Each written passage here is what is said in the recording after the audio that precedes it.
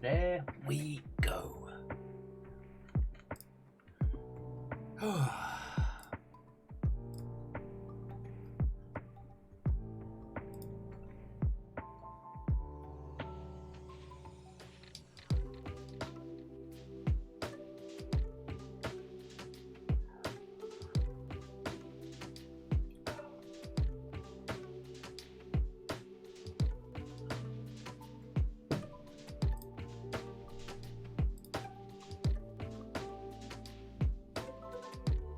Legend, hello. Sorry, I was sipping coffee and seeing if there was any game news that I'd missed whilst getting set up, because I have been slow this morning. How are you doing? Wolfcrads, Watto, and welcome, hello. Megaboss, it is, well, it's not just murder time, it's educational murder time. How are you doing? Oh, have I just been sitting here for like 16 minutes? That sounds right. Staring off into space.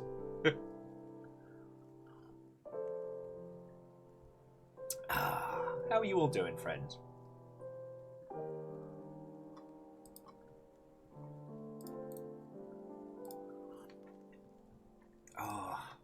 It heals. This coffee heals. And I don't know. I was being a bit of a sad sausage this morning. Well, this afternoon. Time's weird. So what I did, took a beat, made myself a full-on cafetiere coffee, fresh ground no less, which I believe is the coffee from that friendos have given to us. It's very nice. It's very nice. So I don't know. I've just been sitting here waiting for a nice clean start at 4. Yeah, I know. I'm so excited these days. I'm so excited.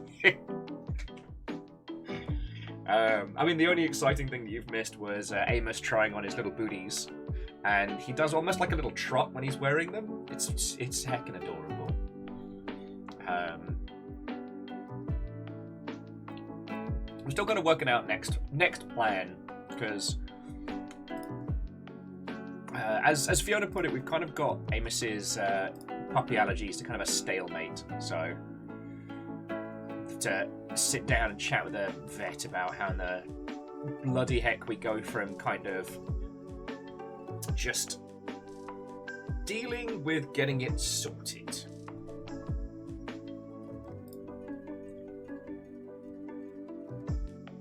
And River, you're wonderful too, but stop looking for poopies. But yeah, honestly, friends, that's really it since I saw you all last night. I've still kind of been in a bit of a funk. And I'm weirdly playing single-player Tarkov. Which is, frankly, just fascinating. At some point, I'll sit down and try and put my thoughts into some kind of actual thing to watch. Fred, good afternoon. Watto and welcome. Araman, hello, hello. Come on in, friends. And yeah, Legend, that's what kind of Amos is right now. It's not getting any worse, but it's not sorted. So, that's kind of next step. I mean, numbers, the general answer is a very doubtful. Hello, the ship. Hello, the captain. Very doubtful. How are you doing? Although, I will need to take that enthusiasm down a few levels. I'm still working on my first coffee. But to a very doubtful guest, how are you doing, friend? Watto and welcome. It was lovely when you pop on in. And sorry, and where are my bucket manners? That even though, you know, we don't get to see you very often, you've kept the sub going for as long as we've had subs, 51 months. That's really fucking cool of you. Thank you. All right. Anyway, how are you doing? How are you all doing? Fred says they came here looking for a chance to pre-order some macro transactions for the right to buy loot boxes. Ugh, who's still pre-ordering video games? I want to find them and whack them with a spoon. Oh, God. I mean, okay, you'll know the rule. House Longship, we do not pre-order. Though there are addendums to that rule, you know, physical editions for those that like those, or especially for bespoke limited runs with limited run. It turns out, alright, Drunk Will from 2 years ago got me a copy of the Game Boy Color limited edition Worms Armageddon from Limited Run. And I had this vague, foggy recollection that came to me a couple of days ago. And so I tried to look it up, I couldn't find it. Tried to look it up, I couldn't find it. And I was like, it seems like something Drunk Will's done in the past. It was under an email that I had to blow the dust off it to log in. It was one of those. And yeah, no idea when it'll show up, but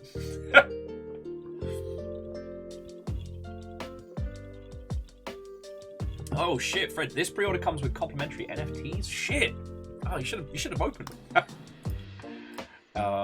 I'm still working out my logistics for GDC, and I'm just hoping that a few of the metaverse companies will still be around.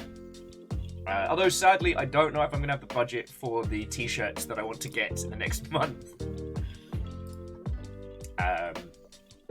I do just want I killed NFTs, and I do want to get the Denny's is Waffle House for people that can't fight.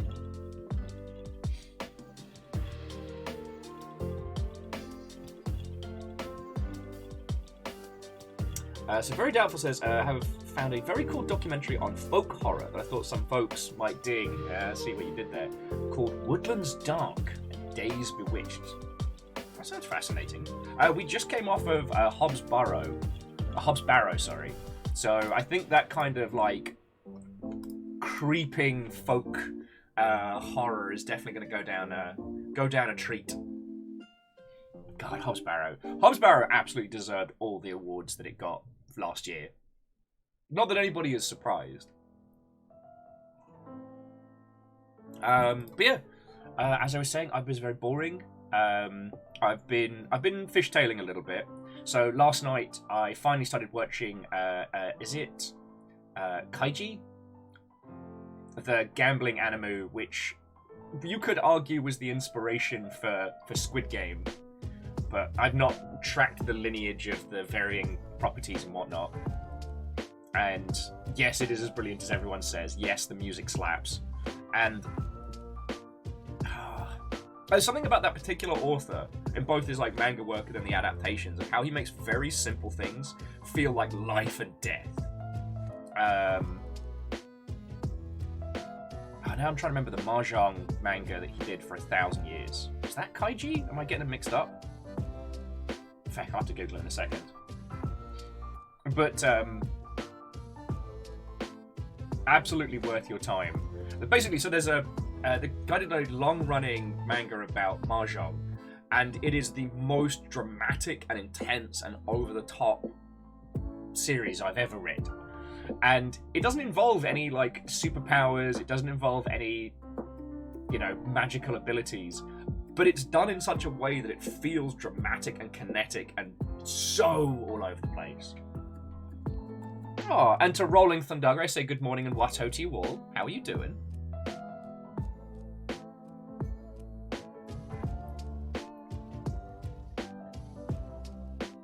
And Wolfgrad, that is an interesting thought of like games where they got the loop down perfect and then just spent the rest of their iterations trying to incrementally improve on. Oh, sorry, Wolfgrab was saying that it's fascinating looking at the Worms franchise of how like they basically nailed it the first time on the Amiga and then have just been doing iterative improvements. And anytime they've gone a real massive departure from the formula, it's not worked. Ah, that is lovely to hear. To Rolling Thunder, I did... Oh, God. I really do want to join in with your tabletop stuff at some point. I've not been good. And I feel bad because there's been a few people that I've left on red. Not because I don't want to do stuff with them, but because, like, everything happens so much. I'm still trying to organise the running of the Slug Cats with Chilby. And I think that was I think that was what knocked the wind out of me. I was chatting with Chilby. We were organising the running of the Slug Cats, and I found out that I couldn't do that particular day. And it was just something about it that just caused me to go... Just deflate. Oh. Well, when my profession is streaming, the fact that life is getting in the way of it, it tells you a little bit about the state of things. Well, I guess to those of you that are here, I guess you get like a little spoiler for the future. So basically, if you haven't seen Chorby SP's stream, actually, let me give him a shout out while we're chatting. Chorbs is both a very, very cool kid friend, and also has one of the best like group couch streaming setups in Seattle. Originally put together for the Till We Beat series they did for a while, where Chorby and friends would pick a game series and try and beat them all in a weekend, like marathon it, you know, with people taking shifts, sleeping and hanging out and all that. It's feckin' grand. And when I was testing the multiplayer for Rain World, I realized that you could play it using Steam's remote feature, but only for 2 people. And even then, you've both got to have cracking internet. Like my friend who helped me test it, their internet was being a little bit wobbly, and it was pretty unplayable for them. I understand that. Joey! But that got me thinking about the best way to experience Rain World multiplayer, especially with the concept of having 4 slug cats together. And I was like, shit, it needs to be everybody in the same place. Who do we know that has the best couch setup for a stream with loads of people? It's Joey! So that's something that we're cooking up. I mean, we still want to do the gold race at some point on a Friday night. Stream v stream, pirate v pirate. But we'll wait until the Sea of Thieves stuff has solidified a little bit. Ems is off next week as well, and we missed a whole ass Kyle last night. I got a message from him after stream being like, I'm so sorry, I completely fell asleep throughout it all. And God, you know those points where you're in a really bad headspace and you're not upset at somebody, but you don't have the capacity to be like, nah, don't worry about it, because you're not doing great. Well, that was me. So I need to say some nice things to Kyle. Sorry, I am doing the Tony Hawk's manual of run-on sentences there. Well, PVS, it's always lovely to see you. So and welcome. Like, thank you for the lurks. But before you run off very quickly, are you the let the kids win type, or are you the crush them so that they know the truth type?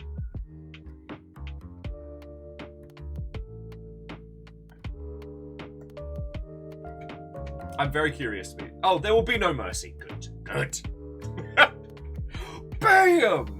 Kinged! Slammed! Destroyed! Because I often think about the fact that I got very good at Street Fighter was because I had a cousin who would come around like every other weekend, and just mercilessly crush me at Street Fighter. Like, absolutely no mercy. So when I got into my late teens, I saved up what I needed to get a copy for myself and drilled it. You know, once the family went to bed Friday night, I just sit up until dawn, just praying and practicing. There was a point in my life where I had muscles on my hands from just the sheer amount I was playing fighting games. Let me tell you, when it finally came time to have that throwdown, it was glorious. And it was just... I remember it with crystal clarity. Because Akuma was my go-to Street Fighter character during my youth because I was an edgy little piece of shit. Because he had all the Ryu and Ken moves, but he was more awesome. Like, don't judge me. No hate. He was also wildly unbalanced. But, so what I did is played as Akuma, won as Akuma. I even pulled off Raging Demon, which, let me tell you, in the GameFAQs era, learning how to do secret hidden moves was a pain. I crushed him with Akuma. And then he was like, oh, well, you only won because you played as Akuma. I was like, right, I'll play as Ken. Plays Ken, crushed him. It's like, oh, well. Then I beat him as Sakura and then Dan Hibiki. And the defeated deflation on his face when I did the super taunt as Dan. That stayed with me. But then the same thing would happen to me later on at CA when I got into playing. We had a point of sale unit, which, if you're not familiar, those are the little stands you get at like GameStop or things like that, where there's like a console inside a housing and they have the pads already locked in. We were given one of those by some facet of Microsoft. CA was 1,000 years ago, and because it wasn't for store, we could just open it up and put whatever games in we wanted. So we just had it as a Street Fighter machine in the break room. And I started playing as Ibuki just to mix it up. Which, by the way, I now main as Ibuki, where we're valid. Also, Vanderbeest and Lance Icarus, Watto and welcome. And because Ibuki's a very underutilized character, I got to just mix it up on everybody. I was an arsehole to play against. And I lorded this over my co-workers for quite some time until... Nick Go. The man, the legend, the spectre. Does Nick Go really exist in the games industry? I'm the only person with photographic evidence of him. Actually, he was a really feckin' great guy and a cracking... I only knew him back when he was testing. Scary good. Anyway, he made it his mission to ruin my day. And you know what? Props to him. I was drunk with power. So here's the thing, is like, I can't play fighting games and talk to you all at the same time, which is why we don't do a lot of streams on them. It's very rare.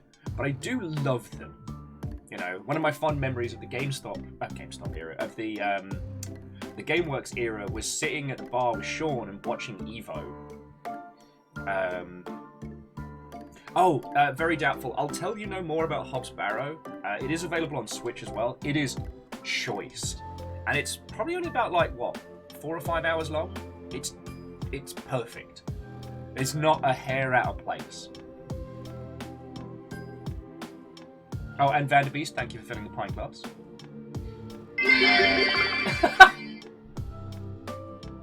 Feckin' thank you! I mean, shit, I'll recommend you games all day for free, but... Sorry, very doubtful. Thank you for the 1,000.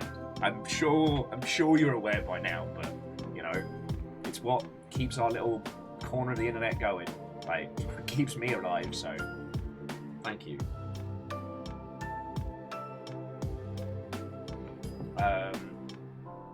God. Ehrman, I've always loved the idea of being the color commentator for fighting games, because I have enough of a passing knowledge. But I do love talking about fighting games. I love where they came from. I love the evolution of the fighting game community and how it's such its own beast. And but what I mean is, the first-person shooter space is dominated by a few powerhouses, certainly, but you can buy your way into that space. With fighting games, the fighting game community is so genuine that, yes, they'll show up for your no-name fighting game tournament if there's a cash prize up, but they'll drop it in a heartbeat and go back to the classics, And I find that just fascinating.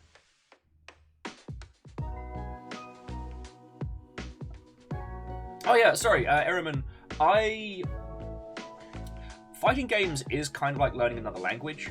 Once you can speak punchy good hard, lol. Once you can speak kick to the face, it makes sense. There's a poetry and a brilliance to it, but it's getting that level of language, getting that level. Do not understand what I was trying to say there, or any of the noises that came out of my face, and I'm very sorry. Sorry. Once you get to a level of fluidity in fighting game terms and understanding, it's poetry to watch. You've got to get to that point.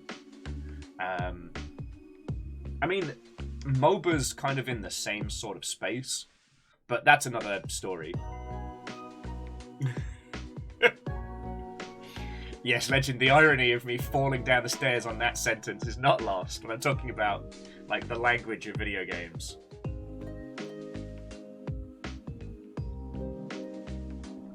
Oh, God. See, Lance, I only have a passing, I'm trying to think about it. I only speak passing amounts of speedrunning, but that's another group of the internet that has its own, like, language and lingo, and it is fascinating. And it's also been lovely to see it improve. As I'm sure you're all aware, like, one of the hard things about working in the games industry used to be listening to some people's breakdowns of games done quick. Because sometimes they'd be like, I can't believe these lazy devs left this, and this in. But the perspective of a speedrunner is so laser focused to try and find bugs and exploit them. Whereas, as I'm sure you're all aware, when it comes to testing games, you have what's called a repo rate, and that is how consistently you can reproduce the bug, and to what degree it causes damage when it is reproduced is the severity. So a C-class bug that you can only reproduce 1 out of 5 times is not going to get fixed. But that is the kind of bug which a whole speedrunning community could build an empire on, you know what I mean? Because you don't see the process of building it as it's going through. They don't see the 20... you know, the game crashes, deletes your save game, and punts your cat out the window bugs that got fixed. Not quite sure how the cat got involved, but... yeah. Well, and Lance, it is not the fault of speedrunners. It was just a very hard thing to listen to. And what's been great is how the games industry is becoming more and more involved in that discussion. You know, like... people are now so much more willing to explain how these bugs happen and how they're unfurled. Love it. But it does make me laugh, as Aaron was saying, I can't believe these lazy devs left this in, says Speedrunner playing the initial Japanese release, because the international version fixed it. Or isn't there, like, one really good skip in Ocarina of Time that's only in, like, the French console version or something? Yeah, I'm still a little bummed that my hands gave up on me when we were all getting really into Neon White. But I've been doing better about, like, stretching and working out and stuff. Although I've been getting lax on me old hand crunches.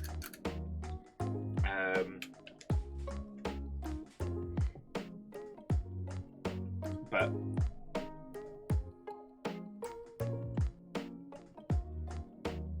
I'm very doubtful. That's a fascinating way to find a game. Like, to find it from speedrunning in a space.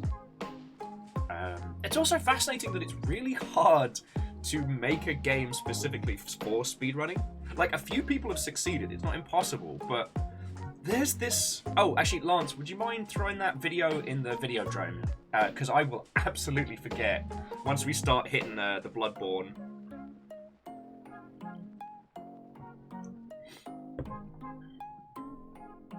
What was I saying? Oh, dropped right out of my head. Well done, me. Oh yes, games that are about speedrunning. Those are fascinating. Because interestingly, there's 2 spheres of speedrunning that seem to bring a large amount of attention. One is, like, interesting or popular title that people love, let's do it quickly. So, you know, your Zeldas, your Marios, etc. Then there is game that you never thought would be speedrun being speedrun. I'm trying to think of some good examples. Euro Truck Simulator and stuff like that. You know, games that shouldn't be speedrun that are. And what's really interesting is that a lot of the games that put in speedrunning as a mechanic, they never bridge that gap between engaging to play and, like, engaging to watch a speedrun of, or to speedrun. You know, that's one of the reasons why I fell in love with Neon White so much. You know, we had that full-on anime aesthetic, that full-on, you know, Spike goes to the afterlife effect.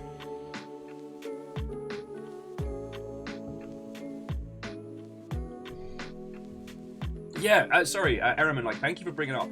I fucking love watching Stardew Valley speedruns. Though they do confirm my personal feelings on the subject, which is Stardew Valley is very stressful. I do not find Stardew Valley relaxing. Once you get to a certain point, it is, but it's the whole day-night cycle and having to get things right and... Nope. It's been proven that I couldn't be a farmer. Red Burning Dragon bringing up the speedrun, getting banned in Club Penguin. That was a strange time. It almost feels like the Club Penguin speedrun bans was almost like it was a simpler time before we knew how bad the internet truly was. If you do look up Club Penguin speedrun bans, every content warning. Relu saying Stardew is the most stressful cozy game I've ever played. I'm gonna be that old curmudgeon, like on the steps of video games being like, that's not a cozy game, that's stressful! You know? Because I've been watching a lot of, like, you know, the Cozy Direct, and the concept of cozy has kind of started to form its own, not genre, but its own community. You know, people who are kind of don't want to deal with gaming as a whole, but play a lot of games, moving more towards, like, the cozy space. But, like, if you watch Cozy Direct, a lot of those games are really fucking stressful. They involve fighting. So Shadow says, how do you speedrun a farm sim? With a combination of exploits, optimization, and glorious weirdness. It's Shadows Alive. It's absolutely worth looking into. It's fascinating.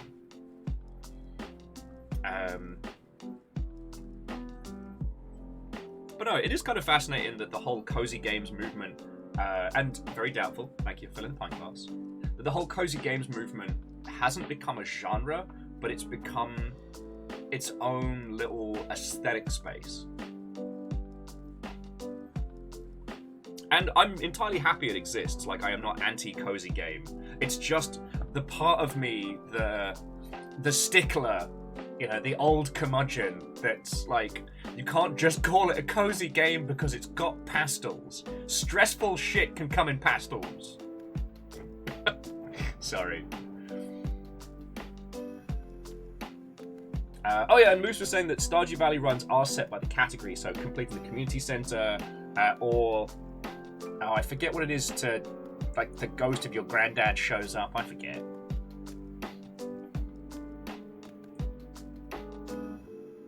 And Ehrman, yeah, JRPG speedruns are fascinating. But... sorry, not but, because that made it sound like it was going to be a negative. A lot of the speedruns I've seen are not just a combination of exploits, but also, like, breaking the math. Breaking the math behind JRPGs to make shit work. It is fascinating. Oh, Moose, yeah, racing game speedruns are wildly interesting, but I'll, maybe not Wizard Veto, but if we go down that route, I will start talking about F-Zero GX, and we kind of touched on it yesterday, and looking back at the video, I had crazy eyes when I started talking about it, or I was very drunk, it was one or t'other.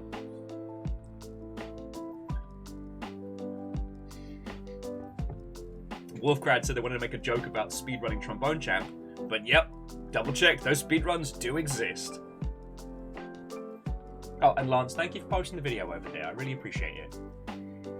Oh, I'm trying not to just leap onto the next conversation topic, because these are all lovely things to talk about. But, oh, and Keldra, Watto and welcome. Yo Beans is quite an introduction. I don't know why, I just imagine that being like a kick in the door and like, Yo Beans! Ah, you don't imagine that for a fancy evening of tea. Ah, Yo Beans to you as well, good traveller, come on in.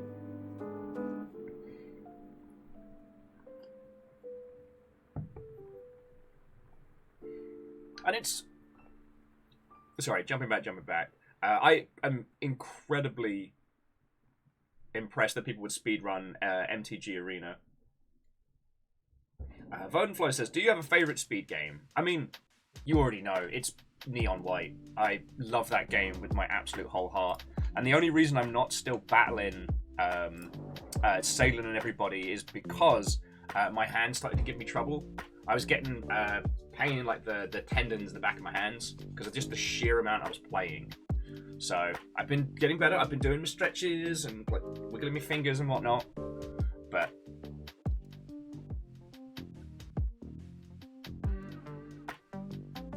oh, and Down Under Dwarf, Watto and welcome. Hello, hello.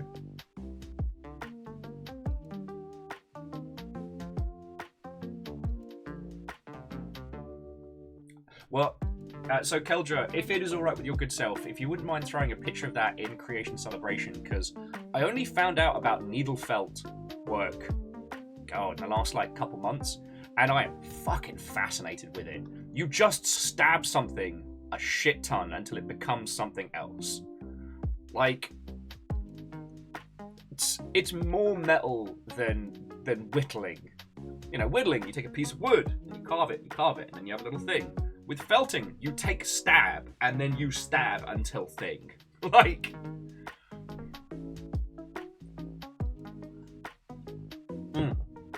Actually, Verdant Flow, let me do you one better.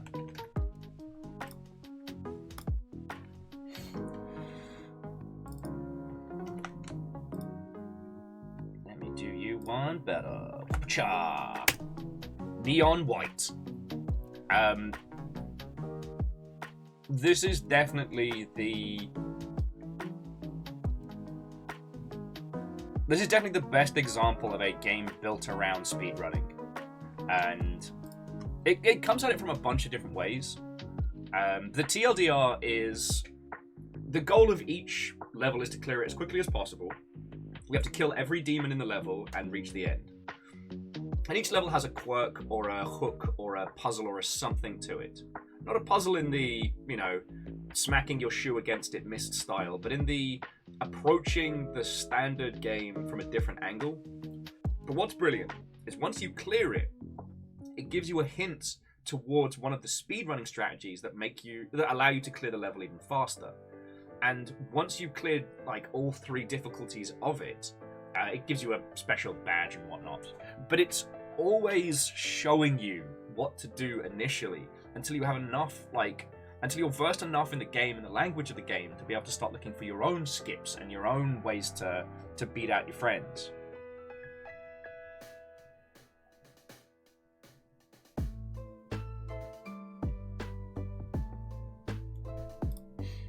Oh, it's absolutely brilliant. I know there are other speedrunning games out there, but that's the one that really strikes. That and... Okay, so friends, could you call Hyperdemon a speedrunning game? It feels more like, or Devil Daggers for that matter. Oh yeah, Wolfcrad. There's also, the secret 4th medal if you beat the developer time. God, those red medals feel good. But...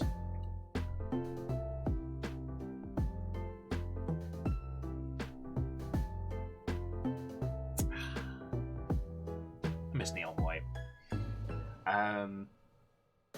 Lance said they've always had a soft spot for these Sonic speedruns. Yeah, I was a Sega kid to a degree. I mean, as I've told you all a gajillion times, the first actual game console I had was a Game Boy because I lied to my biological father and told him that it wasn't a games console because I wasn't allowed those, that it was a toy. So that's fine.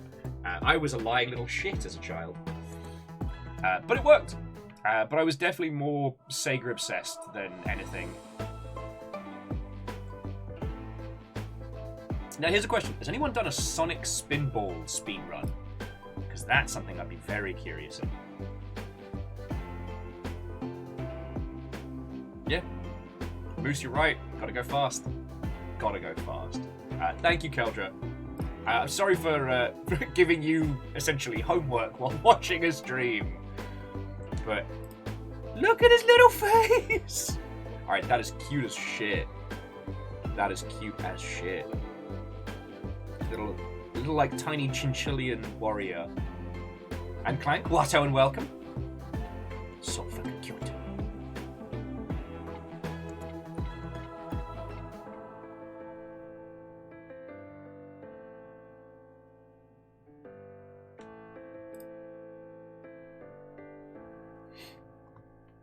Moose says they think they remember Sonic Spoon being at GDQ. I'll have to have a look at... that.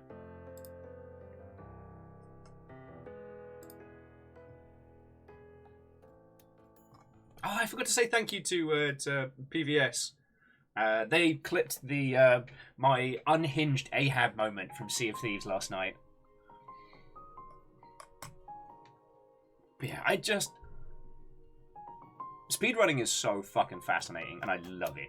Because it's it's not a complete subversion of intent, but it is taking a video game and using it for your own purposes, for your own, like, competitive nature.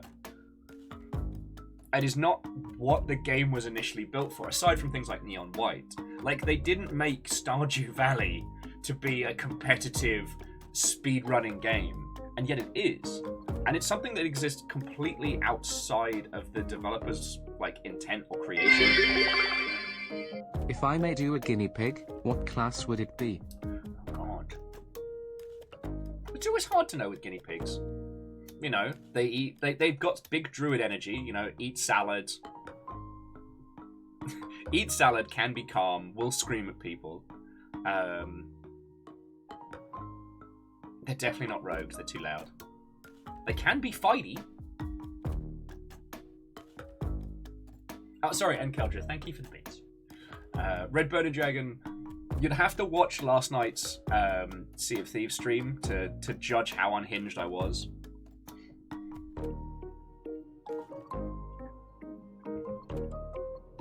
I mean, Keldra, that's what I'm thinking. Because, you know, what are guinea pigs if not, you know, supported by their patrons? But like in a good way, not in like a warlock way. And Lance, thank you for chucking that in the video, Drew. Oh, Legend says I was very unhinged last night. Look, I didn't know what yesterday was going to be, and it ended up being a Meg Hunt, which was awesome, but also, I mean, it's Megalodons. I just didn't consider the staff of power to be so useful on him. I've got to remember that. What else has been going on? I haven't had a chance to start the Hitman roguelike mode yet. I think I'm going to try and finish off the main campaign. But I have unlocked a buttload of stuff. Sorry, for those of you that have been playing the new Hitman games, so they finally released Hitman World of Assassinations. So the idea is that rather than there being 3 games with some stuff that carries over and some stuff that doesn't, and yada yada, no. So as of this week, there is Hitman 3, that is all the Hitman games together, and the new roguelike mode, where you have to take down crime syndicates on basically like DoorDash for murder. But you have an apartment that you can decorate, and it's right fancy.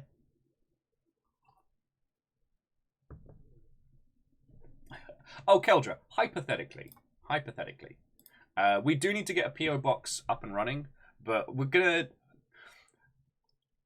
Okay, let's be real for a second. I pissed off the internet. Now, admittedly, the worst parts of the internet, but I did piss them off, and I feel like if we announced a new PO box, be a lot of poop sent to that. And probably about 25,000 copies of Hogwarts Legacy just to spite me. No, I'm doing my best not to poke the bear, and that is very difficult because shitty people on the internet are very, very easy to mess with. Every fibre of my being's like, just mess with them. But I do have to remember that, you know, I've got all of you lot, and you lot don't need a bunch of, you know, shitty, horrible people all up in your social media business. You know, I don't want to risk it for a biscuit. So, like, I feel like I said what I needed to say. I made my point.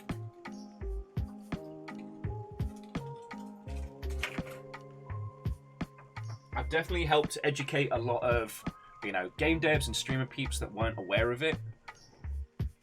Oh, Duke of Dim, you have nothing to apologise for, but I'm glad your power's all sorted. Yeah, Fred, I angered the wretched hive of scum and villainy. But I mean, it proved a lot of my personal theories on the subject, so I feel a certain level of vindication. And as I've told you all before, compared to launching a video game that made people a bit angry, like that was some real vitriol. This has just been frustrating, you know. You know, thread's already muted. Occasionally I dive in there to see which horrible person with a huge following is dunking on me. Oh god, we didn't even do the reaction to the React video. God, it's been a week. Oh, very doubtful. You didn't miss anything. I posted a thing on Twitter asking people not to buy, not to support, so like not stream or make YouTube videos and stuff of the Hogwarts Legacy game that's coming out. And what I put forward was a very calm, very balanced video, and it got found by the absolute worst citizens of Twitter, which we knew could be a possibility, and we were prepared for it.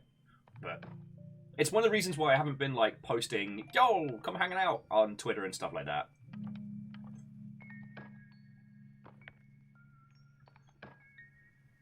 Yeah, Wolfgrad, and I'm still happy I did it. I'm sorry that I created a lot more work and a lot more bother for everybody here, but you know, there are a lot of people out there who aren't as plugged in as we are, who aren't online, who aren't chronically dealing with this nonsense on the daily, who didn't know, and so now they do.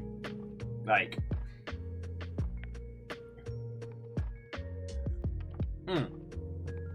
But, so, Miyaki Sakura, you're absolutely correct. The point was to educate people who didn't know, and if the bear got angry, then feck it. But I'm now at a point where if I respond to those people, I'm just gonna stoke the flames up once again. So, you know, doing some core community management skills. I'm letting people yell at me. I'm not listening. Letting them tucker themselves out like kids in a McDonald's play area. Let them get jumped up on sugar, run around a bit in a ball pit that's probably covered in sick, and just leave it. Beef out my block list, mute people who demand my attention, just sip my tea. Internet isn't real. Yeah, Lance. I'm actually just a very well-constructed VTube rig, actually operated by 3 corgis. Not a lot of people know that. Oh, Trezini, how are you doing? Well, Zadukadim, it's not quite that bleak, but it's just one of those things you have to just leave it, you know? Because the thing is, once you start directly responding to people in bad faith arguments in a situation like this, they're just farming you for conversation, for content, for things like that. Like, okay, so in the event that you go viral, large people, that is to say people with large followings, will use your content to entertain their viewers. They don't give a shit whether what you said is good, bad, ill, or otherwise. They're taking what you've made and they're using it to entertain their audience. Typically, awful people. Vernon Fly says, I'm large people. I do not doubt, though I am imagining the Beefcake Barbarian from Vox Machina. Sorry to offend all the Critical Role fans that I cannot remember his name. But yeah, so those individuals aren't arguing for or against Grog, thank you all. So those individuals aren't arguing their case necessarily. Well, they may be making a point. The point is for their fans to go, oh, that's right, fuck those other people over there. And if you respond to a bad faith argument like that, you're just creating content for them and making your life more miserable. Like, there's no winning in that situation. And I always go back to the guy who made Stars Without Number.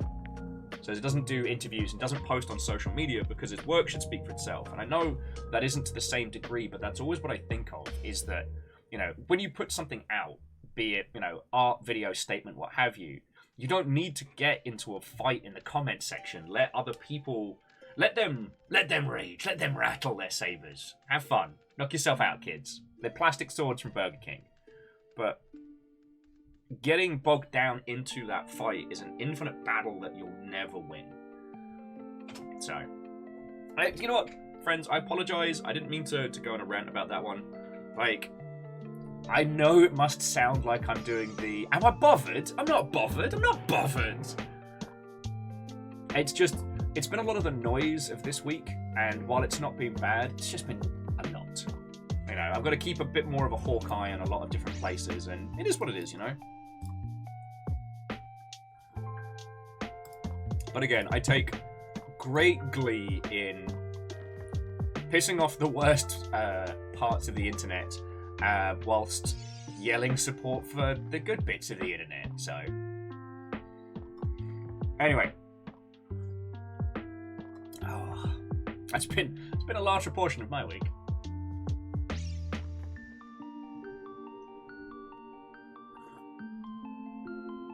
Yeah, Legend, that's a good way of putting it, is that it is resource draining. Anyway, that was just, obviously it's been on my mind. Oh, but yeah, so bringing it back to the original point, so we'll be opening up the PO box probably sometime late Feb, early March. I don't know if you all have things or stuff and ideas. I know Kimball was working on a Cool Kid t-shirt, which I'm very excited about. So, I mean, it's a lovely problem to have, right? Like the fact that, oh no, I need to sort a PO box because people send cool shit. Like, it's not really a problem. And my whole desk is just covered in stuff that you cool kids send. Because I don't know if I've mentioned this in the past, but friends, I keep everything. And there have been some fucking bangers over the years. So like, this is a carved Longshipian medallion. There's the teeny tiny longship, you can't see it, and I can't move it without disturbing the whole darn thing. But there is a teeny tiny longship there that Asari Greenfire sent over. Obviously, 1 million Gundams.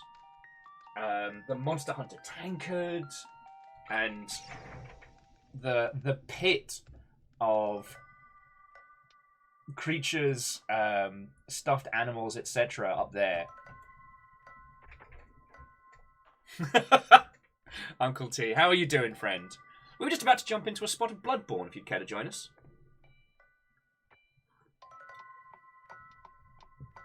Legend of Mora said, what if I mail you an orange? Will you keep that? Possibly.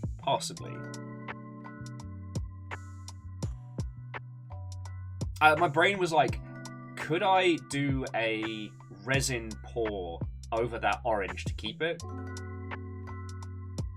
Uncle T's been doing a spot of Back for Blood. Oh, lovely. I am still trying to finish off the additional extra chapters, but I did try the Trial of the Worm, the like random levels mix-up, which was very fun. Mainly because Back for Blood's taking up so much space on my hard drive, and I don't dislike it, but I want to get it finished so I can uninstall it.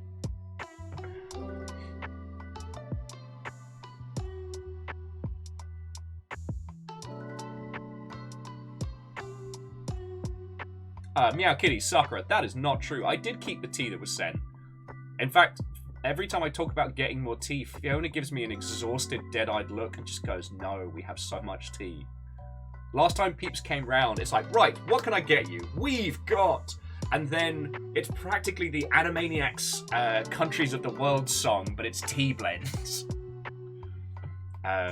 It's more that coffee is a thing I need to function. Tea is a thing that I enjoy when I have a moment. So that's why it's been taking a while to get through. Oh, because I drank it. Alright, Yakuni Sakura, alright. I apologize. I didn't mean to get defensive. I was just like, I didn't throw it away, I kept it. I was very specific about that. Fiona wanted us to have less tea in the house.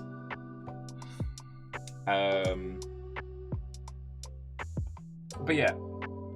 It is a lovely problem to have, the fact that we need a PO box because people want to send cool stuff. I mean, how fucking lovely is that, right?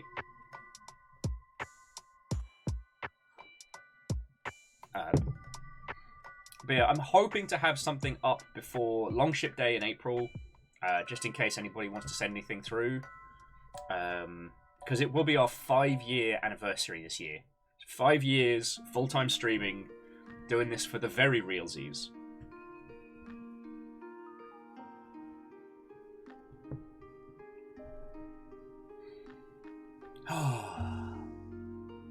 Yeah, 5 fucking years.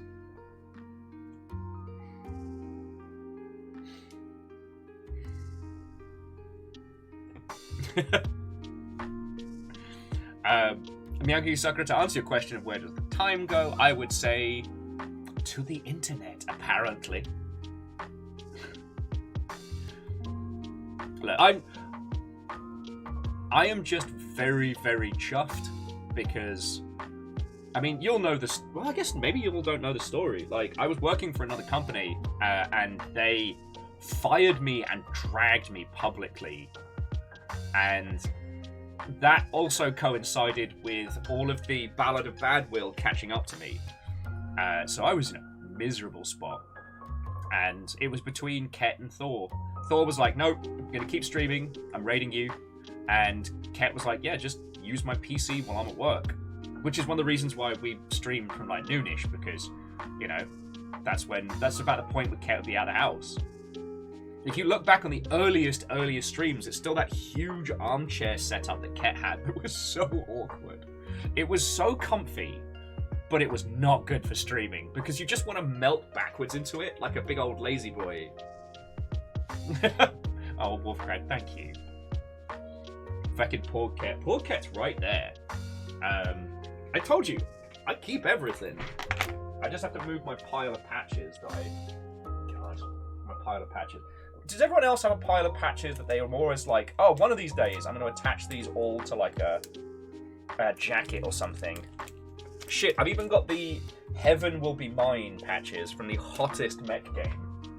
But yeah. Oh, we'll have to have like a parade of old Longshipian merch. But yeah, poor Ket's still there. In fact, poor Ket has been used to keep a whole bunch of the teeny tiny Longshipian specials, like badges and patches from Beadora, some Boston tea, the thing that makes River go ballistic, another teeny tiny friendo on a badge. Like I said, I keep everything. The feckin' weighted keychain from the Soulsian game we played like a gajillion years ago. More wums. God, so many fucking wums. Do you all ever think that you might have had a wum problem for a bit? Just saying.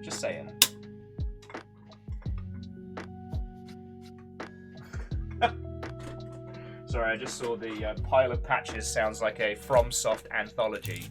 Fuck, it does. Though I did watch an interesting video. Oh yeah.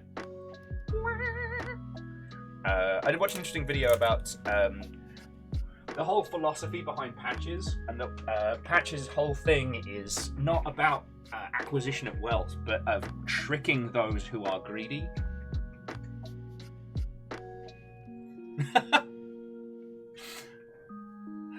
You know what? I haven't checked in with Ket for a while as well, but to my understanding, he's working at a self-start board game company. So, to my understanding, he's making his own board games. There's a lot of people I've not been keeping contact with, which is very bad of me.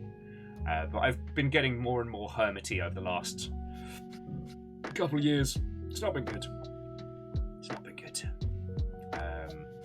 But Ket's allergic to animals, and our whole house is animal fur, animal hair, animal dust, animal.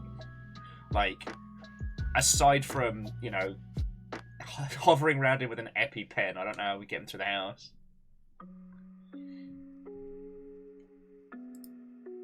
And Lance, no argument here. Sorry, Lance was saying making board games is the final form of designers. A good friend of mine used to teach the concept that if you wished to be a game designer, you need to design board games, because there are no systems, there are no automated systems to hold your player's hand. There is only your idea and how it is conveyed to the user, and nothing else. Like, you give them the pieces, you give them the rules, and the rest is up to them. So, any failure in terms of description, idea, or concept, like, that's on you.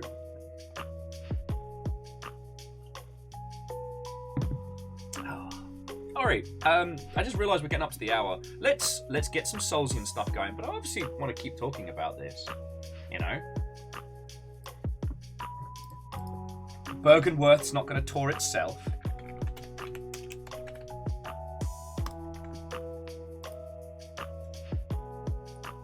Dun, dun, dun.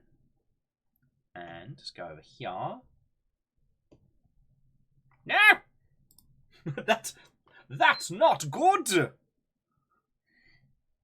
We were talking so long the PlayStation feckin' went into power saving mode.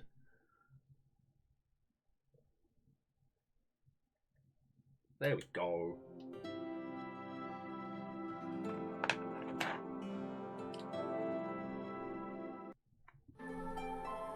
Woo! Woohoo! Look at that sword we got. That's the Ultra Greedlet. New, no signal, new from Software. God. Oh, if you didn't see last week, this is what we got. It is feckin' cool. It does this. It does this. It does this. Oh, and it does. Hang on a second. Gotta warm up. It does. No. There we go. It does this. It is a silver-eating Hadouken machine, and I love it. And Kyle, how are you doing, friend? Watto and welcome. Sorry I was quiet on messages and whatnot. I've been a great big misery guts, but I do understand. I was just I was fighting the big sads the last couple of days. I didn't really miss too much from Sea of Thieves. We ruined somebody's day who tried to ambush us using coastal cannons, and we killed 2 megalodons.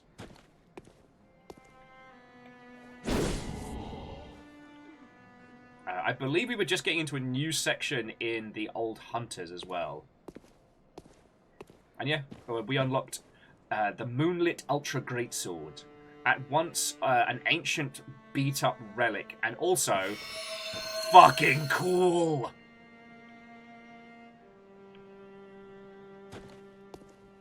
Miyagi Sakura, I didn't get the chance to... I didn't get the chance to practice with the Moonlit Ultra Greatsword, but let's make that now. So, like, I'll keep using it for as long as I can, and hopefully I can get in kind of the rhythm of fighting with it. But, worst case, we've still got Big Chunky Stabby, which is the same kind of thing, but without the cool blue Hadoukens, and missing a lot of the spice. Time Warp says they've only used the Elden Ring version of the Moonlit Greatsword. Oh yeah, no, I mean, because of the whole, like, transforming mechanic, let me see if I can get the camera a little closer for the transformation. Like, check this out. Absolutely gorgeous. And then you've got this, like, this beautiful Damascus glow to it. I think I've only used the only other Moonlit Ultra Greatsword I've used was Dark Souls 1. And I didn't even know about the one in Armored Core until way later. For those of you who don't know, this is like maybe not an Easter egg, but there is a Moonlit Greatsword. I keep saying Ultra Greatsword. There is a Moonlit Sword in every FromSoft game. And I think there's patches in every one as well.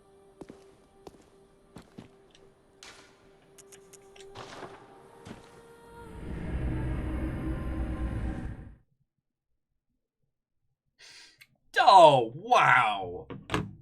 Legend says, beautiful Damascus pattern on the sword, with a counterpoint of a dinky Burger King crown. Okay, firstly, thank you, Lord Calcium Bonio. Heavy is the head that wears the crown. Although it does make me look like I have infinite forehead because this is skeleton-sized. I stole this from a Burger King because they wouldn't give me one. Well, okay, in fairness, what happened was We went in, we got some fries. Fiona got given a crown and I didn't. And when I went back in, everyone had vanished. So I just took one of the crowns. It was actually, it's kind of more unsettling when you think about it.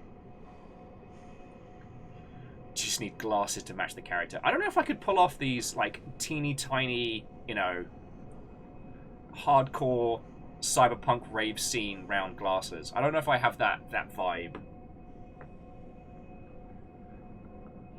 I think every person who is obsessed with cyberpunk nonsense likes to think they could pull this off. Yeah. But yeah, so Kyle, how are you doing, friend? Hopefully your weekend is nice and relaxing.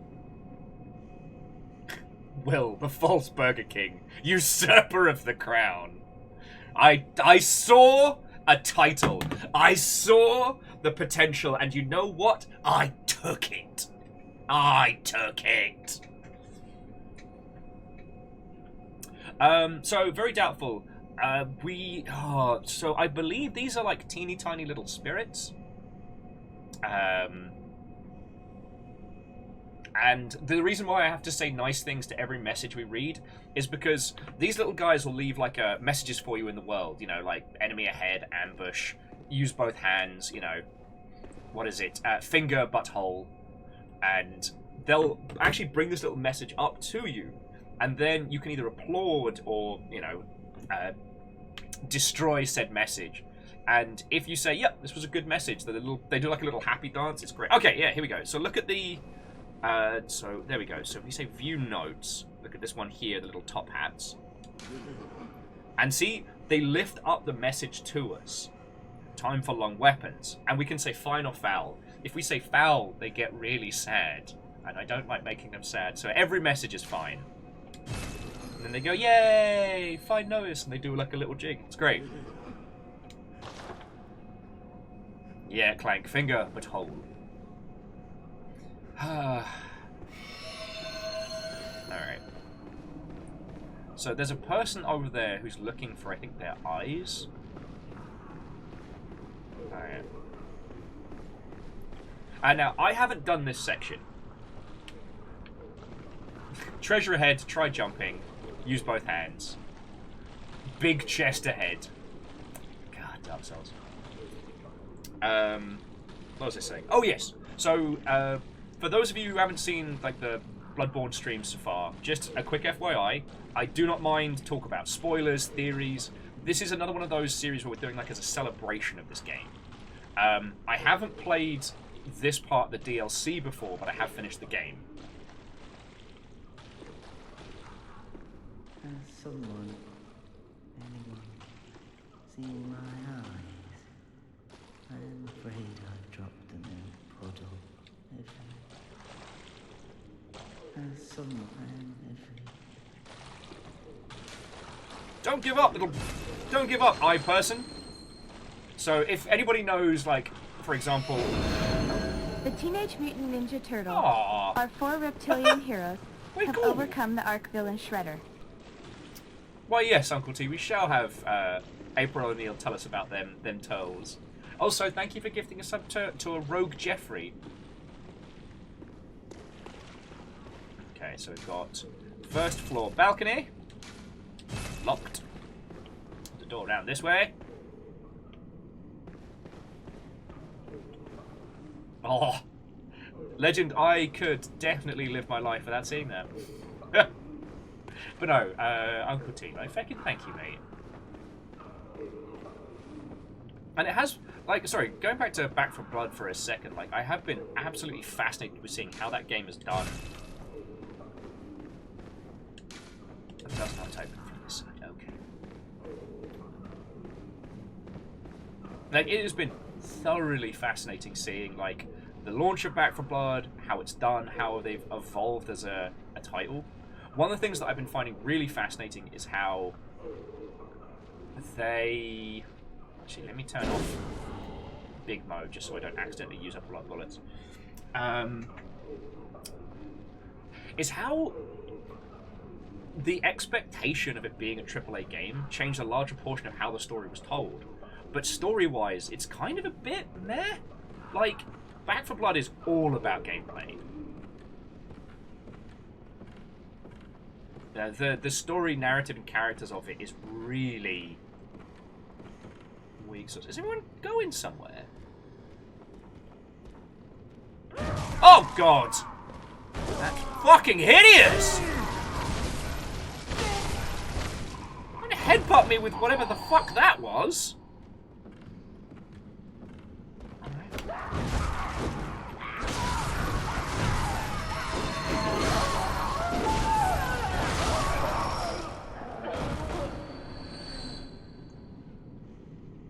So gross. Yeah, like Uncle T, like none of the dialogue or story from Back 4 Blood is bad. It's just there, you know?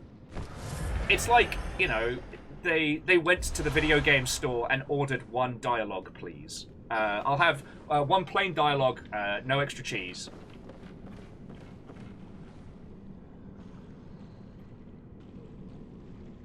Yeah, but it never... I'm sorry, agreeing with...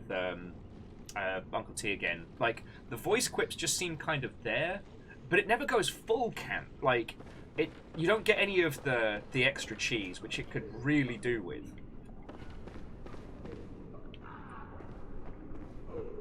I think they've let this place go. Ah, Patient Room 2. Joke's on them. I'm exceedingly impatient. Like, everything in Back 4 Blood is done incredibly well, but it doesn't have much in the way of... I don't know. It doesn't have a heart. It's incredibly well done. The voice performances are brilliant, but there's nothing really behind them. Alright, oh, you come here.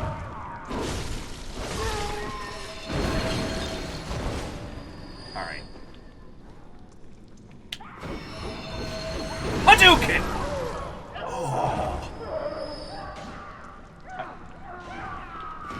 Testing the range on this thing. Hadouken! Shinki!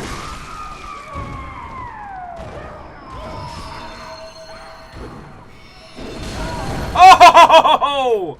Multi-kill!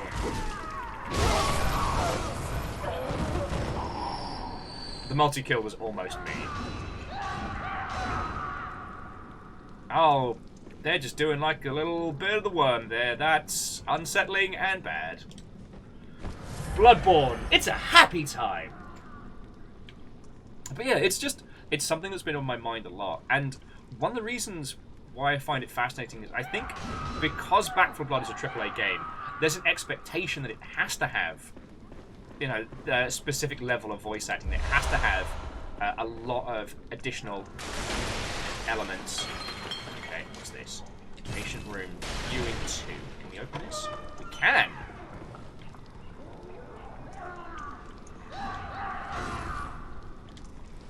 This is a fucking bad idea and a half. See him just flailing around on the table? Don't like that. Do not like.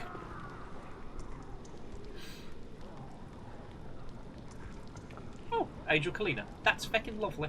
I hope work wasn't too stressful.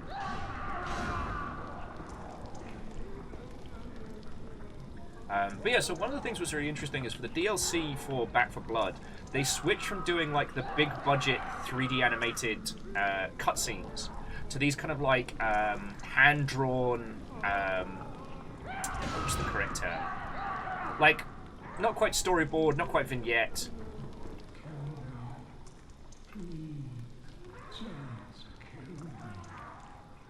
Does he actually want killing? Animatic, thank you, Verdant Flow. Apparently I just have no brain power today.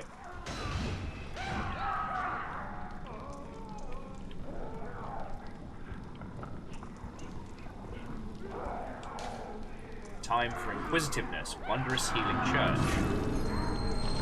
Okay, what does that mean? No mercy for an infected one, then treat ailing one with care. Alright.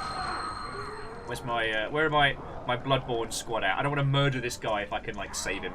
Even though we are in a nightmare meant to contain the old hunters drunk on blood.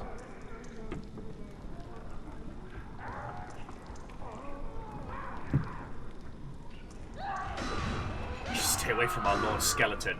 Ah, Lord, I see you've also met Lord Calcium Bonio.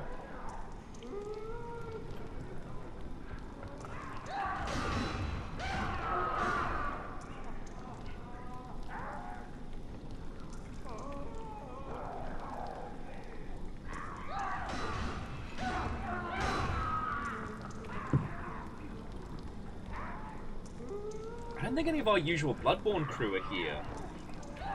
No one's like, ah, don't worry about it, just fucking stab him. Someone help me. I'm guilty. I know.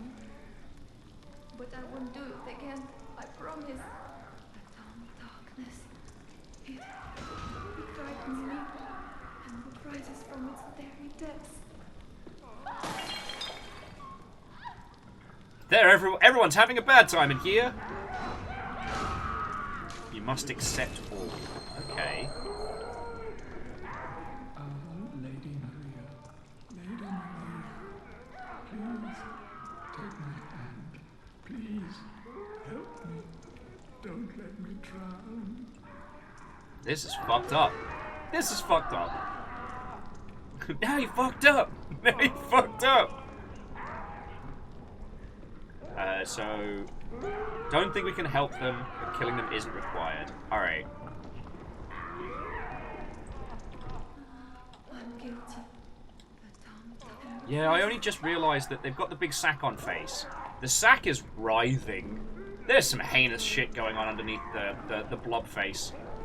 But we can definitely help guy who wants out. Alright. Rest in peace, buddy.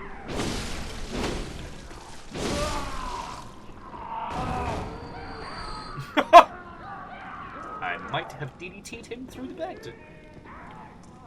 I would say rest in peace, but apparently it's just resting incredibly awkward. Yeah, so these were patients. So whatever the... Patients of what? Like, perhaps original experiments with the old blood? So yeah, sorry, if you haven't seen Bloodborne, so we're in the DLC phase. And so this is called the Hunter's Nightmare, the Old Hunters, where when a hunter finally succumbs to the madness of the blood, they're basically stashed in this little like nightmare pocket dimension. This is both a place to keep them and to an extent punish them. Like, it's not nice. Well, Miyake Sakura, or did they grow eyes? I don't know. Like I said, the DLC is all new for me.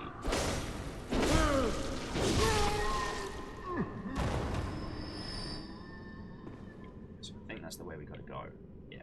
So we can't get... Oh no, we can get up the stairs that way, but we'll explore. So during the time, what it says, I believe it was the academy, after they visited the fishing village. At time warp, have we been to the fishing village? Am I just drawing a blank?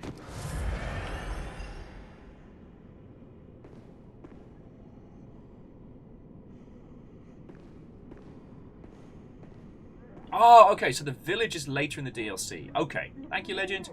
Thank you. Alright, that makes me feel better. Hadouken!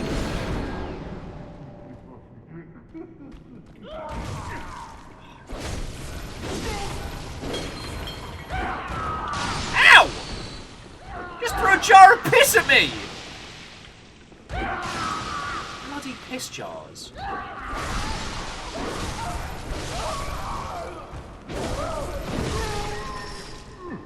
It's just rude.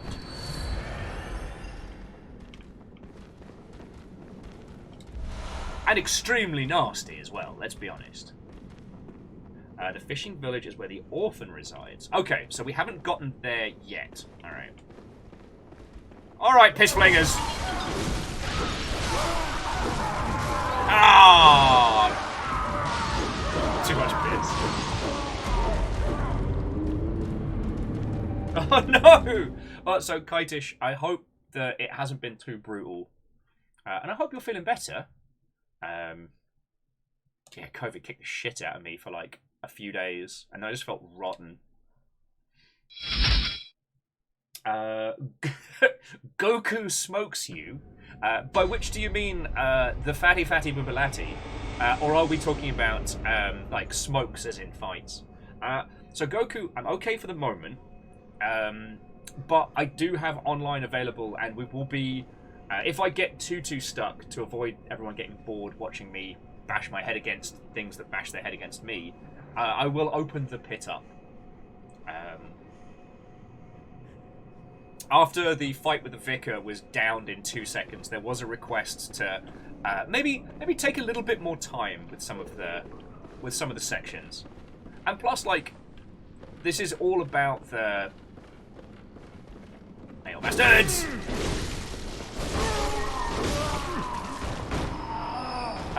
This playthrough is very much all about the celebration and the detail.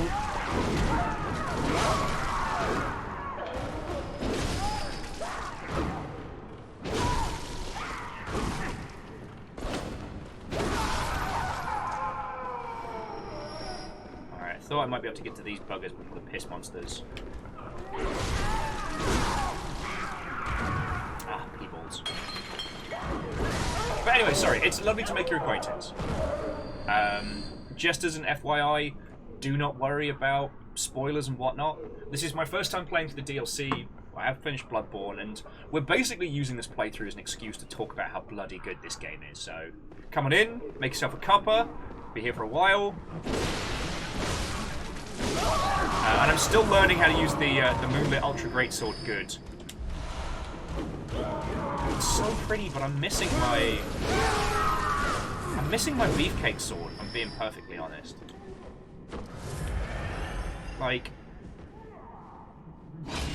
this thing cracks. This thing cracks skulls.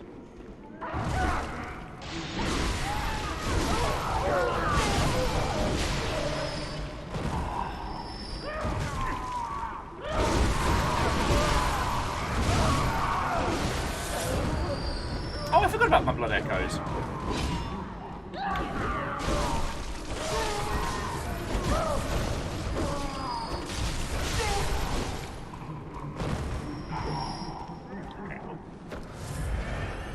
You know what? Shadows, I don't know if they have skulls to crack. Maybe that's why I'm losing.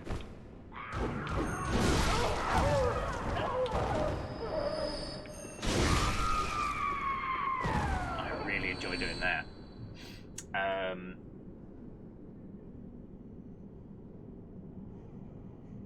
Well, Kitish, that's really good to hear. Like, you know, I know we've been living with this kind of bollocks for years now, and it's not fun to talk about, but yeah, when I finally got hit, like, it kicked my ass. Oh, I forgot about the videos. Please stop throwing piss at me. That's not cool. You guys are gross.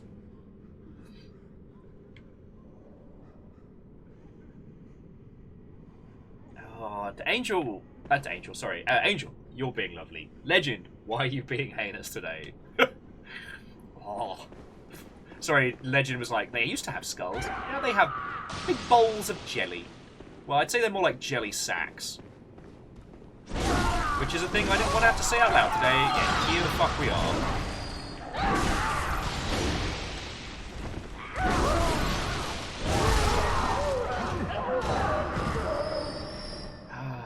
You can tell this was my weapon of choice for like the first playthrough.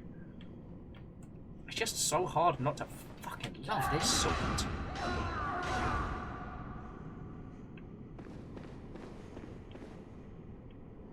Yeah, and Kitish, like, big agree. I know some friendos that got it, and you know they will have to have an inhaler now for the rest of time, and that sucks.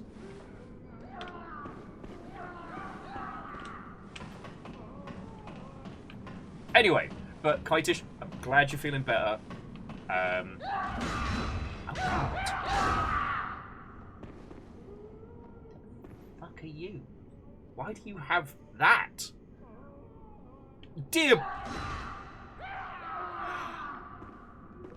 scholars, why did you make blood administration devices that can be used as lethal bludgeoning tools? Oh, this person is meaty. Ah, fuck sticks. That's what happens when you don't pay attention. Yeah, I felt that in the cheap seats.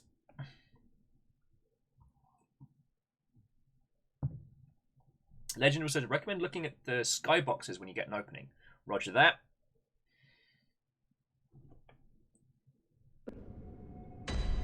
Apparently, I'm in the minority because, yes, Uncle T, I've never tried to bludgeon someone to death with an IV bag holder. There's one of these buggers I can drop.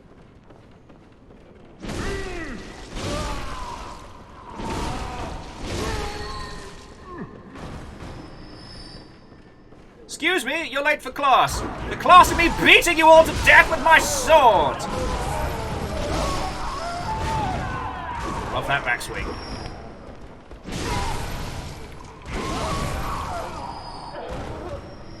Ah, lovely, lovely. Well done, well killed. Alright, it's now time to avoid the piss jars.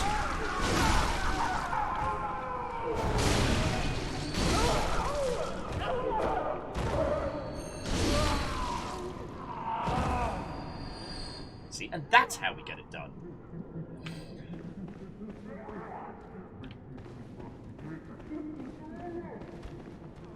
Does kind of sound like everybody's here's having a bad time. Like this person. What's up?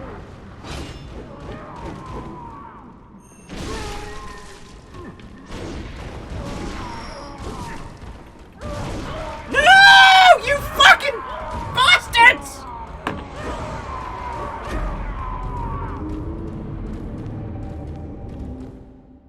Fucking bastards.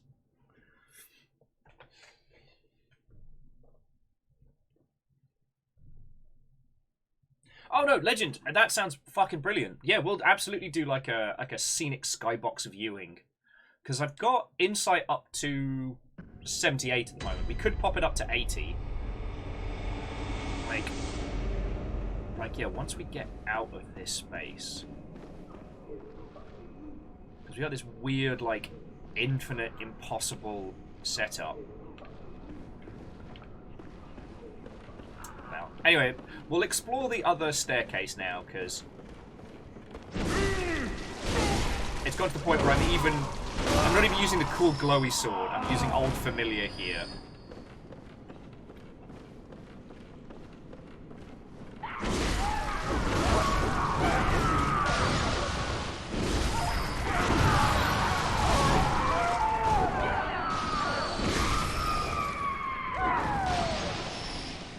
Please stop throwing jars of piss.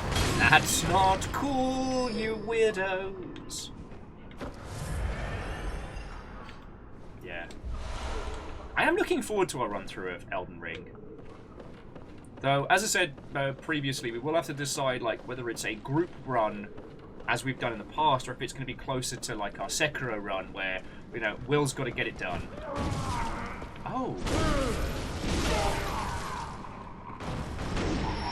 It gets worse.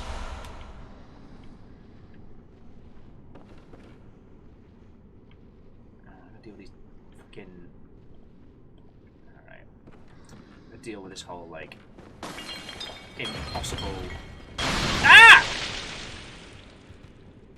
Why is there so much piss? Okay, okay. Madman's knowledge, covered in wee. Tread footing with care. Okay. Surprise, there are traps too. P-traps. I mean, that looks like a raised dais if ever I saw one. Shit.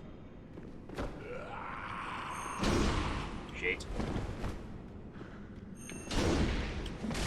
I'm gonna need you to fight me on my terms. Ha-ha! Eat piss! Alright, this is the dumbest dance. So you are annoying me. Beware of trap. Okay, so this leads us to the other side of the auditorium. We got here laboratory draw floor. Time for charge attacks, alright.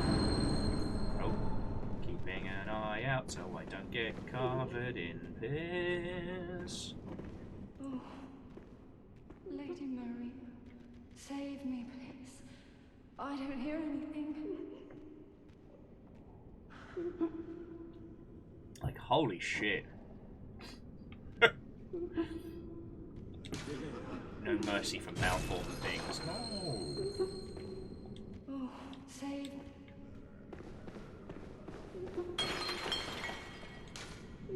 Oh, fuck off. Okay.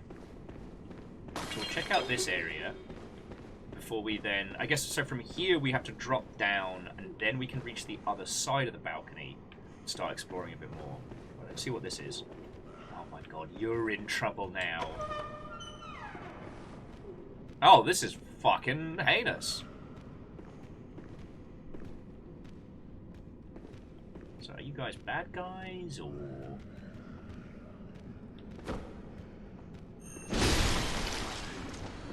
Oh, that's what they meant by... Yeah, charged attacks. This turn's finished.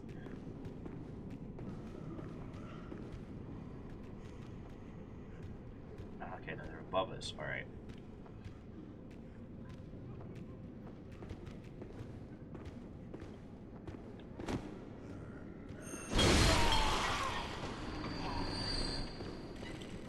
Firstly, no. Bad. Oh, piss off! Piss off, Granddad! Oh, God.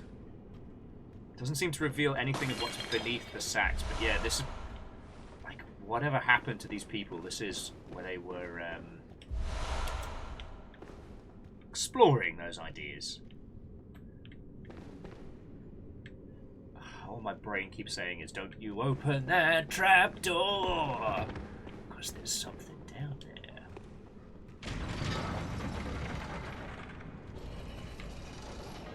Oh, Crystallian, you and I both know that was a bad grandpa. Alright, one lift. And now... Oh. Alright, let's check the trapdoor because I sung the little...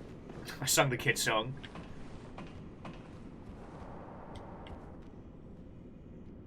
Oh, God. This is one of the rooms that we can open up.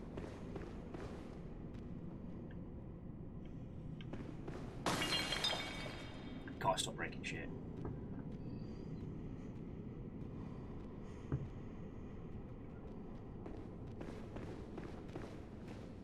See, I should have thought of this. Legend, you're right. This is the institute that developed the ancient martial art of karate. The only jaw-based karate.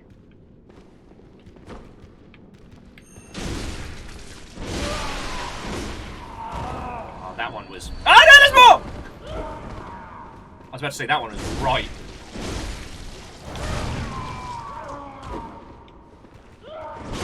Oh, God, they jump.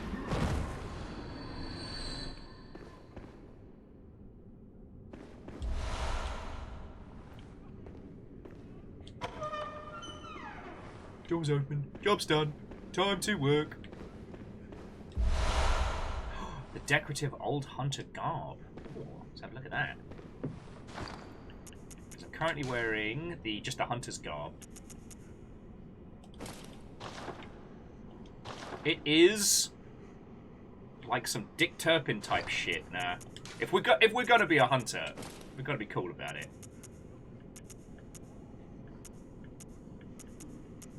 Oh yeah, that's it. I was saving up for the bloody, the Canehurst Knights attire. Well, they may be villainous. They are very fancy.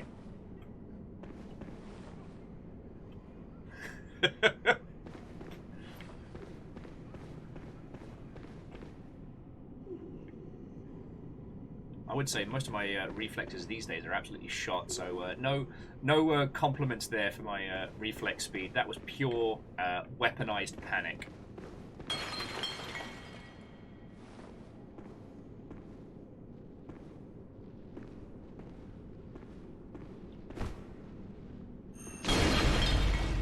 Oh, right in the brainstem.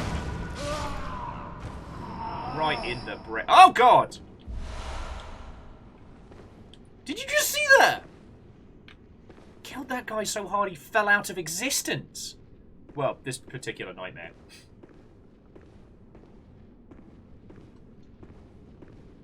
apparently weaponized panic works. Oh, lordy, lordy. Oh yeah, so what was this room again? I read it and then forgot. Oh, this was just laboratory floor 2. Okay. Wait, I thought I changed... Okay. This is... So there's the hunter garb. Where's my fancy jacket? There we go. I wanted my fancy jacket back. Okay.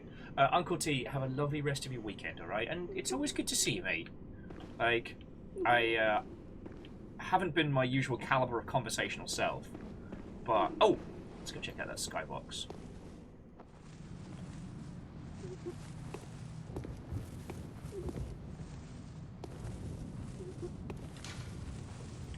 Treat friend with care. Blip, blop, blip, blop. Splish, splash, splish, splash.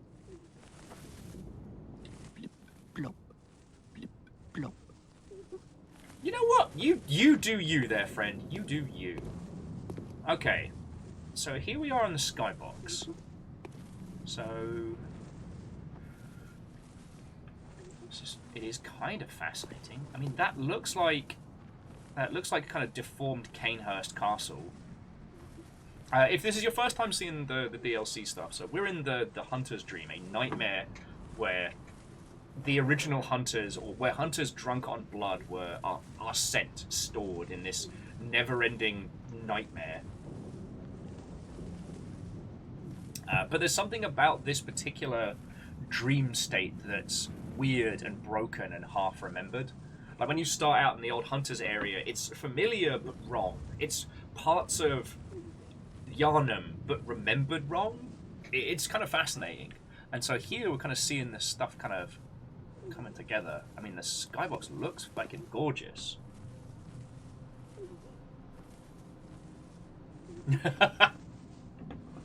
You know what, Crystallian? I'm still proud of coming through the Scav Gauntlet.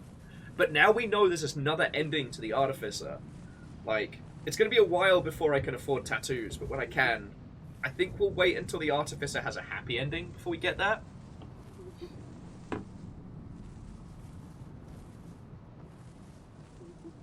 Yeah, you're right, Miyaki Sakura. It does appear not to be nighttime, as opposed to, you know, the night of the hunt, which is where you spend the rest of your experience.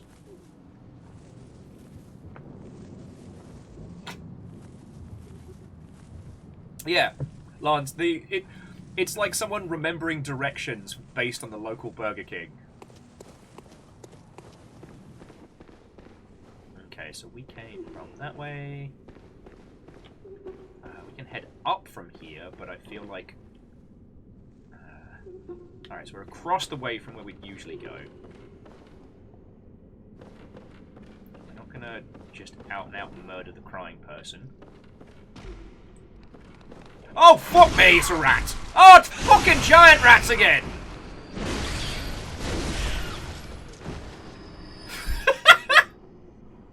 I was about to say, don't you lot dare throw piss on me, and the rats were like, oh, we heard piss? We heard piss. Somebody mention piss? Oh, and that is a stairwell to nowhere. Almost walked right the fuck off that. Let's have some drugs. Drug blood. It's drug blood. It's the good stuff. Good drug blood. So I guess we use the elevator to get around.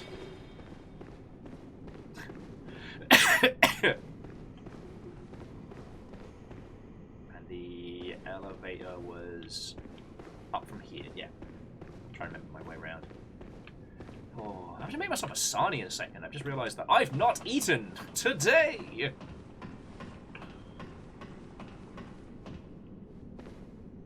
But yeah, well, so Miyake Sakura is saying there is a bit of a maze.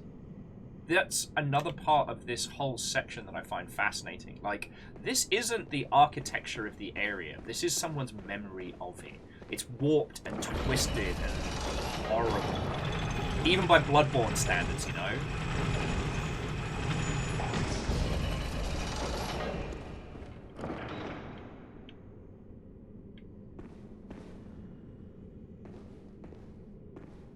Is that you, Lady Maria? No. You're someone else. I am.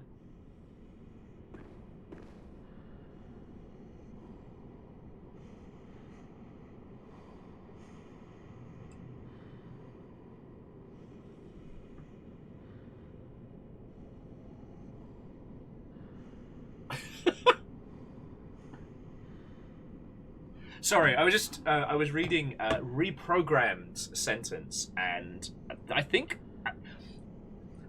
that hurt me a little bit. I think that broke something. This is Patrick. Dustin, how are you doing? What and welcome. This is an NPC quest we could do. Fuck yes, we're all about that. All right, let's have a chat. Please, could you do something for me? Sure. What's up? I need brain fluid. Murky, mushy brain fluid. Please, I need Okay, so where do we find the brain fluid from? Also, wait, so these are the proto versions of those Boblian, blobby, phallic-looking alien creatures we see a lot of.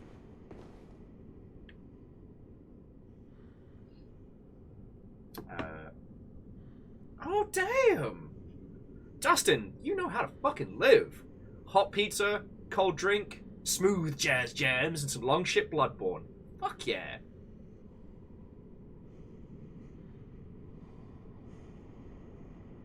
Okay, there's an enemy that drops brain fluid.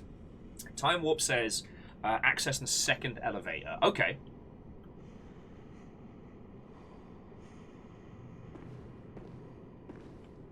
Orchazini, if you have a look in your Twitch drops section, it actually tells you how far you are progressing towards where you need to be. So, most likely, sadly, no, because it only tracks one item at a time, which you don't have to redeem when it's done. I did ask Rare if we could be cool kids, Sea of Thieves partners. Rare said no. It's like, alright. Well, actually, no, they never responded. But considering how massive their partners are, I can kind of understand. And you know me, I'm not the type to play the "don't you know who I am" card. Only because I guess industry-wise, I'm just some strange punk individual.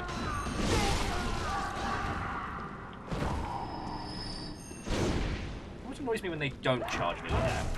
Oi, that's not nice.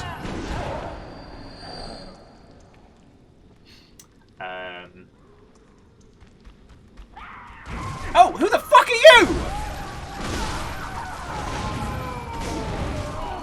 Why are you here? Who the fuck are you?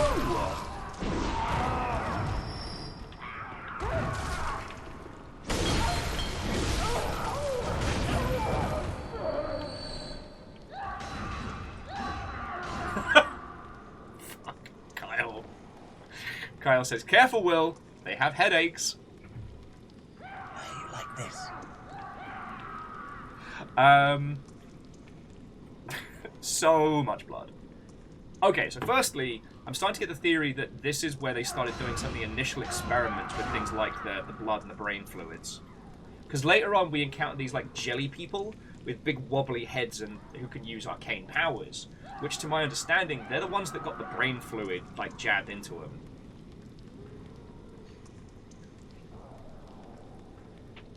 Yeah, Meowkity Sakura. That's the thing about some of these... Bloodborne does this great thing about making you feel like you're all, you are the righteous hunter at the beginning.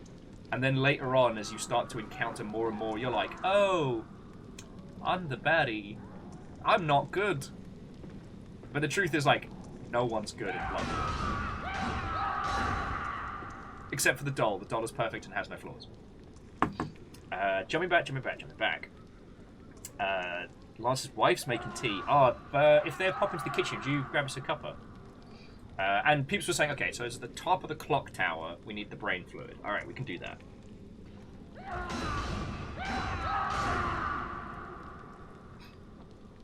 I like Madge just piping in from the back of the pub, being like, she is perfect and has no flaws! Yeah, no. The story of the doll is one I'd love to have explained in great detail, but I will never get that.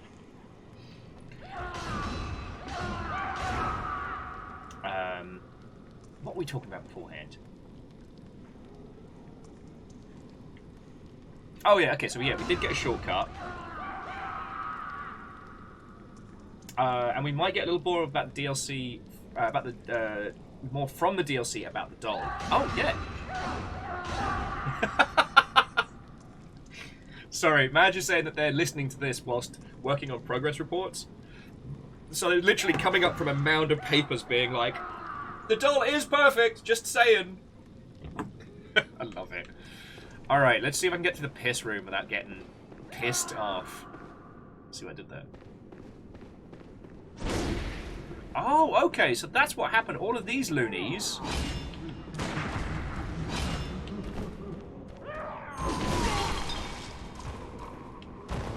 basically just zerged wave down, come into class or what have you. Oh, okay. Legend says we're about an hour away from the closest thing this game has to a lore dump.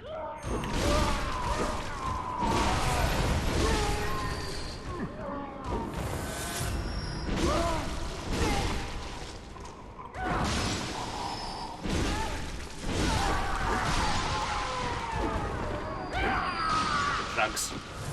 Those piss jars hit like a bastard, though.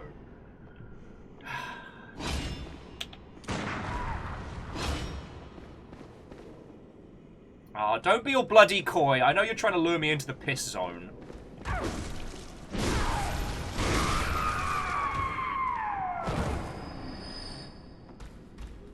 Cousin of the meat room. It's the piss room. I will say, even though this is like a console generation behind, Bloodborne still does this wonderful job of making everything so horribly visceral. You know, as a hunter, you start in the area and you're clean, you've got your garb on, you're ready to go. And by the time you've been playing this for like an hour, you're just drenched in gore and piss and God knows what else. Like, literally, you will have to ask the many gods what some of these fluids are because there is no scientific explanation.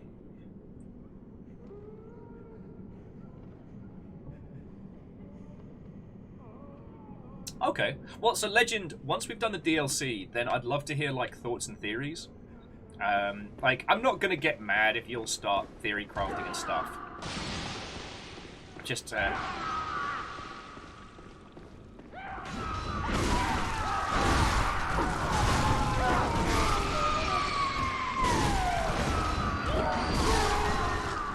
and that's how we handle the piss!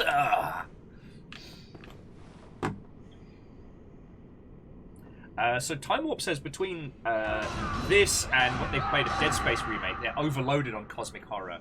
Yeah, but they don't get into the cosmic horror of Dead Space until, like, the second and third game, right? Or at least until the end of the first game.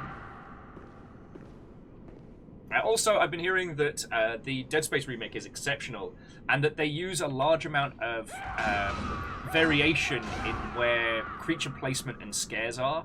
So you can't memorize it like Resi Evil. Alright. Big Boy Barry up here is going to be a bastard. Actually, I shouldn't call him Big Boy Barry, because that was a character that an industry friendo played 1,000 years ago, and that industry friendo is still really good to me. An important post from the Bloodborne account. Let's have a look. What's up? Baby boy, I was in the other room putting on makeup, and I hear, as I'm sitting down to put my shoes on, the longest he knows you're going out. No, he's in the other room. He doesn't see any of this. He can't. Now he's behind you. I'm so alone. It's just the saddest sound he has ever made. That's our baby boy right there. We are in the most...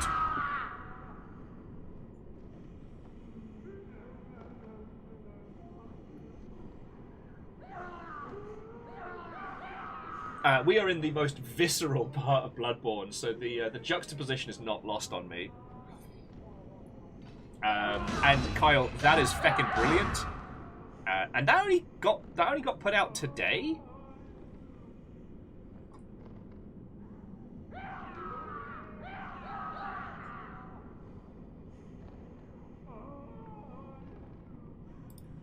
But yeah, so Time Warp and peeps, I'm thoroughly intrigued by the Dead Space remake, because I was obsessed with Dead Space as a franchise back in the day.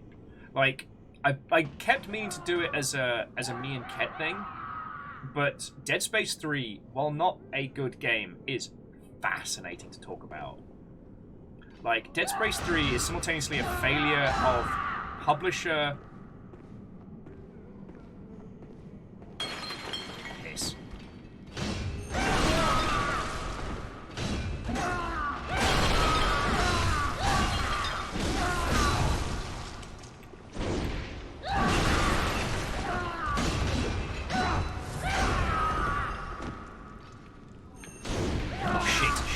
Shit.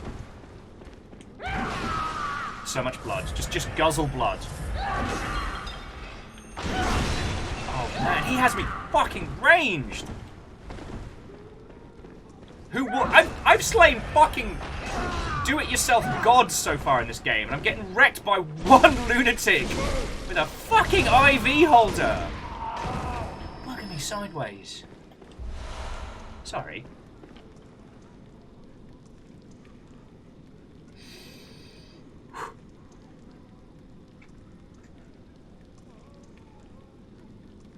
Okay, so Time Warp, that's fascinating to hear. And you're right, like, they couldn't fundamentally change things to the same caliber they could with Resident Evil 2. But, you know, let's remember that, like, Resi 2 came from a place where we were still trying to come up with clever ways to make games feel like big experiences. I'm just gonna stop standing on these peepholes.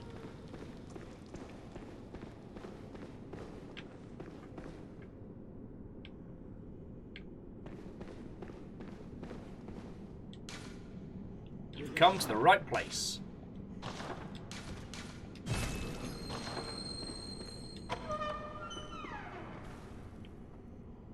I'm gonna check out the other way first. Suspect.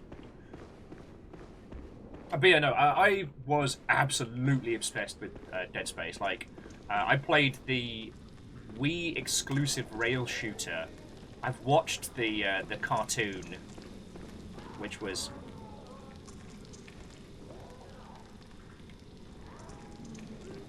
This seems like a fucking bad idea. Oh no, Legend, the Wii game was really fun. And the story of...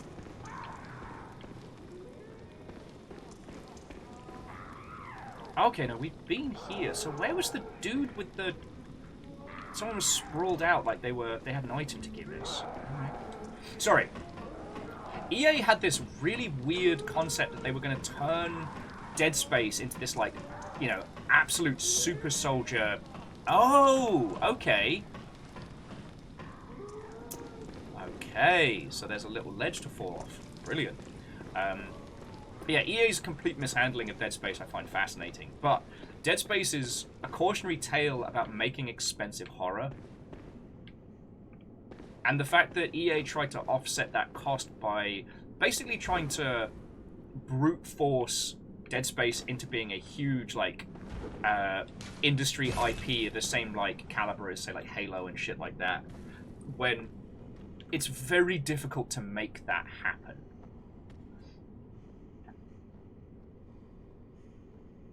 Oh, there is a hunter up there. I see that. There's a hunter with a Gatling gun. That's gonna be fun. So yeah, so if you're not aware of the term, so friends, horror games don't sell like other games. Because people don't want to have the piss scared out of them the whole time. Like, it's an experience that people do look for, but it's kind of tempered. You know? There is only so much that people want to be scared, or at least until they engage in, like, the action combat sections. And so it means that people will speak incredibly favorably about games like Dead Space but they won't sell the same gangbusters as something that's less intense. Alright, so what's this place? Patient Fall.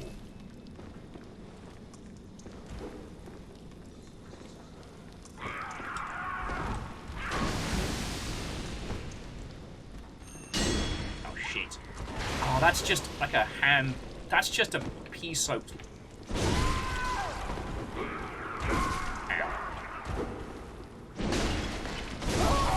Sorry, I'm half trying to explain, like, the challenges. What's that? Okay, what the fuck is that? That is their arm! Oh, God! I thought they were swinging some kind of damp-ass fucking thing at us. That is their whole-ass arm. Alright. Okay, so jumping back. Horror games don't sell as well as regular video games because of the obvious reasons. One, to make them scary, at least in the AAA space, people tend to focus on blood or things like that, which puts the rating up, which means it sells less. And good horror at a AAA scale is incredibly hard to make. So you need a big team that won't make as much money. Now, this is more hearsay, and I cannot confirm this, at least in my wine-addled brain, but the speed between Dead Space 1 and Dead Space 2 was an attempt to basically try and recoup more of the lost cost from developing Dead Space 1. It's one of the reasons why, like, indie horror became so powerful is because with a smaller budget and less of a team, you can create tighter horror-based experiences and not have to bet the farm like you do with a AAA game.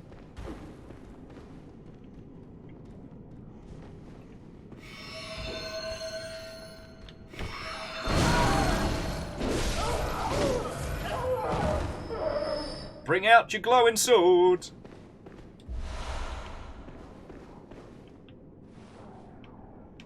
Yeah.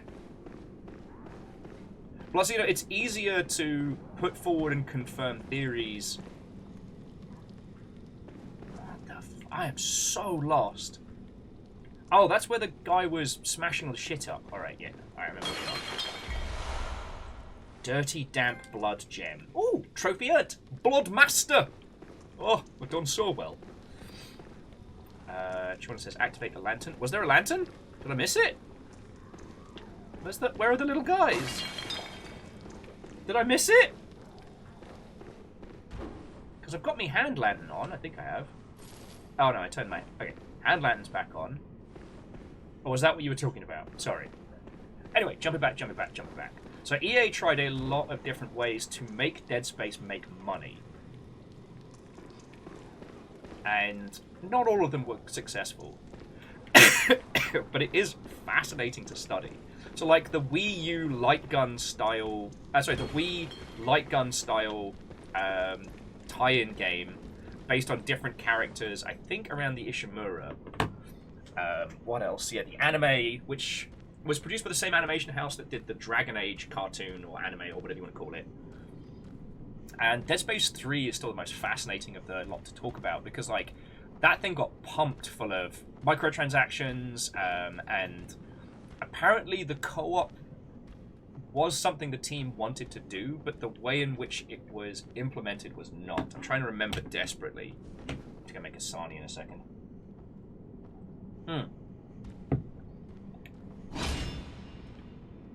Like...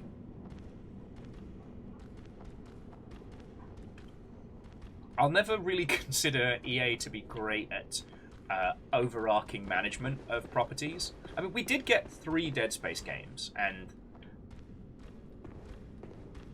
the third one was definitely something special. Okay, sorry, if you haven't played it. So Dead Space 3 added 2 things that were very controversial. The first one was co-op.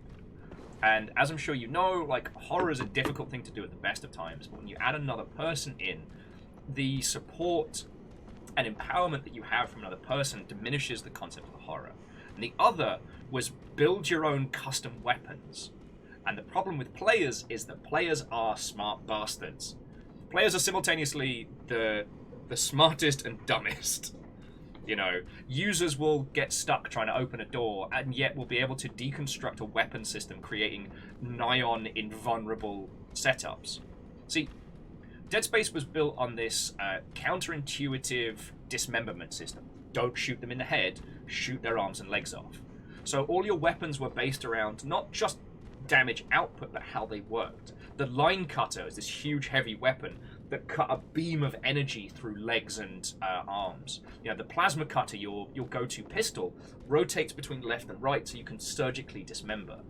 Later on, you get things like an assault rifle, which does pinpoint damage, but it's actually the worst weapon to use because you don't want to just go dakka. You need to cut them apart. But with Dead Space 3, they let people build their own, and users are lunatics. So I was no exception. I made a grenade launcher with an underslung sniper rifle. And the grenade launcher shot proximity mines. So I could just create a space where anything running at me is dead. And then once they've fallen over... Amos! Hang on.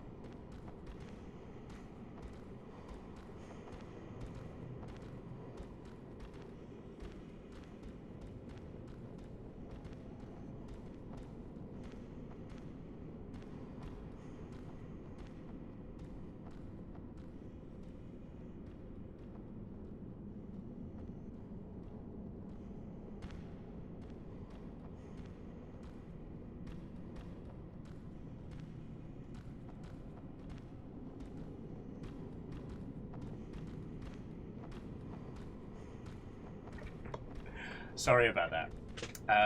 Right, let's go smash a hunter in the gabba with a giant sword and unfurl this adventure some more.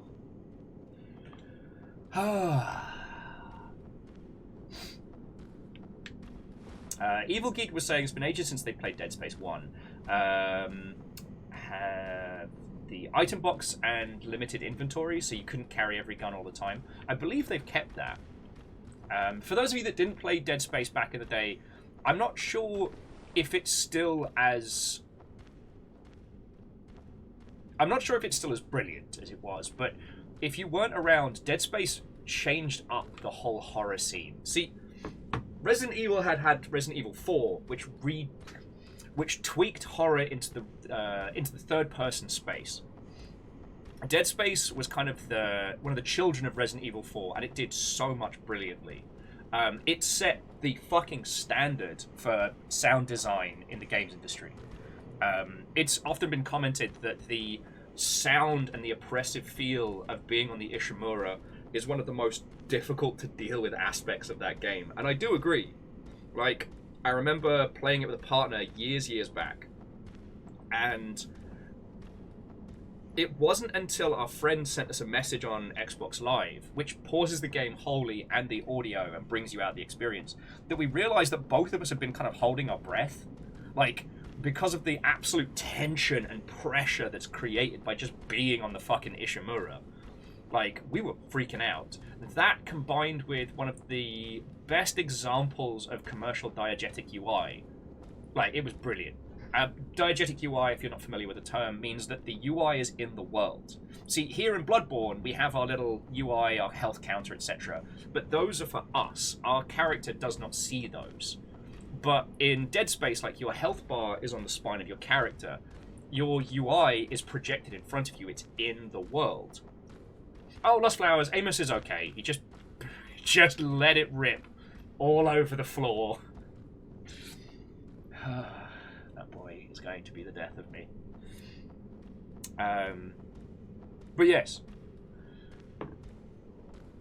Dead Space 1 changed how people talked about games and horror and things like that. Which is why it's often important to remember that what Dead Space is fucking studied. It was very expensive and it didn't make super duper money. You know, it was kind of like Okami in that it had a huge influence on the rest of the industry, but it didn't sell gangbusters. Now, Evil Geek, yeah, the universal ammo system just... yeah. But the thing was, the universal ammo system had to go with this custom weapon system. And here's the bullshit of it, friends. Here's the bullshit. So, you would send out little robots on a timer that would come back and bring you resources that you could use to build your gun. Or, if you'd pre-ordered it, as I did back in the day, you also got a whole bunch of resources and a fucking machine gun from the start. Like, anyway. The idea was to create this system where you could build a weapon and then share it online with your friends or with other people playing the game, and they could build it. But any resources you didn't have, you could buy with money. The goal was to create this custom weapon system that promoted people to spend money on resources to buy guns. In a survival horror game, you could pay to be more powerful. Sorry, I know I'm jumping around topic-wise, but in EA's desperation to make Dead Space make money, they killed it, essentially, as a franchise. And they were unable to... I'm sorry, it was getting real smoky in this game, and I thought I was going to worry. Oh, Eeyore. One of the reasons why Dark Quiet Death in...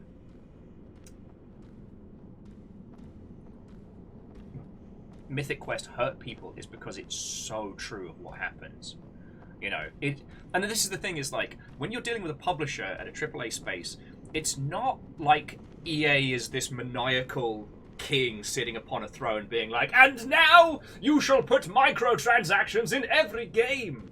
You know, it's a million tiny meetings. It's a million tiny little cuts.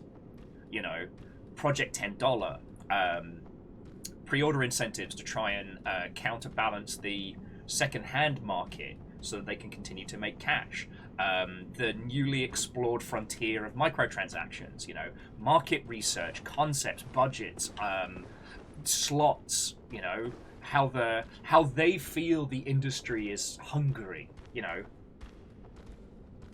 It's a million little meetings and a million little cuts, and that's what happens. The vision of a game is lost underneath the weight of its need to be a successful commercial product. You know, that's one of the reasons why I love hanging out with people like, you know, Damien and Zalavir and peeps like that, where because their scope is small, you know, their break-even line is so low that they can be counterintuitive, they can be anarchic, you know. Favor6 says, was selling a bajillion copies of Dead Space 3 not enough for EA? Apparently no. Whatever it was they had planned, it didn't do that much. And Dead Space as a franchise was kind of gone, you know? The Callisto Protocol, by my understanding, was funded by Tencent. You know, they had to They had to reform the team and just... Oh, thankfully it's not Hunter. It's just that Dingleberry.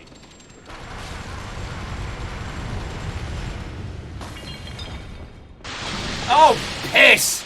Literal piss!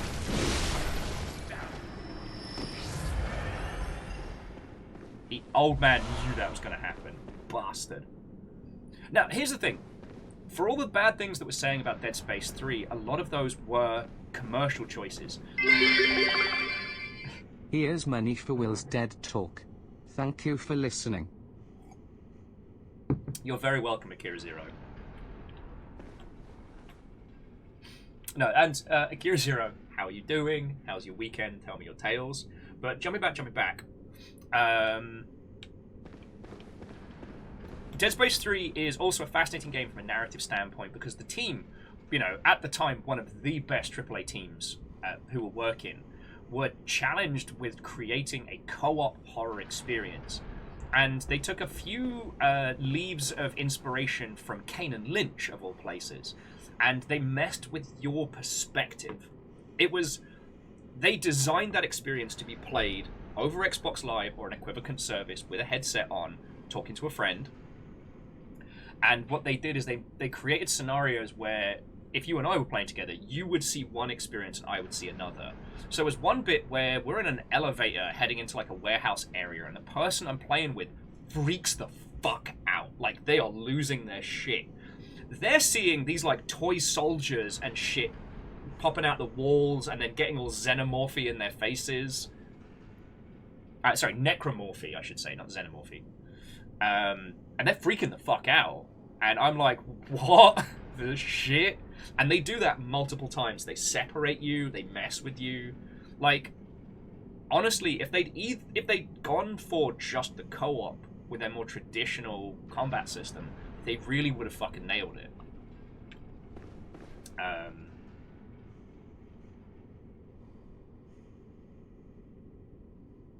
Yeah, so Greybeard, this is the thing that is...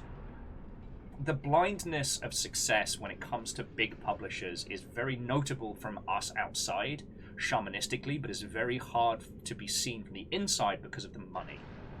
Because Greybeard's saying that they're really happy that Elden Ring doesn't have microtransactions and shit like that in. But, you know, they know that a Soulsian game can just be released and succeed. That is fucking great.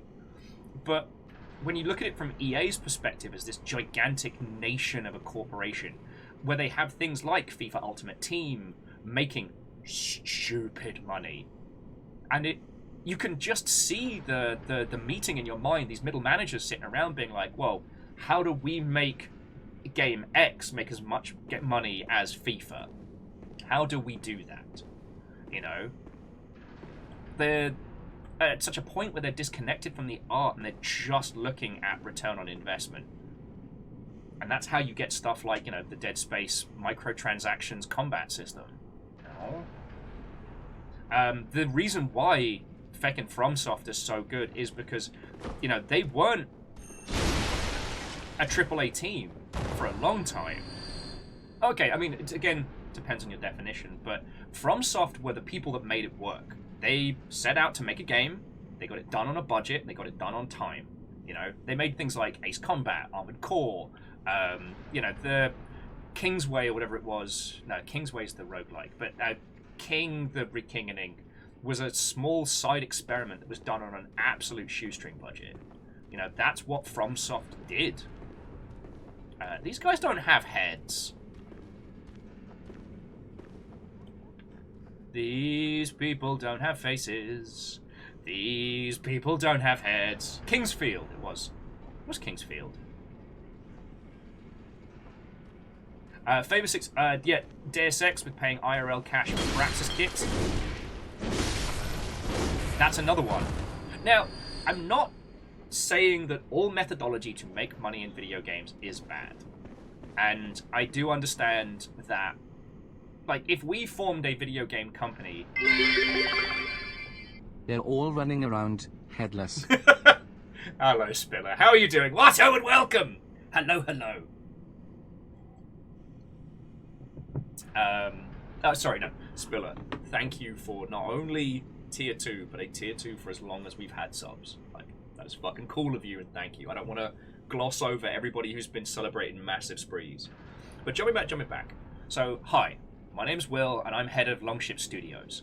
What that means is it is my job to make sure that all of you are employed and do not have to worry, that we have contracts and money that will keep the studio afloat for 1,000 years. That's my job as the lead, and sometimes that does involve doing things that are less palatable, you know, because there's what, like 45, 50 people hanging out. Like that's a big studio. It's not a massive one, but you know, we're not, you know, a teeny tiny lean operation anymore.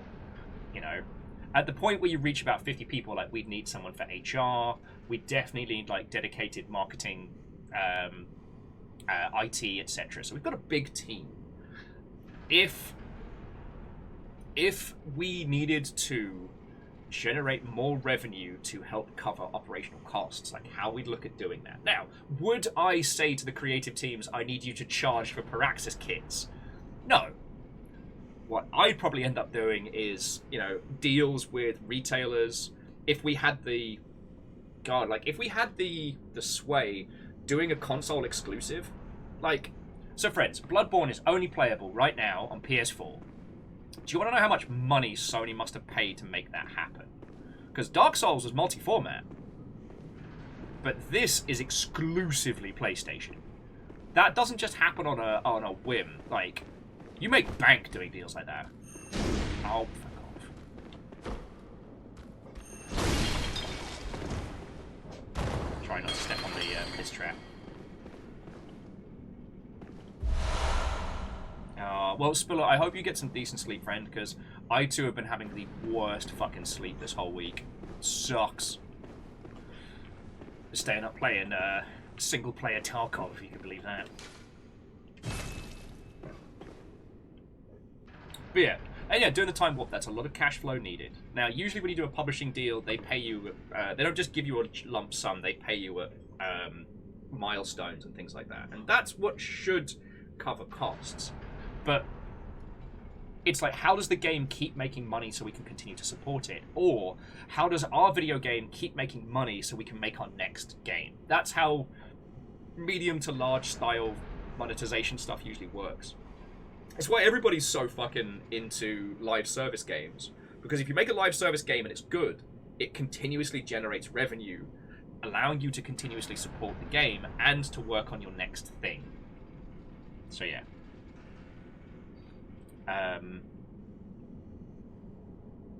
Sorry, I think I've driven this this conversation into the ground.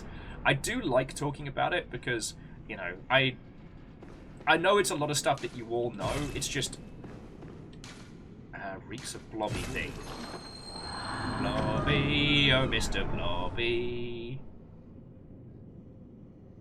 Oh, this is... Oh! So the people without heads, here are the heads. They're now horrific sacks. Fuck you, Bloodborne. Favorite 6, yeah. Path of Exile making bank on cosmetics. Now, there are ways of doing microtransactions, cosmetics, etc. that are non-intrusive, non-invasive, and allow people to support your game beyond. Because the thing is...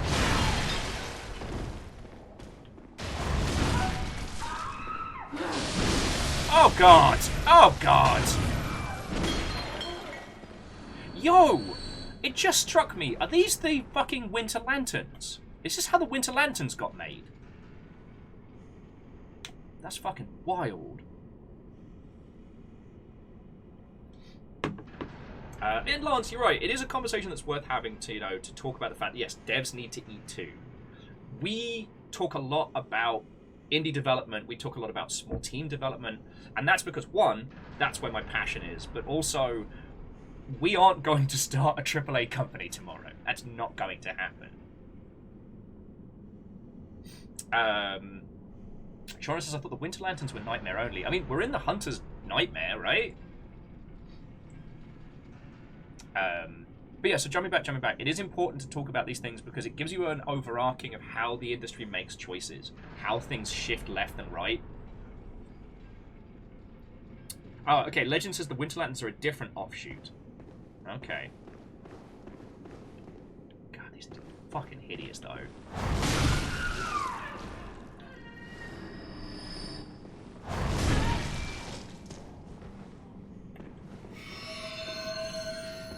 Hadouken!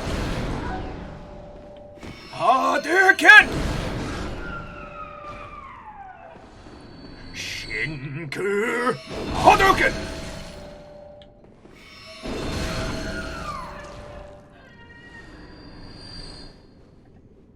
God, I love that. Blue elixir. Is that the brain juice that What's-Her-Face was after? Oh, an enlarged head.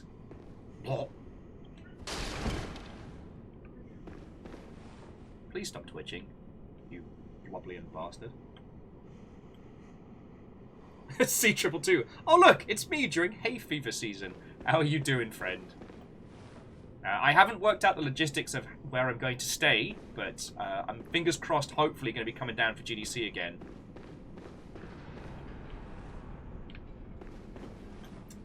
But yeah, so usually, friends, the reason why we talk about like indie development stuff is that that's something that will be useful to you, you know? Like, there may come a day where you have to, you know, organize a game jam project or potentially take a small idea and spool it up, you know? You know I'm secretly rooting for all of you to be able to make the game you want to make. But AAA decisions can often seem fucking idiotic, let's be honest. Like, when we're talking about how EA handled Dead Space, it seems like a no-fucking-brainer. Like, how did they biff it so hard? They had the #1 horror franchise at the time, and then they ground it down into a Wii game? With microtransactions and nonsense? Like, how does that happen? But yeah, it really is worth discussing because, you know, at least if you know how it can happen, in the event that you're ever in those meetings, you can see the signs. Oh, okay, so this is the other shortcut. There we go. Yeah, I'm sorry, Eeyore. If you hang out with me too long, you are, unfortunately, legally required to make a video game. Oh, that's cool, they're already dead. Miyaki Sakura says, check the description of the large head. I don't want to, but I will. Enlarged head. An enlarged head of a patient of the cathedral with a cavity that just happens to fit a human head. Though one would be mad to try it on. Oh, though if you do, listen carefully for the sticky sound. Drip drop as water seeping up from the depths. Slowly, steadily. Well, I was going to go make some food in a second, but I'm good now. I am not hungry. Maybe that's it, Lance. We'll do the Will Made Me Do This game jam. Well, though, you all know what we're going to do, and that is the make bad games on purpose jam.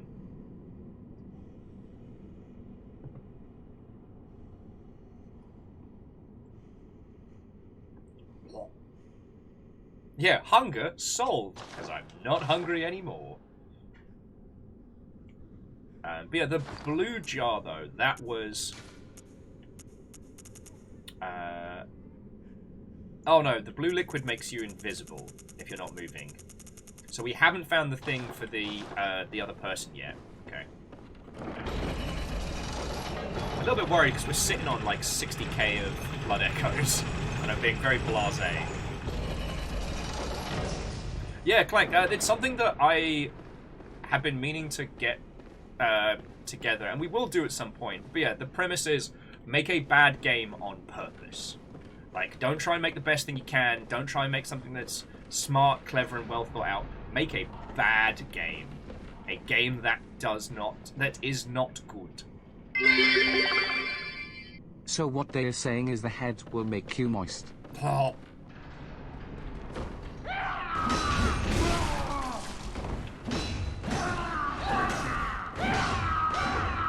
I'm over here! Whoop, whoop, whoop, whoop, whoop.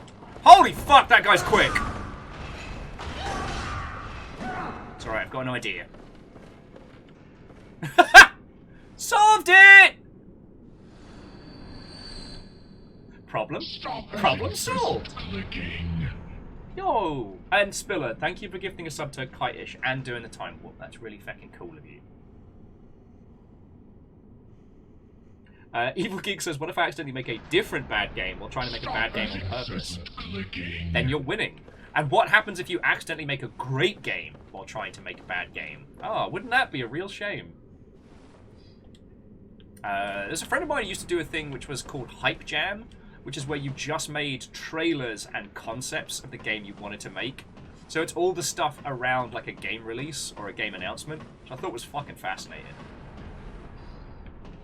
But again, Spiller, thank you kindly. Though, just as a little thing, I guess just as an FYI, until we're clear of the idiots, it's the Hunters of House Carl, unless it's somebody that you know in the long ship, please, please, please, do not hand out, do not play Hunt the Unsubbed with just rando Calrissians, in the off case that we have some bad actors involved.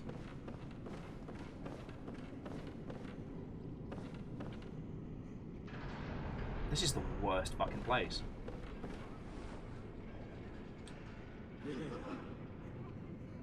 So there they go.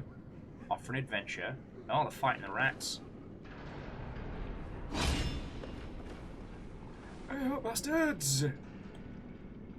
As soon as they're in range.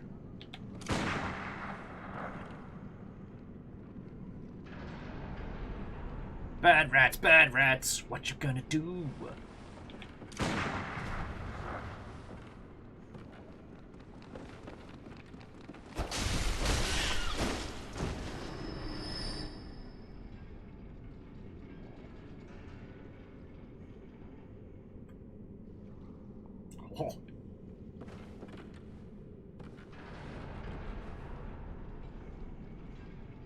Sorry, that was PVS talking about, are there any items from the Bloodborne world you'd consider eating?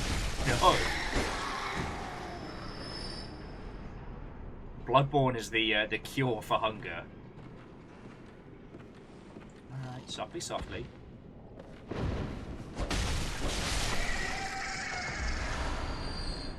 Great One's old wisdom. Alright. So there's crows in the belfry. Hoo-ha!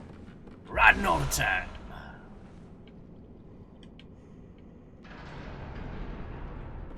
Nice and slow. Nice and slow. Reminiscent of leather.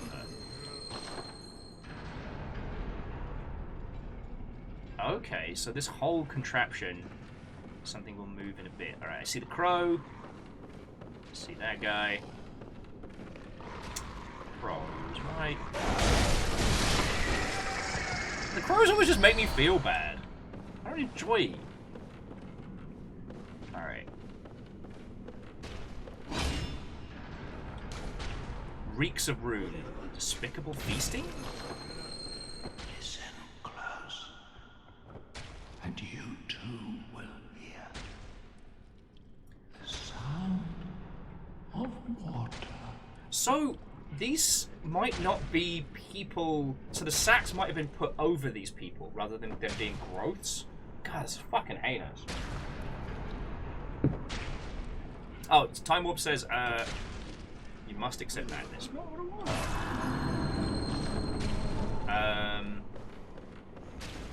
Oh yeah, so once we pull the lever... Prong lever! Then that'll get us out and about. And that'll get us the brain fluid. Okay. Okay, Miyaki Sakura is saying for these people, their head is their head. Okay. But yeah, so friends, I do love talking about Dead Space as a franchise, because, like, it's been very well documented now, but for a good long while, like, Dead Space was kind of like the industry's worst kept secret. Like, everyone just fucking studied it. Alright, so that's a path to nowhere. That's a brain in a sack. That's the way we've got to go. And that's a crow.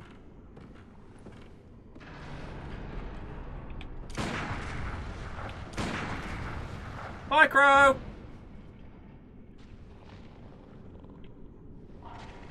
And, like, EA especially is a fascinating company to study because they're simultaneously... I mean, they're still one of the big, powerful entities, but almost in spite of themselves. Like, when you think about how many gigantic AAA franchises that they've handled and then mishandled.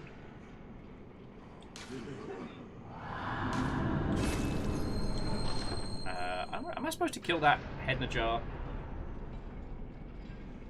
Are we heading back down? Alright, I'll go see. Go see.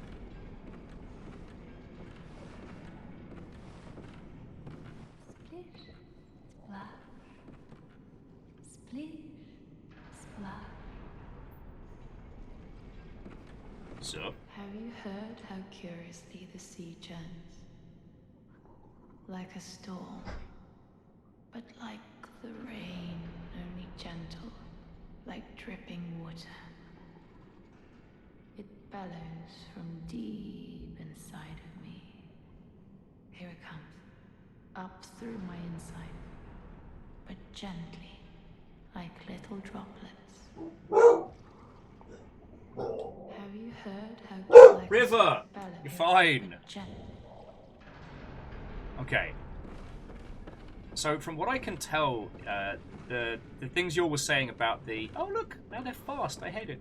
The things you were saying about the fishing village, that this might be related. Like they might have been studying the people of that.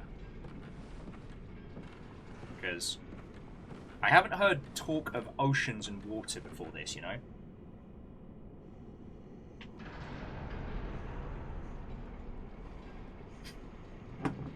Yeah, PVS, welcome to the Bloodborne design room. You know what this area needs? What's that? It needs a talking bag of head flesh. Yeah, it talks about the oceans and shit. I mean, right good, trust me. God. I am kind of looking forward to in the future when, you know, people have left and NDAs aren't being acknowledged. When we'll finally get to hear, like, what fucking happened inside EA. Oh, fuck you.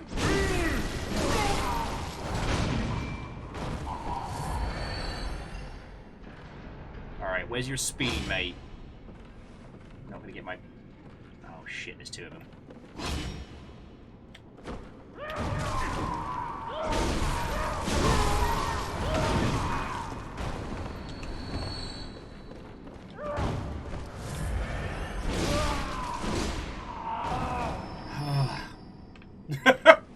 Look, Legend, I imagine when they first came up with the concept of Bloodborne, they were all just sitting around in a meeting room and someone just wrote moist in the most horrible cursive font, or cursive handwriting on the whiteboard.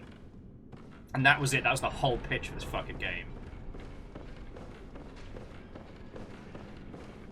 Make it moist. Right, there's a chest there and some crows!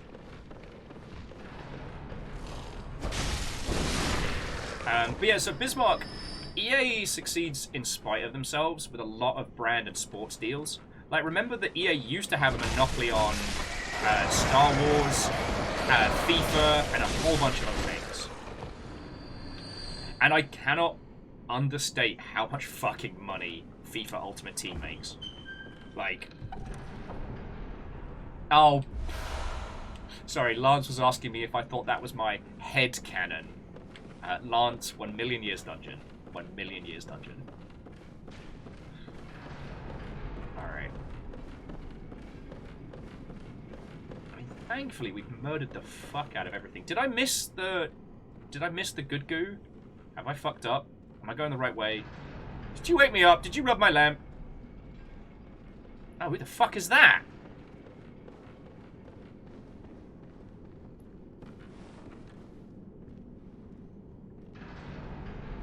Fucking old hunter. Shit.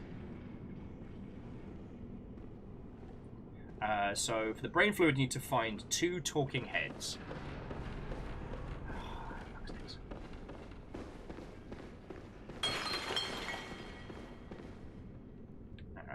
in through here. You don't look friendly.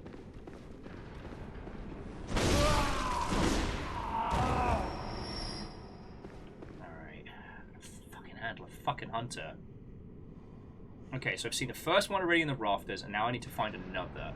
I mean, feel free to give me pointers and directions. You know, I can... That was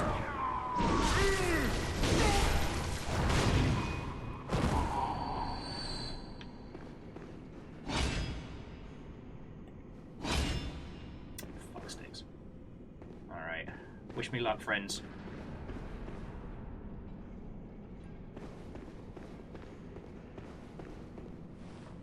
Oh shit, that's a church hunter and all. And Hindle, what a good hunter indeed. How you doing?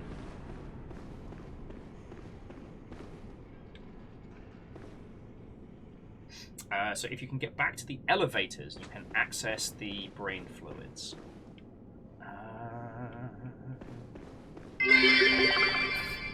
Hey boss, how moist do you want the game to be? Yes. Just keep making it moist. I'll tell you when to stop. Alright, so that person's packing the pistol and the fight cane.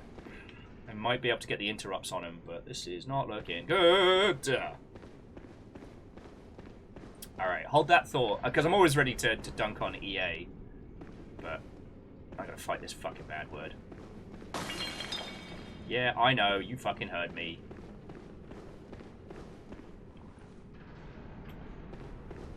Elevators might be over this way.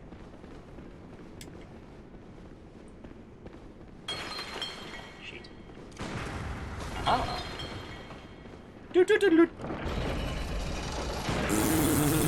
Get fucked! Oh, I forgot to put my crown back on. Oh, no wonder I've been doing poorly. Get me Burger King crown on. Alright. So we're back at the elevators.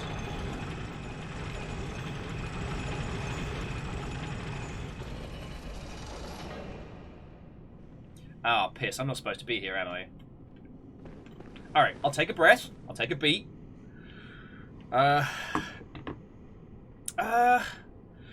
You know what, PVS? That's probably not a bad shout.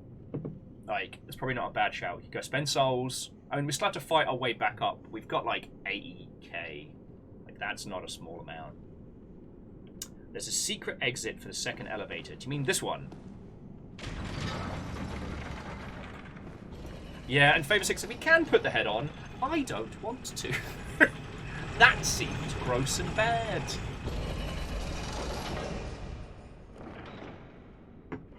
Oh, bear with me a second.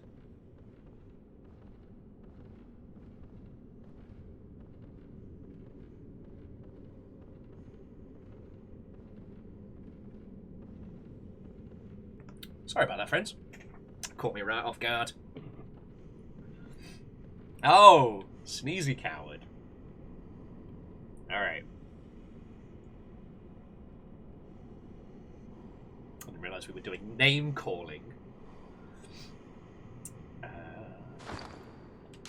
Well, I'll tell you what, whilst people are writing recommendations in the ilk, I'm going to pop a couple of these. Because I like having above 80. I forget what all the varying levels are for insight. But I know, I'm pretty sure 80 and 90 is some of them.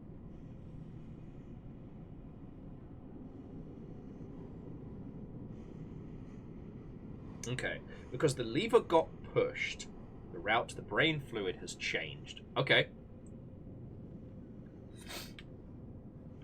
I mean, friends, I got nowhere else to be today. Alright? We can go on adventures, we can kick some ass, we can feed people some good, tasty brain fluid. It's gonna be great.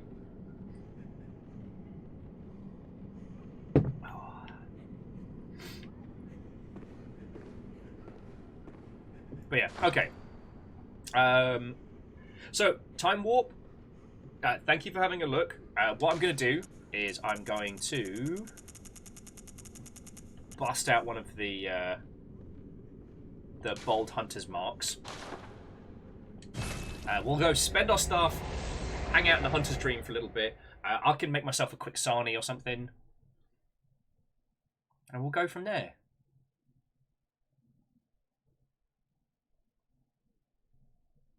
Because I have forgot to eat today.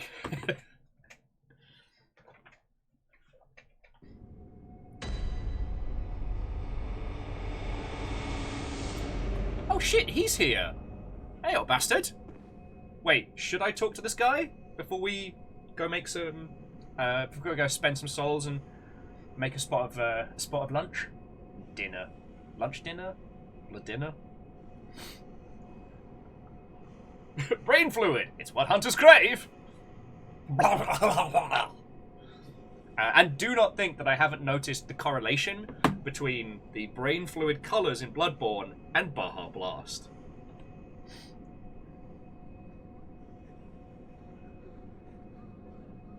Okay.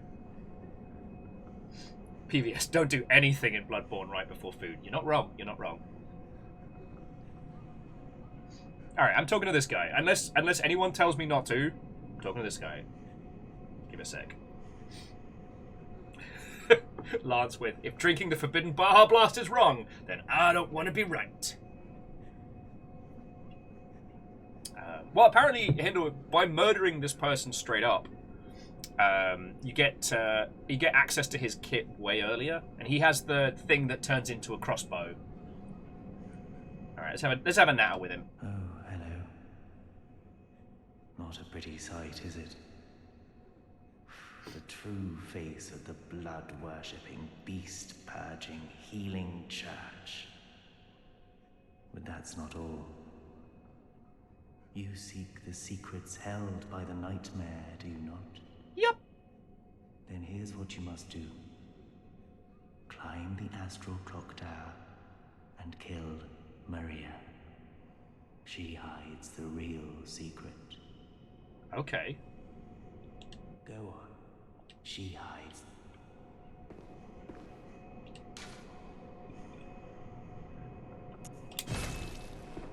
Well, Spiller, thank you for coming to hang out today. I do again apologise that everything started so late, but I really do appreciate your coming and hanging out. It's fucking cool of you. Obviously, we're not calling it now. Fuck no. Welcome home, good hunter. What is it you desire? Very well, let me... Let's get beefy!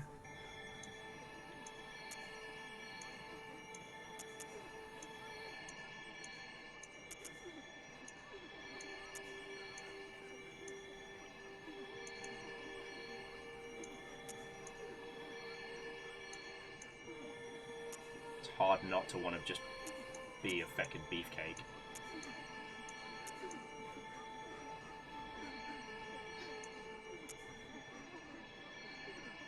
Best character in the game. Kind dull. There we go. A little bit more beefcake. A little bit more endurance. I haven't been running out of stamina too much.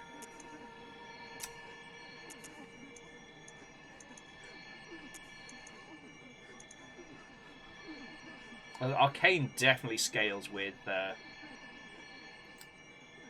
beefcake arms, so I wonder how hard we can boost the Moonlit Ultra Greatsword.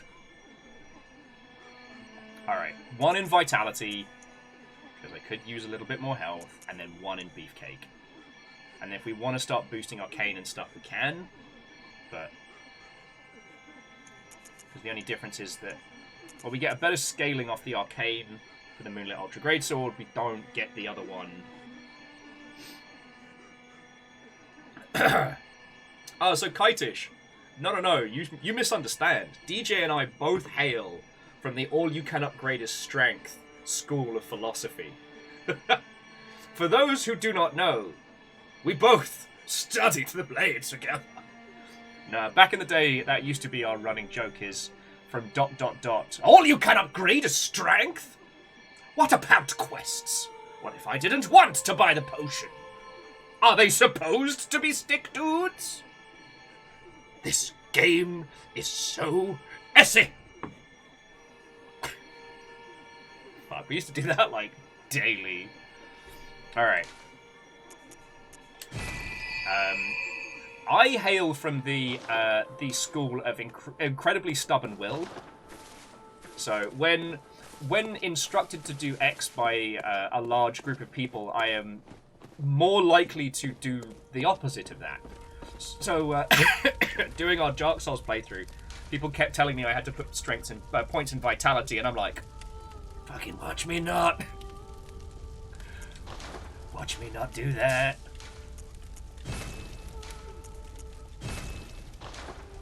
Okay, so fortify. Alright, we need blood rock for that one. We've got bloodstone chunks for this, so. Alright, so it's whichever of those gets beefy beefcaked first.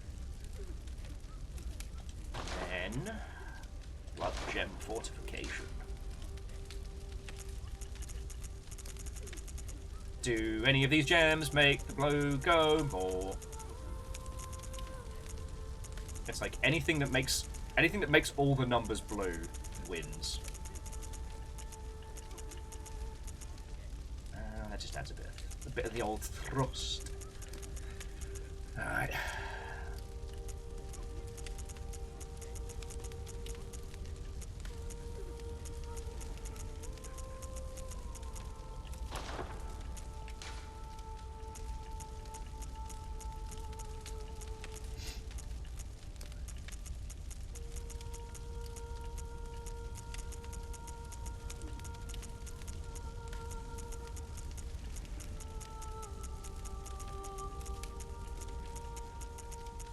Okay, nothing to get too beefy beefcake over.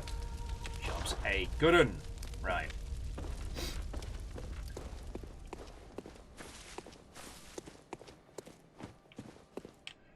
Alright, you lovely Mother Hubbards. So, go, pop the kettle on, grab some snacks. I'll leave you hanging out with the best character in the whole bloody game. And let's go from there. Right. Ugh.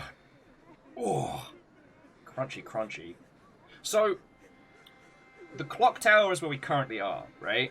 And then we're going to head up, we're going to grab the brain juice, give it to the person, and then we got to fight Maria, which sounds... I take it Maria's the person from the key art from the old Blood, right?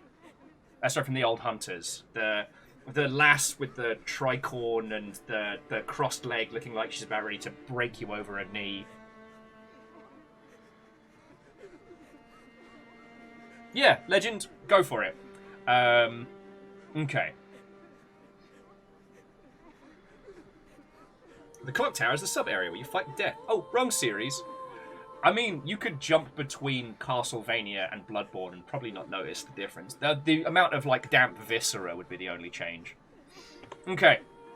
Dear friends. Let me just check that very quickly. Oh, this is fine. This is fine. Right, I'll be back in just a sec. Don't go anywhere. And then, let's fucking do this.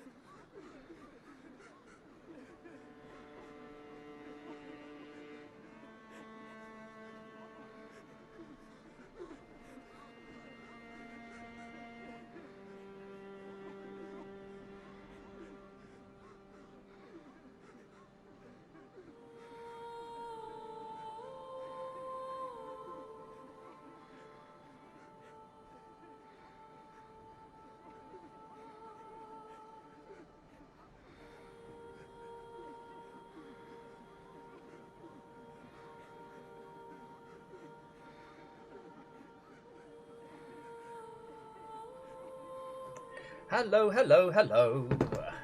I got pita bread and hummus. Because there's only enough sandwich material for one sarnie, or one incredibly deconstructed sandwich that I shall beast after stream. Probably told you this a gajillion times, but I have like an all or nothing philosophy when it comes to salads. And I've got salad cravings at the moment. But you have to understand that when I say I'm going to make a salad, I'm not talking about some dainty, cute little thing with loads of, like, you know, additionals and what have you. I make a fucking mixing bowl's worth of salad, and I eat it in a manner that I do not want to be observed. Like, you know, the old, you know, barbarian with a lamb leg just tearing meat off the bone, covered in, you know, viscera and whatnot. I'm that, but when it comes to salads, you know. Salads are a vehicle for delicious violence. And what I tend to use is like big scoops of bread to just, like, you know, in place of utensils. So I'm having some pita bread and hummus. I went to this place in, where was it? I think it was in Jerusalem. It was just like a hummus bar. And I still dream about how good that was. So good. I'd never considered hummus to just be a food. Like a lot of people, it was just like a dip that you kind of have when, you know, when the family guests are coming around that aren't fun, but you have to talk to them anyway.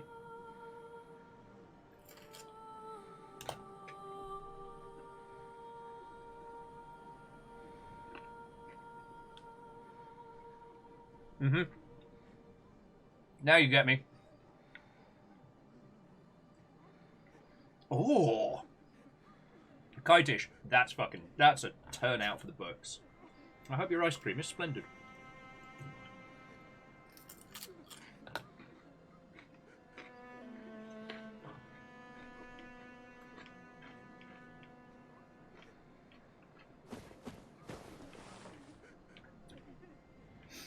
Okay, so we need to go get brain juice, and then we need to fight Maria.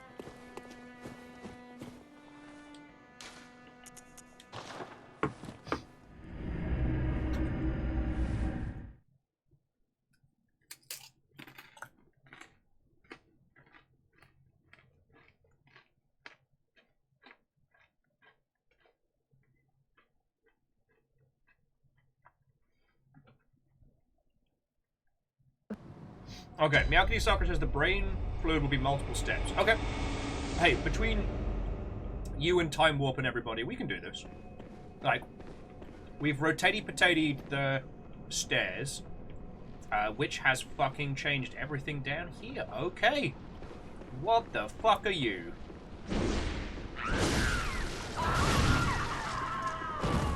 Oh, cool. They come in even more hideous now. Oh, what the shit? Holy fuck! No. Nope. No. We are going back to the hunter's fucking dream. We're going to talk about food. I am not eating while fighting those things. I'm sorry. That was fucking horrifying.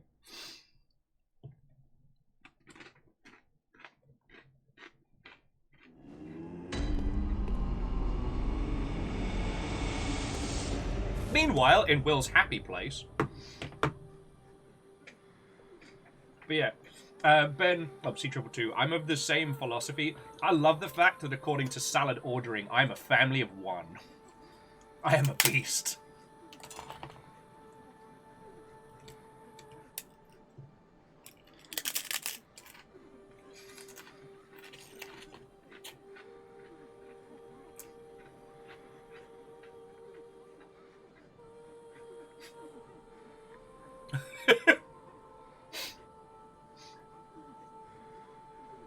Lance with, I am hungry, I am scared, and I must fix one of those immediately. PVS with, Bloodborne's motto, no wait, it gets worse. That should have been the fucking tagline to this whole game. Legend with, I looked away for a second, can we do that again? How about, no, whoa. I mean, we have to progress.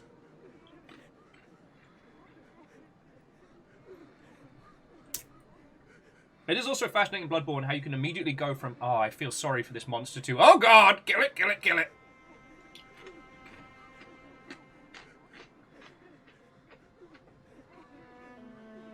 I call it the there's a spider on me philosophy. And that those of us who don't have arachnophobia kind of have like a live and let live philosophy with spiders. Until they're on you, in which case, Charlotte's Web is out. We are grabbing the shoe.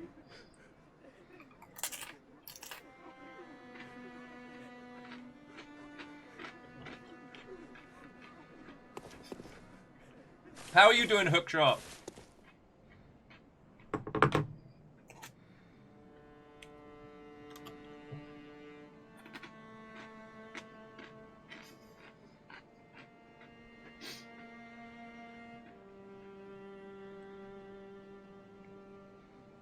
Oh, and Fearless, congratulations. At some point we will do Grounded. That'll be a lot of fun.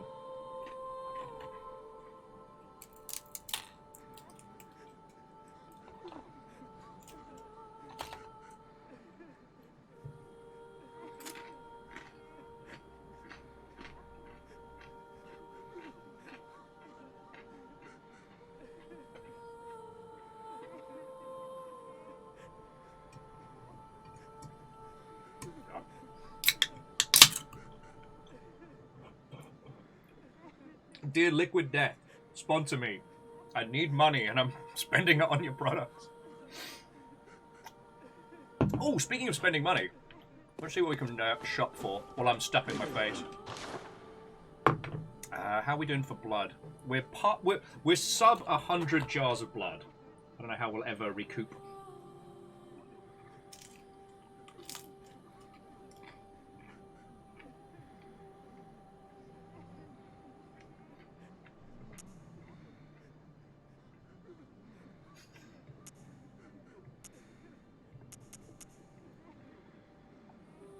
That sounds bloody marvellous. Sorry, friends. Fearless has been doing a few local brewery runs.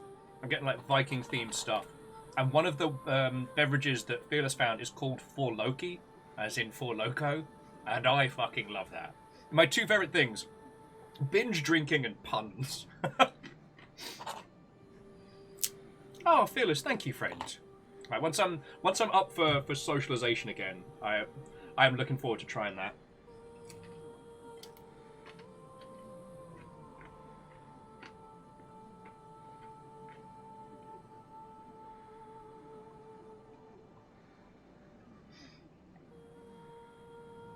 Oh, Kaitish, that's a fascinating one. How Bloodborne's the same kind of thing, like kill it and feel bad, similar to the Nier series, but Nier's always discussing like who we are in the space, how we make people like. Nier is very much about agency and emotion and like what it is to be human, right? I find that it doesn't do the turn to the camera and make you feel bad. It lets you draw your own conclusions. But has anyone started watching the Nier Automata anime? I haven't, and I'd be really curious to hear your feels.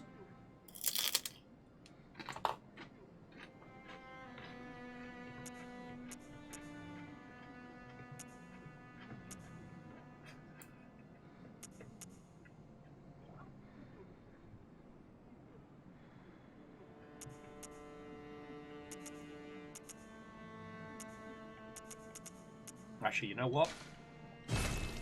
We're just out of fire paper.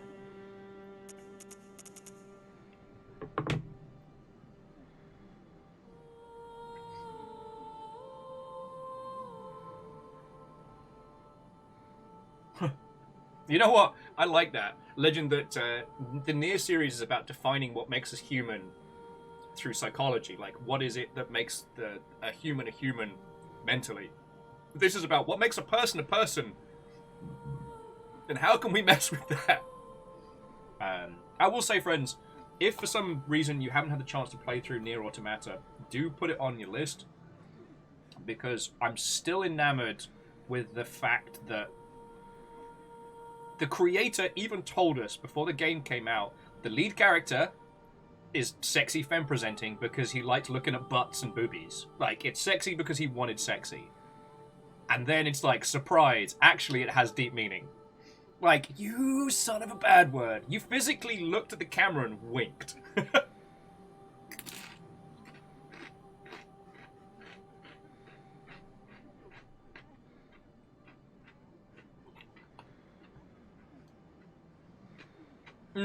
So, Legend, you are correct. But OG Nier, it dropped at a really weird time. At a time of, like, open world games like, you know, Brutal Legend and stuff like that. Not to say that people weren't ready for it, but Nier's initial hook wasn't enough to drag people through, whereas Nier Automata's hook was much easier to get people in. If you're wondering about the difference, okay, so Nier Automata, you play initially as 2B, an android for Yohai? Glory to mankind, yada yada yada. You are dressed in a fetish-made Lolita setup thing. You have a katana. You kill these rusty, broken-down robots across the old world. And you do this because the robots took over the world, and humanity is now hiding on the moon. So it is up to you and the rest of... It is your heart, okay. To destroy all the robots on the planet's surface so that the humans can come back. And that is the main... That is the start of the game. With OG Nier, you play either the brother or a dad of a sick little girl, and you have to take care of them. Like, the hook is more grounded, but it's harder to see how wild it's going to fucking get. In fact, it wasn't until people found out about the dungeon setup from Nier that people really started paying attention. And if you haven't played OG Nier, there are multiple dungeons across the world, and each one is based on a series of video games or a genre. So, like, one is a side-scrolling platformer, very evocative of Prince of Persia. One is a top-down bullet hell. One is a fixed-camera Resident Evil style. And one of them's a fucking text adventure. And not only do those all hit, it's all hits, no misses, but thematically they work together. And, oh boy. It was also one of the games where, to really get to the weight of it, you had to finish the game multiple times. And it is a big open-world game.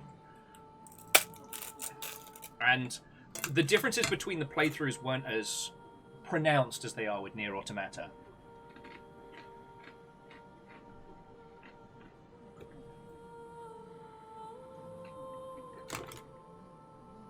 And Ryan, Watto and welcome. We're just having a little food break. I was going to try and eat and play, but we're up in the all the viewing rooms around the Hunter's Nightmare, and everything is wet and damp and horrible, and I can't eat and deal with screaming monstrosity at the same time.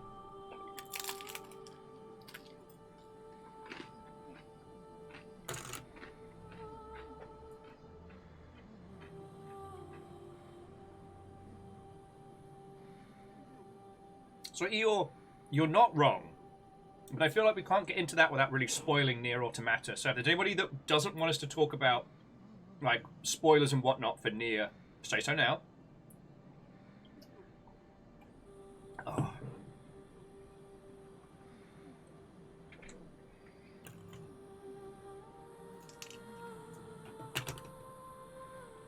Because, like, I mean, Phyllis has also mentioned that, like, it took a while for them to get into Nier because the lead character looked so pervy. Well, no. The lead character is very much designed around the typical anime male gaze. And this is really uncomfortable to start with. But, you know what, without spoiling the narrative of it, the difference between the robots who are all rusted and beaten up and these beautiful androids, you know, that are clearly heavy fetishization. They look hot on purpose. I can't say big clever words right now. That actually plays so heavily into the thematics. Like, 2B is actively working to avoid feelings and emotions and anything that would make them more empathic and feel, whereas the robots are working towards understanding and feeling and becoming human, becoming people. The design of the robots is entirely intentional on both sides. Yeah, emotions are forbidden. And again, without getting too far into spoiler territory, as we find out more about Yoha, who they are, why they do what they do, the realization that their hyper-fetishization, I did it! I can say it when I don't think about it, was intentional on the part of their creators, and that the game uses that to say a lot is feckin' brilliant. What? So, Eel, this is the thing about Nier Automata. The creator, the Mr. Emil head-wearing loony, Nier Automata, said in an interview he just likes looking at sexy girls. I'd need the specific quote. So everyone was like, I guess he's just being a perv. Nah, it is used to great effect. To great effect.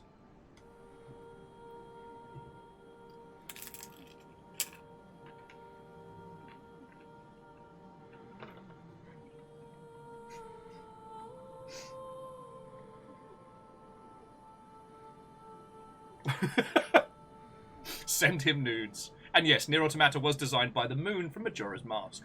Nice to see they're still getting work. Yeah. Hindle, it's like you know what I want to talk about. Now, Hindle's pointing out it's a lot better than Quiet from Metal Gear Solid 5. Yes. The TLDR of my Quiet rant is this. Quiet has no in-character or in-universe reason that works within the narrative to be naked all the fucking time, or close to naked. The yoga stretching, the weird scenes of like hyper-focusing doesn't say anything like narratively or artistically. And it has the most thinly veiled, it's because she breathes through her skin like a plant. And I'm like, you had an old guy with that thing. He had photosynthesis. You didn't put him in a fucking thong, did you? No, you didn't, Kojima. By your own logic! Whereas that was what was so fascinating about Nier, is that the creator said, no, I just like looking at pretty girls. And then sideswiped us with actually doing something artistic with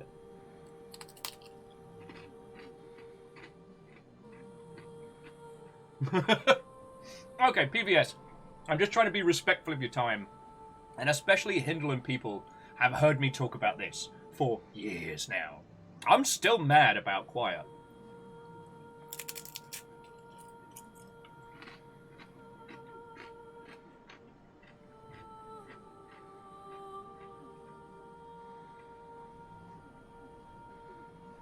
Hindle said that according to Kojima, he wanted to make something that cosplayers could do fairly simply. Sure he did. Sure he did. You know, Sniper Wolf's jumpsuit. Yeah, that's a... I know, Sniper Wolf had the big old coat and stuff. It was, the lass from MGS3, who had the whole, like, you know, Bond last aesthetic going on.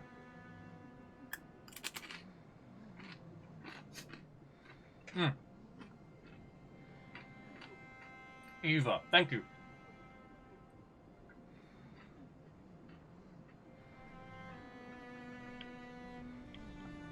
But yeah, it's the difference between the two. One feels like a guy trying to make a justification for putting weird, messed up, you know, sexy characters with PTSD in his games, and the other who wants to use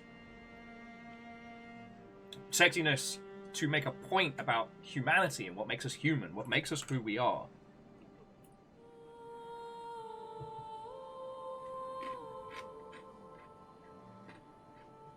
Oh yeah, see, Phyllis, and you're right, Eva made sense as a character because they are a Cold War spy. Their hotness is an intentional weapon and is actually detailed in their medical chart. When you play as Eva briefly, you can look at all the surgeries and procedures they've had in the same way as Snake's injuries throughout the game. Yeah. But whereas with Quiet, it doesn't make a lick of sense. It doesn't make sense as a sniper. It doesn't make sense for the character. And the thinly veiled, because she breathes through her skin. Fuck off, mate. Don't even get me started on the fucking Beauty and the Beast unit. Alright? I'm just... Ugh. And it's just that point of like, mate, either own it or fuck off. You're not, you know, you can... Anyway. Even though it's been ages, even though it's been fucking years, when we started replaying Metal Gear Solid 5, I was reminded immediately of how much Quiet pissed me off. Yeah, Lance, everybody forgets about the MGS4 bosses, except for me.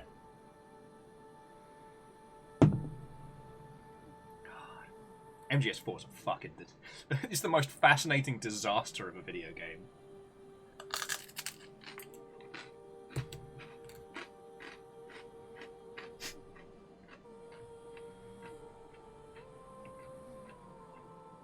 Yeah, so Hindle, I'm entirely...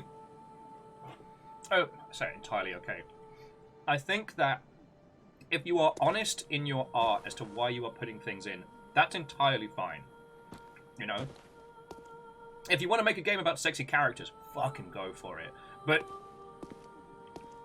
when it doesn't fit, when it drastically doesn't fit with what you've created, like, don't try and sell me a false bill.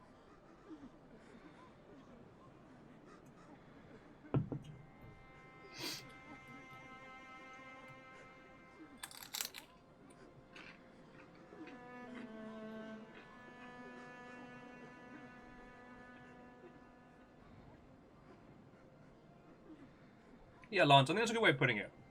And yet, Hindle, I did the same bloody thing. I did so many missions with Quiet just so I could put some ruddy clothes on her.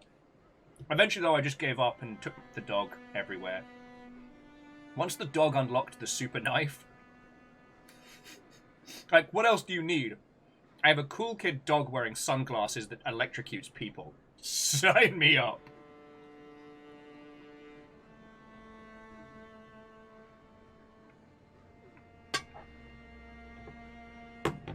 Alright, almost ready to return to the field.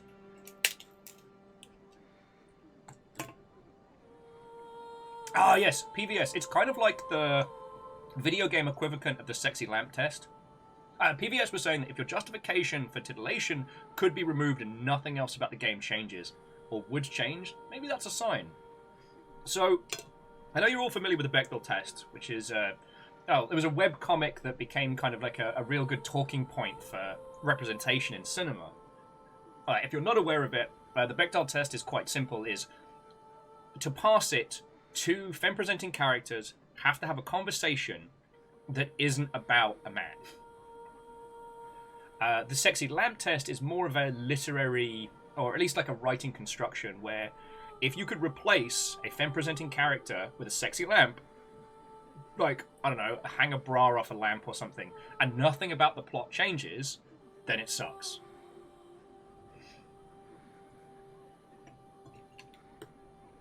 Oh yes, PBS, they both have to have names as well. They can't just be person 1 and person 2. Now, the Bechdel test is not a definitive test for whether a film has good representation in it, because there are a lot of films that suck that pass that test.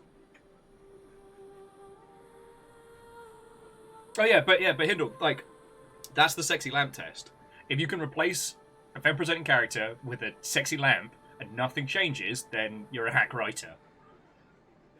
Video games do have a strange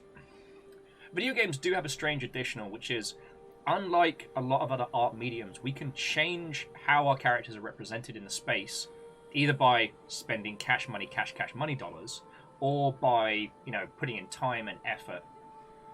And sometimes you can create a bit of a disconnect between the character's agency, their actions, and their attire. But when it's the player's choice, that's a different matter. If you buy the sexy swimsuit DLC and you put everybody in a bikini, and I mean everyone, it's sexy Bloodborne time, every character bikini. But that is an active choice of the user. Yes, the creators did make that available, but you as the player, you as the user, had to actively choose to engage in that.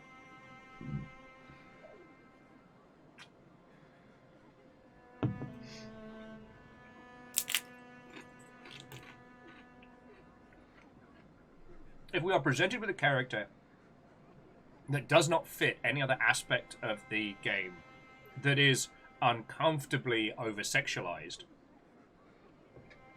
then we've got a problem. Oh, Hindle, Bloodborne bikini mode would absolutely be worse.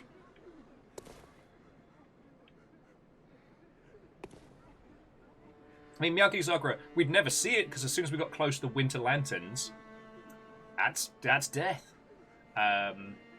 Gaston in a little bralette. No, I'm good. I'm good, thanks. The blood-flayed beast or what have you. Oh.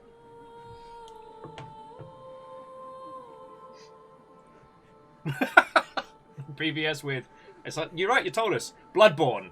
It gets worse.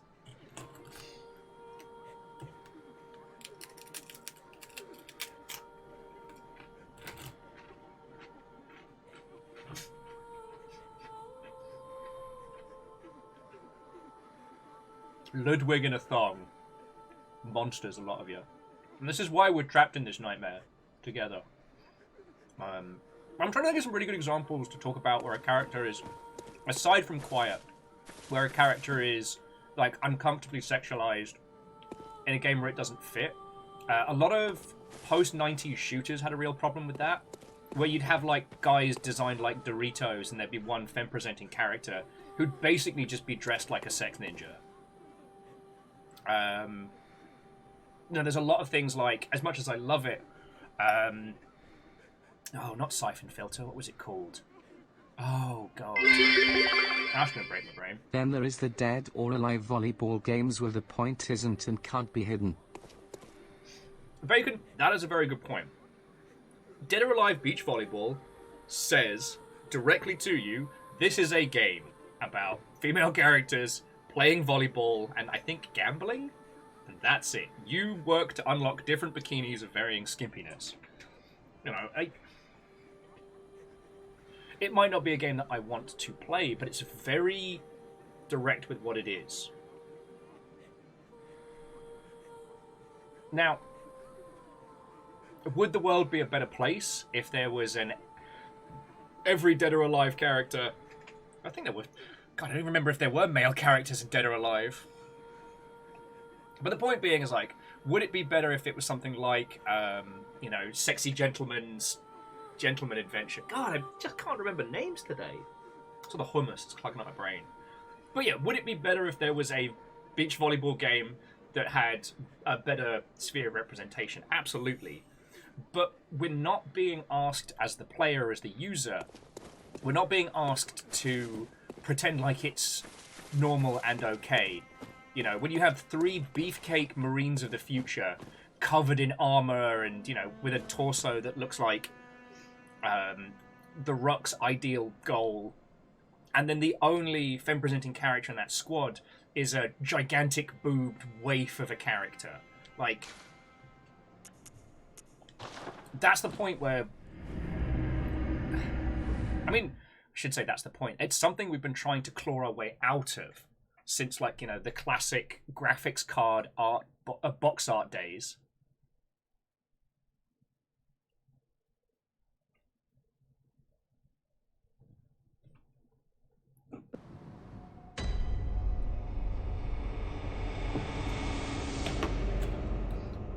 And I will say, someone mentioned Cortana.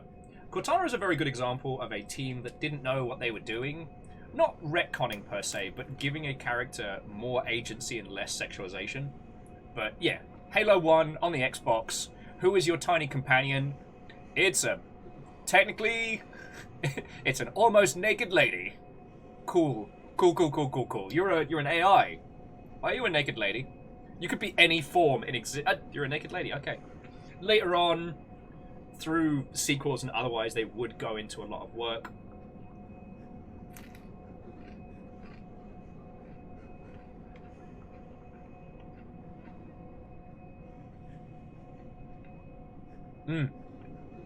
Hey, Hindle, Persona 5, that's a fucking great one to talk about on that one. And that is absolutely spot on. And you know what? We've mentioned this before, but I always feel like it warrants mentioning whenever we talk about representation in video games. Dark Souls 2 had a coffin that would change your character's gender. You just got in, and it swapped it. And obviously, with old video games, like, gender binary was just how it was done, because we didn't have a great understanding of the variations and broad spectrums of different individuals. But suffice to say, I beat this feckin' one-eyed ogre who was kicking my ass, and I got in this coffin. And in Dark Souls 1, the coffin took you to one of the covenants, the covenant of Skeletal McNitro. So I get in the coffin, my character pulls it shut, opens the coffin, gets out, and I'm like, oh, guess it doesn't work now. Because my character was wearing full plate mail. So of course I'm not going to see the sudden appearance of boobies. I was fucking like 10, 12 hours in before I got a new armor set, swapped it out, and I'm like, wait a second, where's my beard? Wait a second, how come I've got tits? Okay. I was really appreciative of that. With all of the Soulsian games, you can wear whatever attire. So if you kill a bunch of the pyromancers of the desert, who wear like a veil and a boob tube and like long fetish gloves, you can put those on any character. Gravelord Calcium Bonito. I like it, I like it. Oh. Yeah. Oh, and Fearless, like, I wasn't dissing on how Cortana was eventually solidified on, but, I mean, as Kakazi was saying, like, Halo 2's Cortana, it did look like sexy underwear over a blue lass. But yeah. And I promise, because this has gotten a lot better now, and it feels like whaling, but one of the big ones that we all used to wail against was Monster Hunter and World of Warcraft.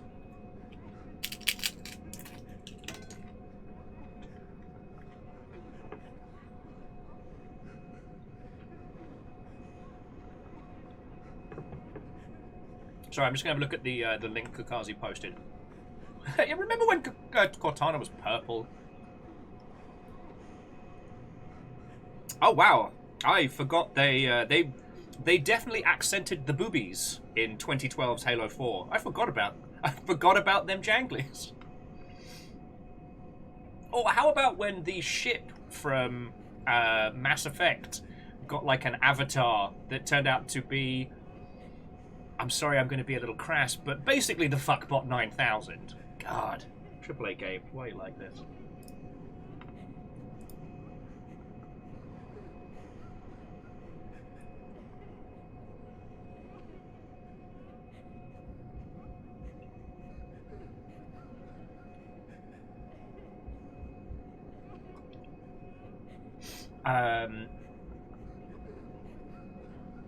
Sorry, I lost my train of thought for a second there. My apologies.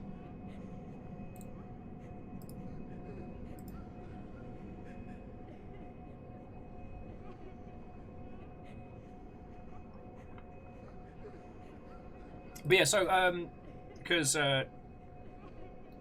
Final Fantasy XIV having the slutty and non-slutty versions of the varying attire is feckin' grand. But what used to happen with both Monster Hunter and World of Warcraft was that you would have the same item, and depending on whether you had chosen a masculine or feminine character at character creation, the armor would be drastically different depending on the body type. Like, you know, you'd get plate mail, and you put it on a guy, and he looked like a battle fridge, and then you put it on a lass, and then it should be the loosest description of, like, fighty bikini. Both series have gotten much better about this, and we're definitely better for it.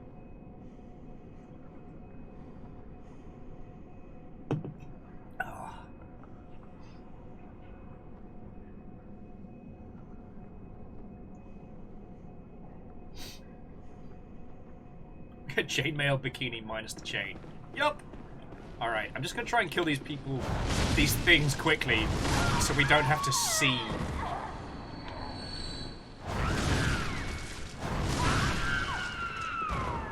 Why does this game always make me feel guilty?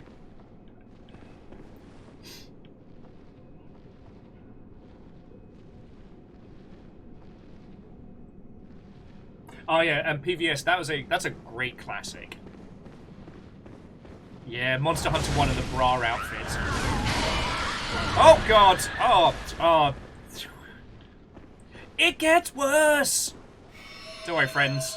I have a plan to handle this. It's called Hadouken! Hadouken!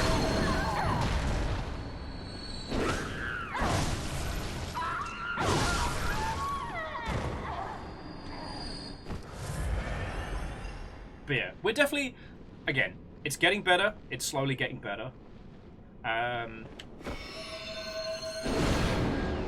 There's also the other thing that I've noticed is that with a...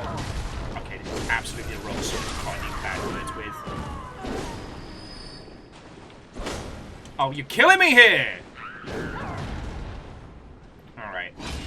It's time for Big Sword.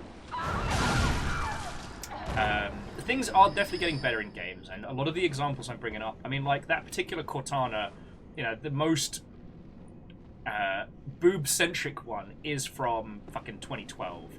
It has been a decade.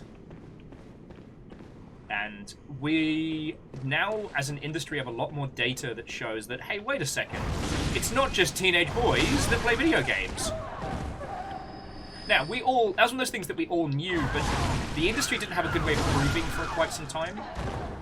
Duke of Dim's like, boob-centric. Came back at a weird time.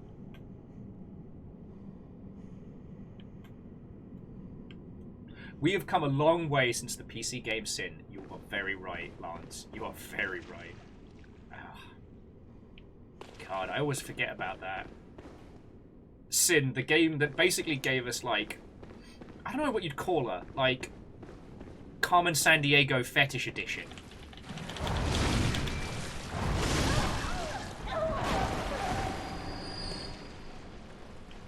Oh, wow, there are fucking tons of them! I keep finding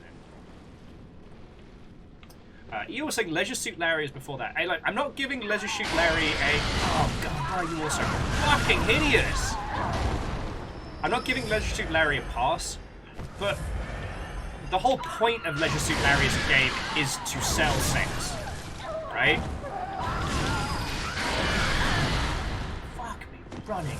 Why is everything so bad here?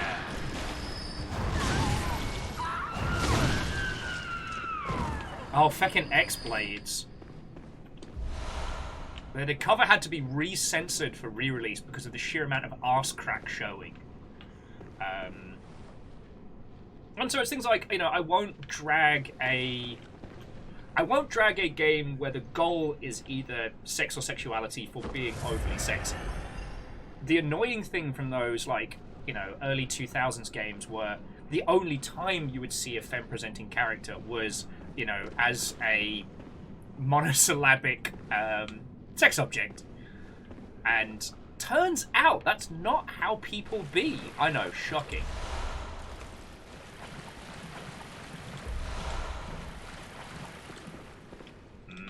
Cold Blood.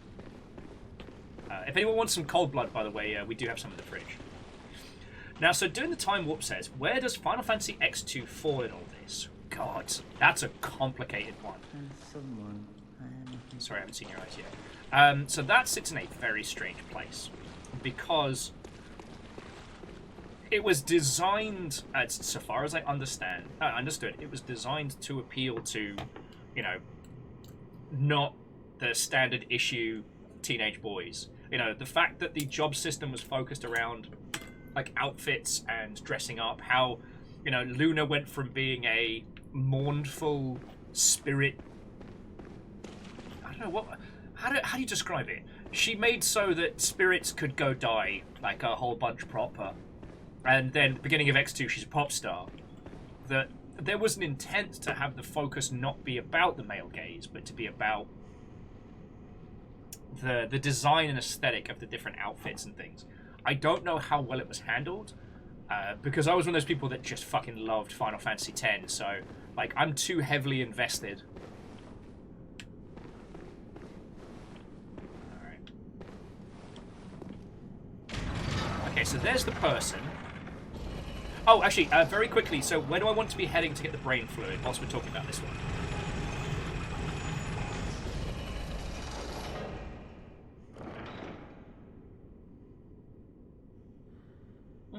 So, Duke of Dim...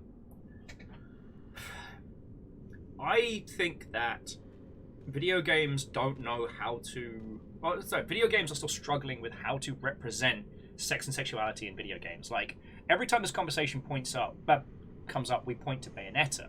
Like, here is a person who is very much in charge and command of their sexuality and has an agency in it. But there aren't a whole bunch of other good characters to point to. We're still not good at talking about it. Because the thing is, you know, sex and sexuality is is one aspect of the human experience. As my friend used to say, it is more likely that you will have sex with another person than kill someone. That's just math. And yet, video games have always focused so heavily on conflict, we've never been able to really understand... Well, not understand, we've never been able to really represent, like, emotional interaction and attachment. You know, back when we had... oh my god, I'm the worst for remembering names today. The gentleman who did the dragon speech from GDC, who has been talking for years about how to simulate the interactions between people. Sex is definitely one of the things that he's discussed and talked about, because, I mean, it's fucking complex. You know, there's a reason why people are still writing reams on this to try and understand who we are and how we interact with one another, you know? Fuck, like, that is a level of psychology that I am not equipped to talk about. But... Hindle's like, wait, really? I mean, of course.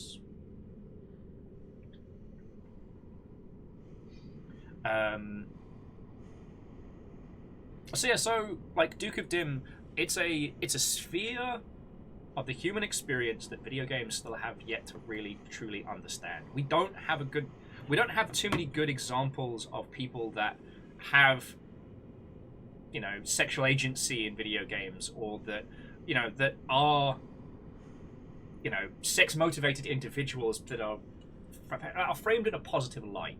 You know what I mean?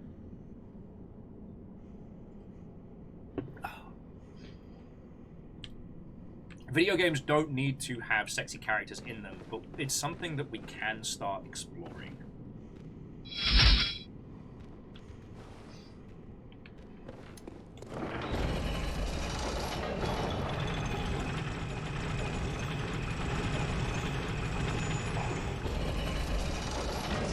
Alright, now let's bash these people in wheelchairs and keep going. Aperture!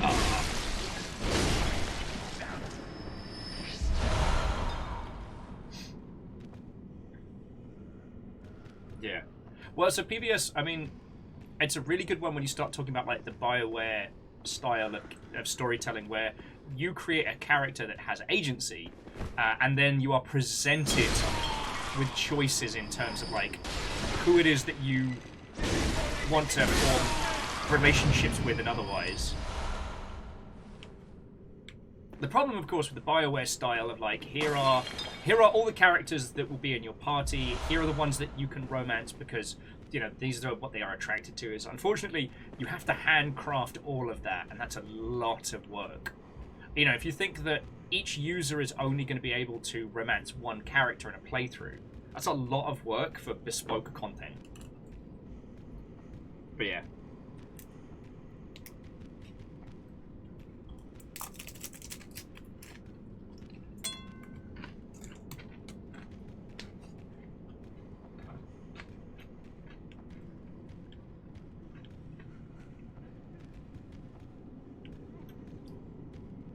But this whole conversation is one of the reasons why I'm still so in love with video games as a medium.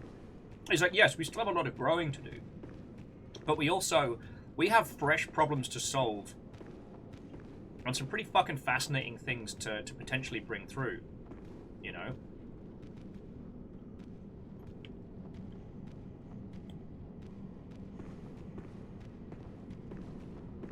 I do honestly believe that the complexities Scientific! That the complexities of the human experience are something that video games are very equipped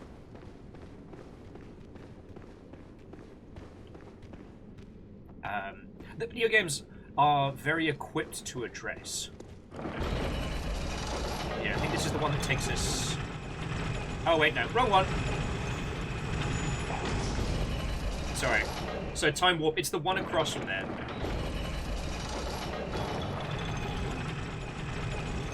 And I'm really excited to see how this goes. You know, one of the most interesting games that I played, when was it? Last year, year before, was a game called, I believe, Tender, which was about dating, or about, like, you know, dating in the digital age, where you're the only human on an alien planet, and your visa is tied to how many dates you can go on. You have to find a relationship on this planet if you want to stay. That's their requirement. And your visa is for 10 dates. So you go onto this, like, Tinder, Grindr, whatever, knockoff. Excuse me. And you try and, you know, make a genuine, emotional, romantic, or sexy connection. And the reason why it's brilliant is that, one, all of the characters are, I mean, aliens, but they're all archetypes of very real people dialed up to 11.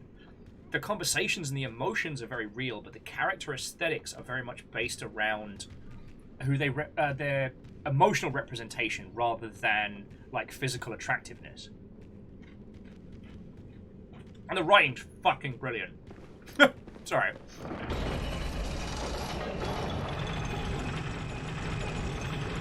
Okay. Oh shit, there was the secret. So write it all the way up, but...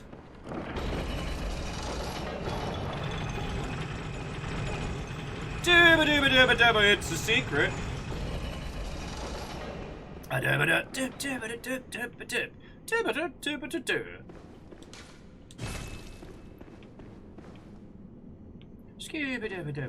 It's a secret. Sorry, I loved Battle Block Theatre, don't judge me. Oh, but, Don, the game I was talking about is called Tender. Hang on, let me grab the fucking... It's almost like I have the entirety of the internet in front of me. Oh, okay, sorry, the full title is called Tender, Creature Comforts. And, holy crud, as a discussion and deconstruction of, like relationships and digidating and things like that, like, it's feckin' brilliant.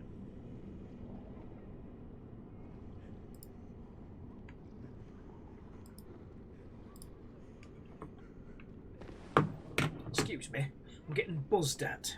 What's going on?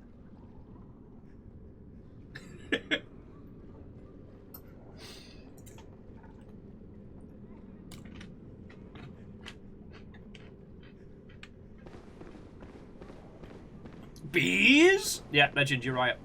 That's what it was. It was just bees. Okay. So, Time Warp.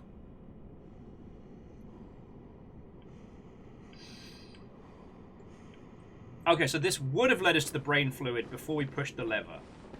Wrong lever, crook! Alright, so... how badly have I fecked up?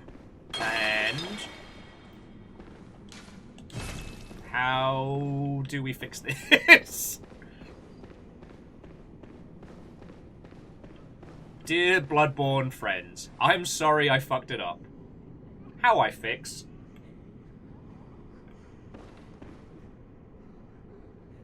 Just go back to the elevator. Alright. I'm gonna have to fight my way back down again, but I can do that.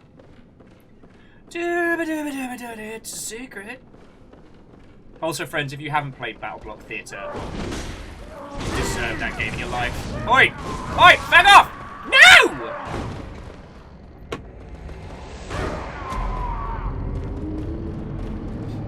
Okay, so we are going to be able to take that elevator back up after all. It's just a slight change of method. That was my fault because I was distracted there. Okay.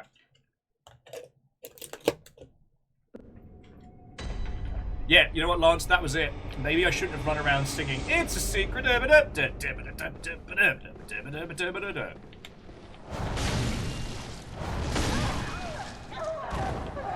feck off.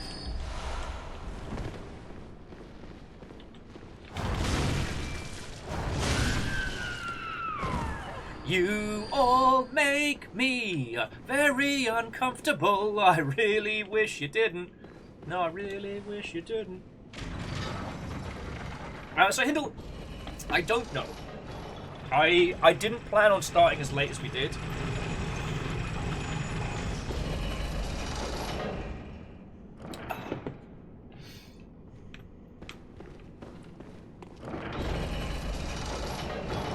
Oh, Eeyore, go have yourself a lovely trundle. And I'd definitely be fascinated to see your creation on that. So many Quicksilver bullets. Okay, elevator all the way up. Oh, and time warp. I got no qualms in Find the Hunter now. I just we had like 80k on the line, and I didn't want to risk it for a biscuit, you know.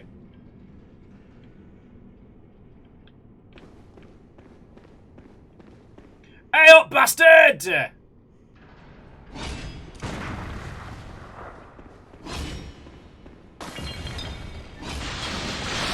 Oh, piss. Literal piss.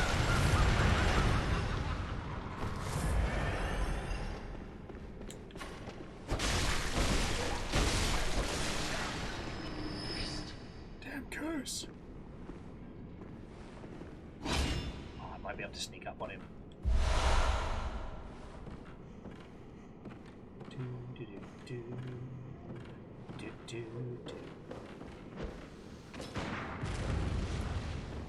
Okay, firstly, oh, dick, move.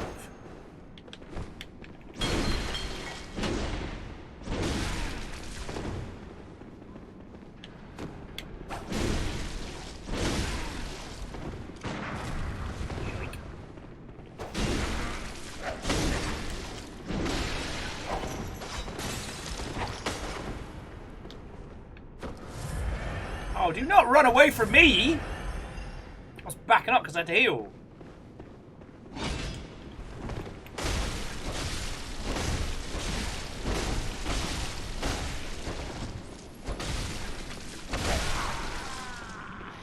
Oh, that got spicy. That is a frame advantage. And we're back to talking about the stuff. Okay, so. Okay, so we've killed him. Essentially just follow the platform till there are stairs. Do you mean these stairs here down? Do I need to go through big doors? Give me the diddlios. Or do I need to talk to that brain blob there? Are you chatty or are you... Blob. Yeah, here we go. Blip. Blob. Blip. Blob. Blip. Blob. Lady Maria, I'm a robin. Will I ever curl up and become an egg? What say you? Lady Maria, say something.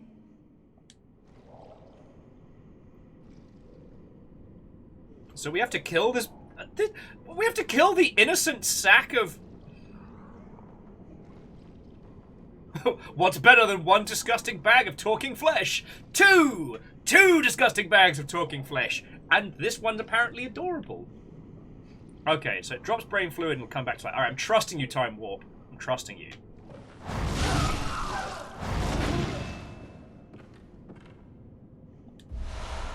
Brain fluid! Yay! Oh god, it reformed! What the fuck? Lady Maria, will I ever... What's it say? Some... Oh. Oh. You know what? They're living their cute little best life. Kind of giving me flashbacks to some of the robots in Soma, you know? You know what? Let's just leave them happily doing their little thing. Doop-a-doop-a-doop-a-doop.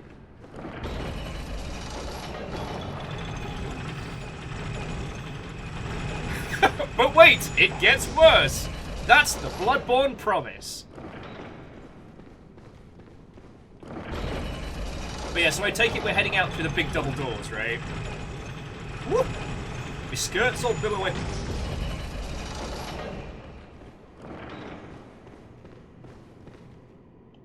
Please, could you do something for me? I need brain. Your brain fluid. Oh, thank you. You're terribly kind.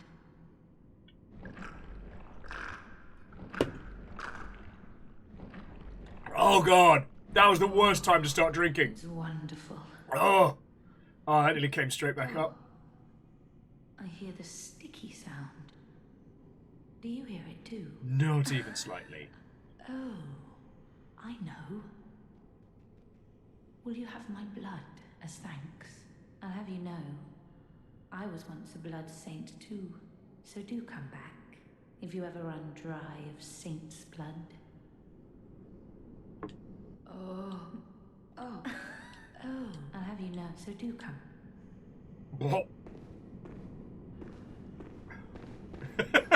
Okay, Kakazi, you're not wrong. You're not wrong. Okay, so we need to ride the elevators up again for the next part. Sounds good? Sounds good. Just the bit where Maria kicks the shit out of me for 20 minutes.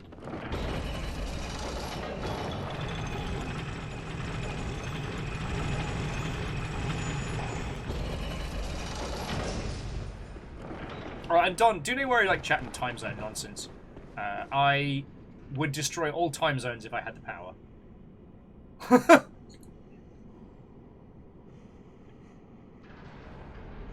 Alright, so we're just going through the big double doors, yeah?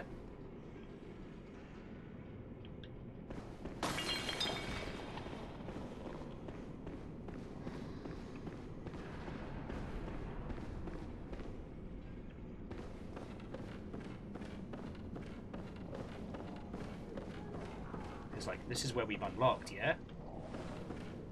Scooby-dooby-dooby-dooby, it's a secret. I have failed. Please, Lady Maria.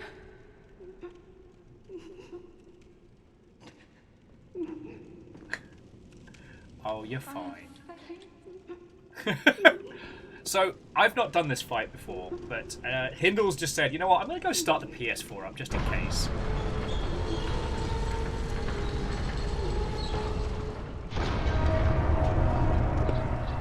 What the fuck?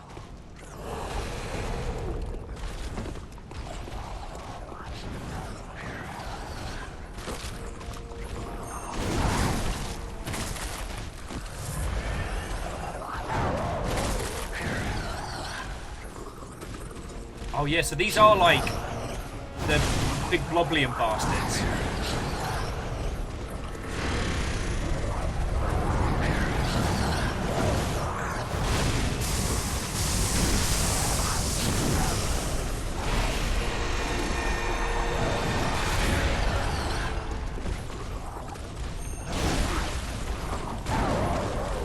Kind of cool to be swinging for 1,000 though.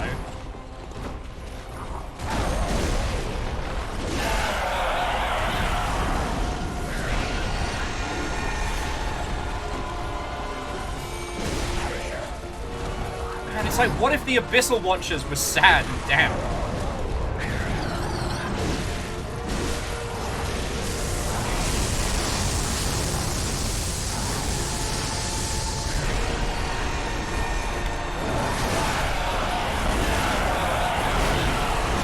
Holy fuck! Don't make me get my Hadoukens. I'll do it.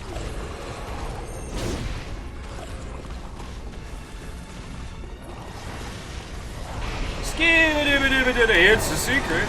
Skibidi. Fucking sunflower bollocks. Alright, I can't hurt the sunflowers.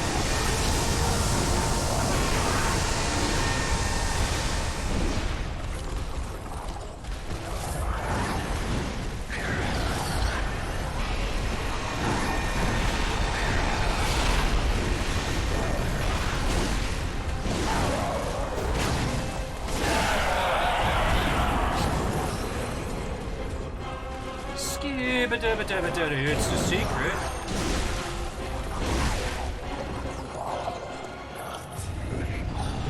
What the fuck?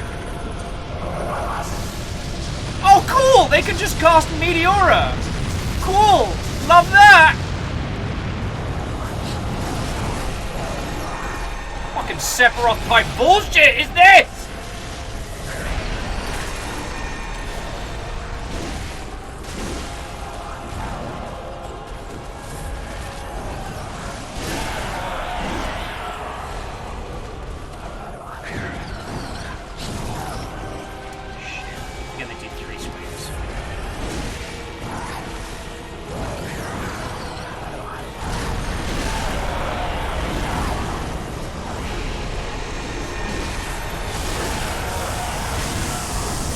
Dodge!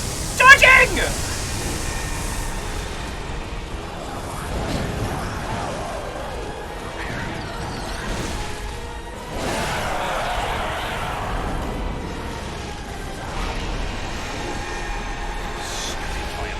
Right here.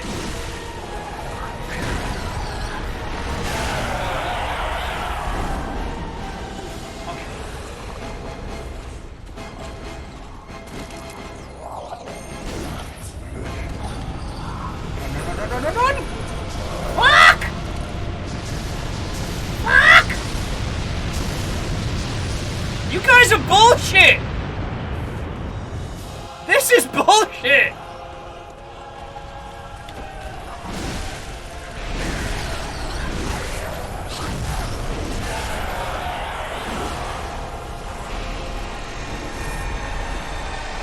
I'm just worried about accidentally getting Hadouken to death, you know?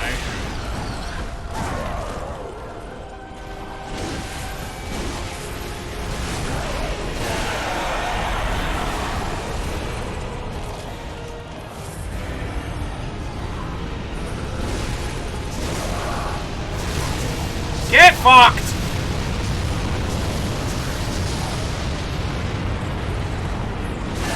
Yes! First time, every time. Thank you. I will be signing autographs at the end of the stream. Hapacha. No no no no no no no no. Oh god, sorry. Gotta remember I've been drinking a lot of the fizzy water. Okay, so what is up with the fucking sunflowers? So yeah, these were like malformed versions of the squibbly, blobbly things that we see later on. This is so weird. So it says, get a closer look at the sunflower. Alright. It's got little faces. It seems to be moving.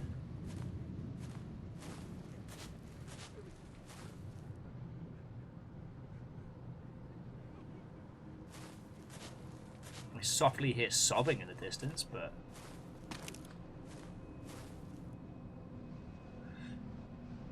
Miyaki Sara says, do you remember other areas with sunflowers? Yeah, I remember the person with the bag on their head, like, tending to one of the areas. Also, yeah.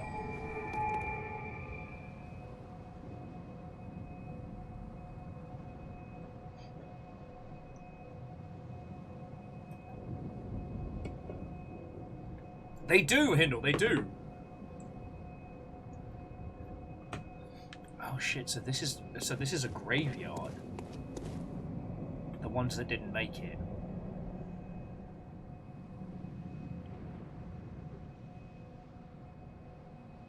And to Carl, to Soyatl, I say Watto and welcome. How goes it? You just missed me first time every timing the aforementioned boss. I am gonna go spend what we've just gotten. Oh. Fucking hell. I'm feeling kind of smug. I'm feeling pretty proud of myself. But something tells me that is I'm supposed to feel overconfident. Oh, and Carl, No apologies necessary. I hope you're doing good, friend. So Duan says, the Celestial Emissary in the Upper Cathedral Ward. This is essentially the predecessor that Byrgenwerth created before the church split off from them. Fascinating.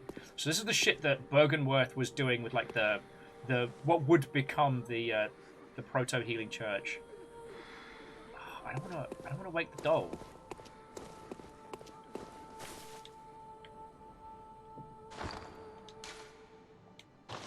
But I do want to level. Alright. Sorry to wake you from a nap. Ah, welcome home, good hunter. I must have drifted off.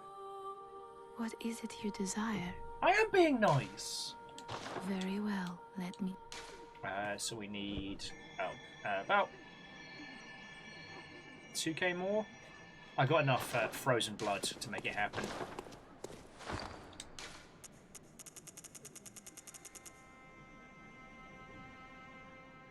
Used to gain unspeakable amounts of blood echoes. That'll do nicely. So Time Warp saying that this part of the DLC is essentially about Byrgenwerth's atrocities, where the main game focused more on the healing church. This is fascinating. But this is kind of like, welcome. I mean, essentially proto-healing church. What would become? Let me... Because the beginning is definitely where they were stashing all the...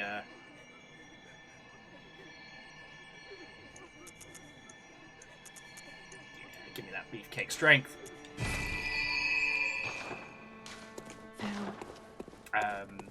Because yeah, the beginning is basically where all the hunters that go blood drunk mad get stashed, and so this section, it's fascinating because it's all parts of the atrocities of the old hunters all stitched together.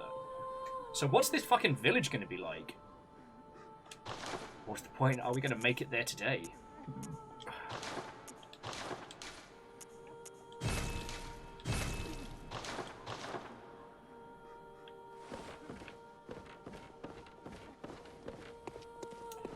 Oh, Hindle says this is also the start of them making ROM. Fascinating. Because all the nonsense with ROM just, blows my tiny mind. The idiot genius ROM.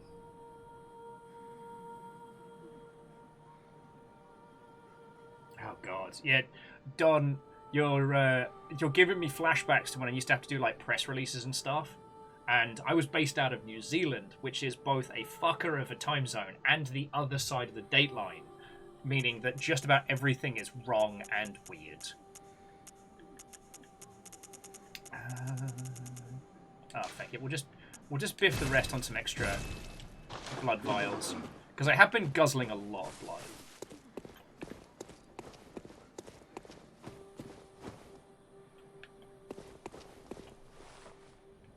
Yeah, Miyaki Sakura, that's a good point, because it's the choir that continued that work and that research, all the brain nonsense. Sturdy Kiwi can confirm New Zealand time zone is a bugger of a thing, because it's not just even the hour, it's the day that can shift.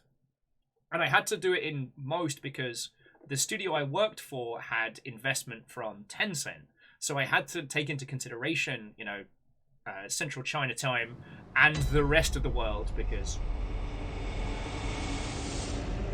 at least for us, like, the US and Europe was our primary market, so a lot of work on that. Opened with the Astral Clock Tower key.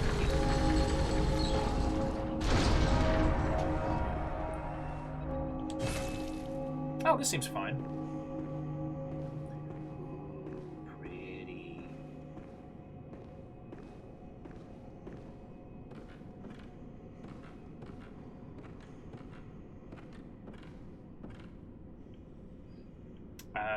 Time Warp says there's cool lore you get from finishing the brain fluid quest. Do I need to back up before we do that? Hey, Don, I wish you much better sleep patterns than I have, and thank you for coming and hanging out today. Again, apologies for being super late, but I really do appreciate it, and hopefully a little bit of company on your sleepless evening. A corpse should be left well enough alone. Nah, it's Bloodborne. Time Warp says you don't get locked out, but you will need to double back for it. Okay, so let's... Because that looks like a boss arena. And whilst... in case I have to call on, like, Hindle and people for help while everybody's getting all set up and whatnot. So, Time Warp, what do I need to do to continue the quest?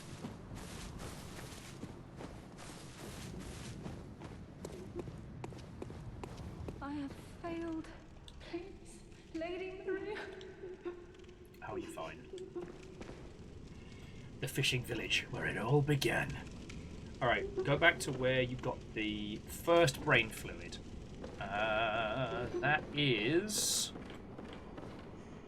up, isn't it? Okay, I think I know where.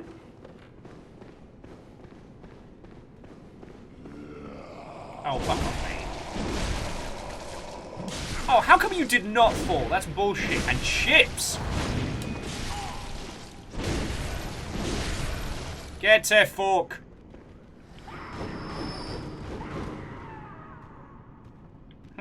Somebody's bad. Excuse me, Professor Dingleberry. One sword delivery.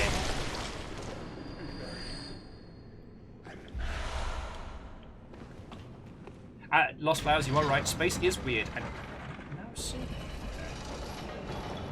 Oh, so Angel Kalina. Sleep well. Lovely hanging out with you. To be continued.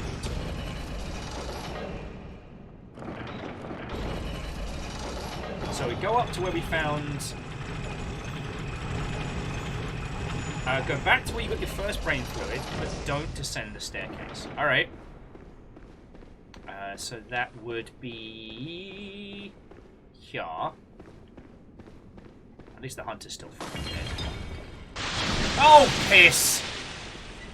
Oh, don't you fucking dare, Granddad. Don't you fucking dare! This is why I keep guzzling this all.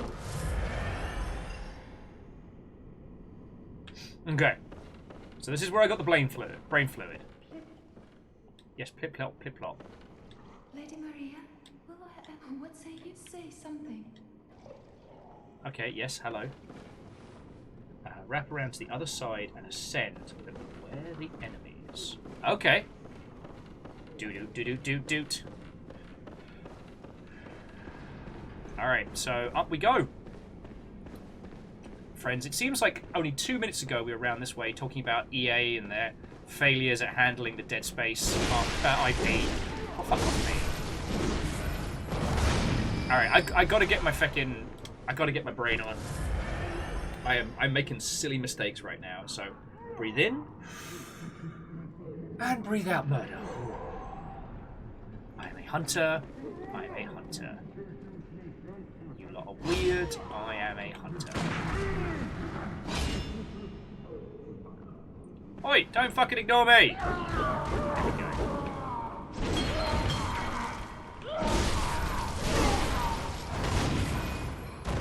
That's one.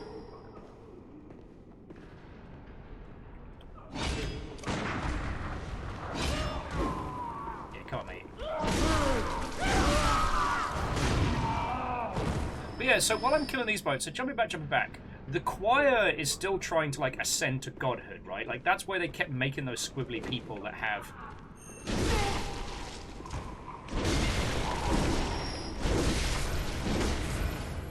That's why they keep making those poor squibbly people, is because, you know, they want to find a way to reach that state without losing the self, right?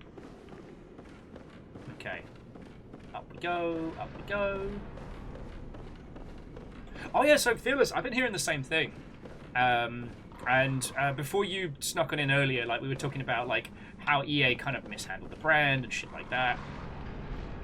No, Crow, stay there. You make me feel sad when I kill you. Oh, Beefcake Arms is already gone. Alright. So. I have ascended. Where to next, friend?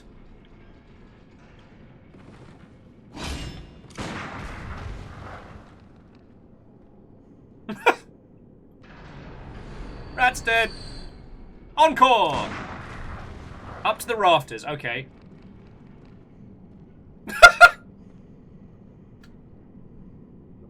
I am the baddie. I'm the baddie here. I am the baddie. It's me. Hi. I'm the problem. It's me.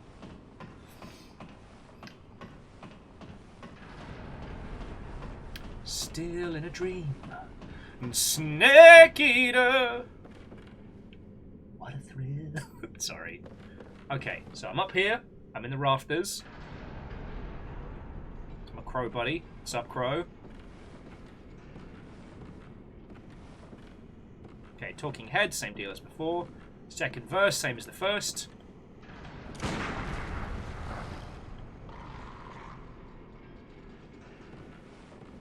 Crow just minorly inconvenienced by my gun. Splash. Split. Splash. I was taking a bath. Have you heard how curiously the sea churns? Like a storm, but like the rain, only gentle, like dripping water. Okay. It bellows from deep inside of me. Here it comes. So when you say same as before, squish the sack, grab the juice, hop. Squish the sack, grab the juice, go feed it to our friend, right? Right.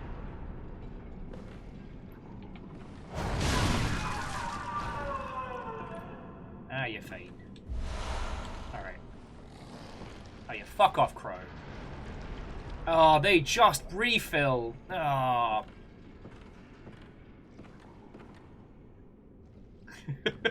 They're not the brightest of rodents.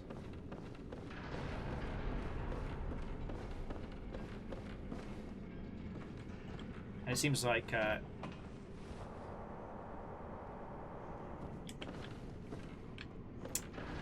well, so time walk, I could actually, you know what, that's gonna be fastest, you're right. Well, hunter's mark, well, actually I've got yellow's hunter's mark, you know, might as well use him. Then we go, because this will take us over to the sunflower area, so we'll hop back down and give that person the rest of the good goo.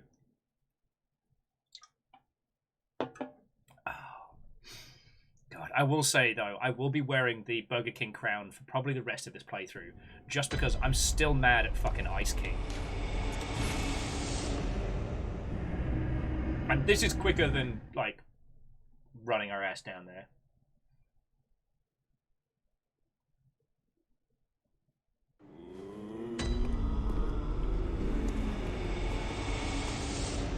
Why are you all so nasty? Bacon's like... They're like sentient sponges. Squeeze them out, collect the liquid, and they resume to their previous shape.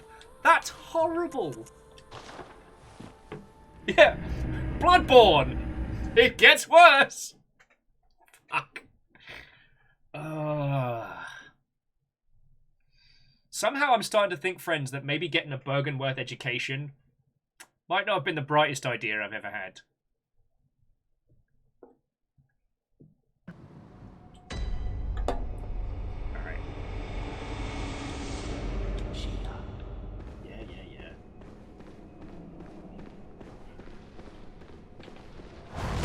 It certainly wasn't Bergen worth it. Boof. Oh, God.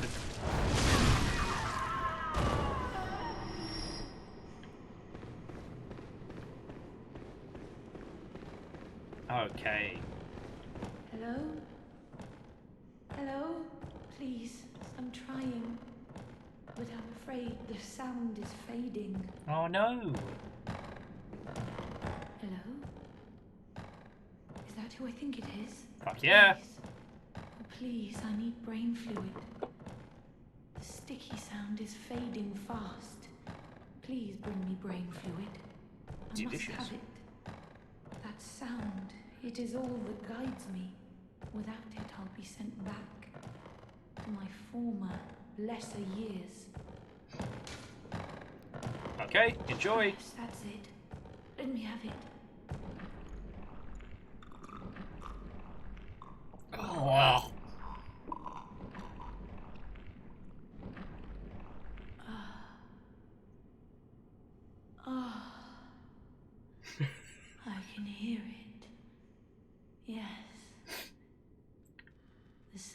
that guides me.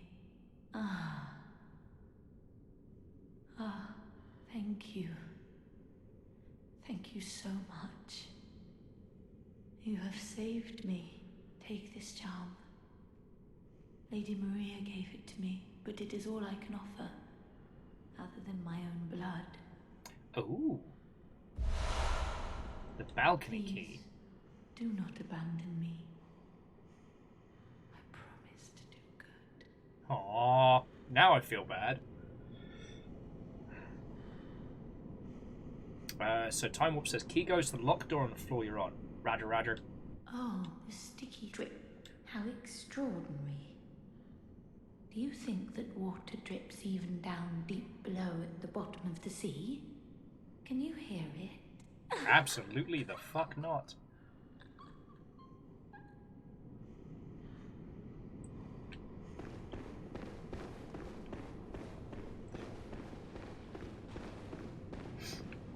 Okay, and so that key opens that door over there, so let's go have a look-see. Yeah, she'd be jonesing for the Baja Blast then. Time Warp says we might have to reload the area a couple of times. No one's sure why. Okay. First floor balcony. Open the balcony key. Is this all 5x5?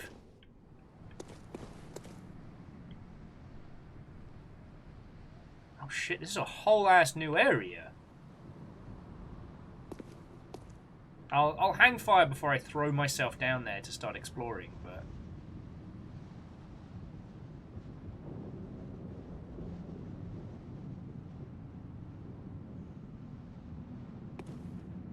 And this seems like it's working. Let's explore. Worst case, you know, I can bust out a couple of yellow marks.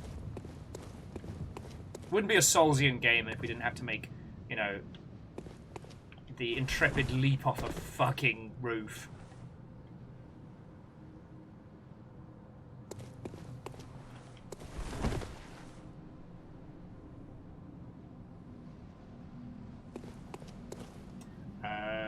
Don't go into the flower pit directly. Roger, roger. Let's have a little look-see. This feels very Chalice Dungeon. Very large.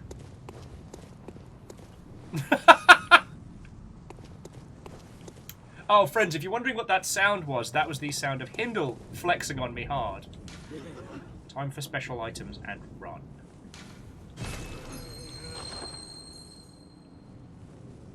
Okay.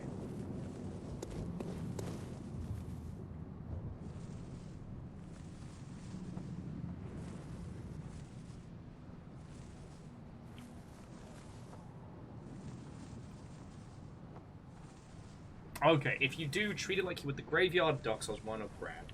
Okay. Well, let's grab this.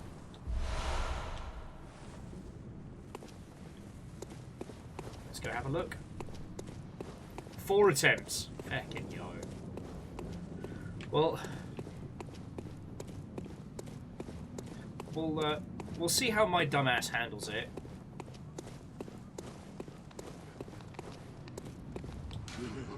Time for rolling.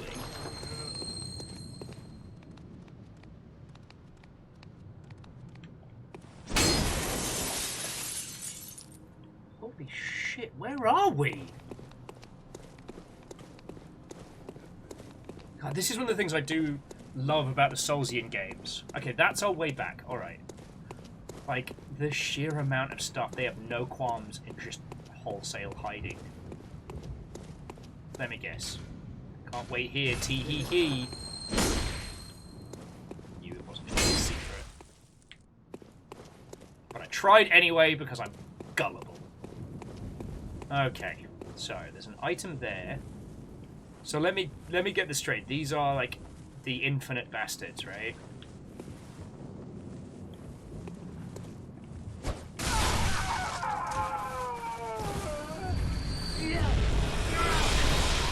Whoa, okay.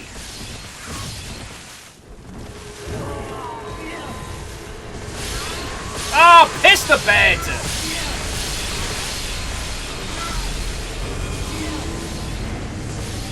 Well,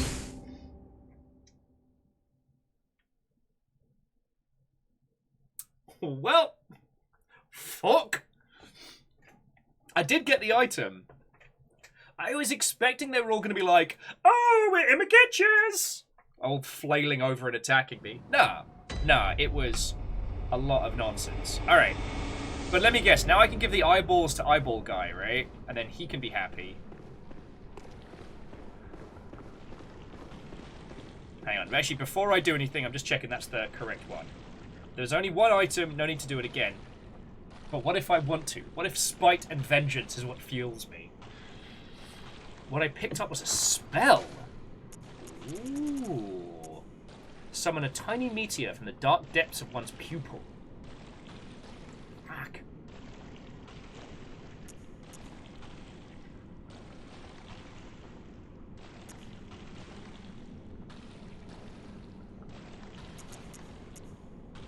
An empty shell that applies arcane power to weapons.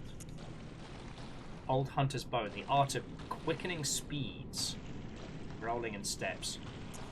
I just realised we actually have magic to use. That could be pretty fucking cool. Yeah, fuck it. Let's experiment with some of these. Because it's not like it's not like I've been using bullets for a lot. Empty shell that applies arcane power. Fuck it, why not?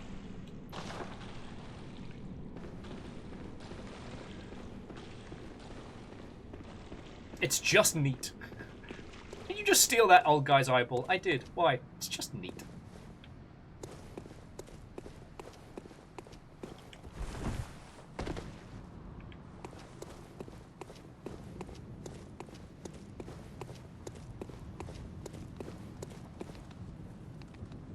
You bastards as me souls.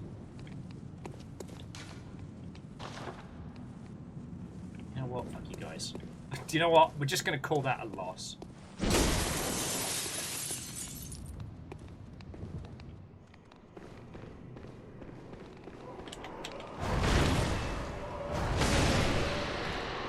Oh shit, I know where we are. It's the rafters above where we fought possibly early Vicar. Wondrous inquisitiveness. Return back. Remember the kin of the cosmos.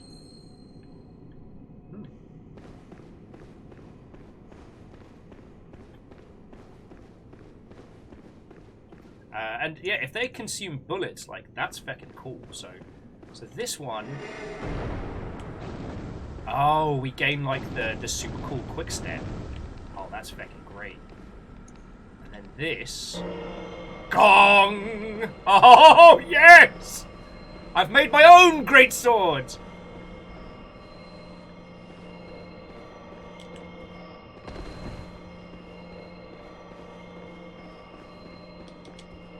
Woohoo!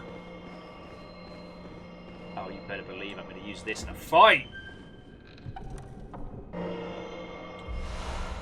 Pulsating damp blood gem. Of course it has to be damp. You've come to the right place! My weapon sings to me. Alright, I have no interest in Fathomancy, and I don't have any... I don't have much in the way of blood echoes, so we can hop on back. Vulture Pony, how are you doing? Watto and welcome. Alright, so let's have a couple of shots at Maria and see how I do.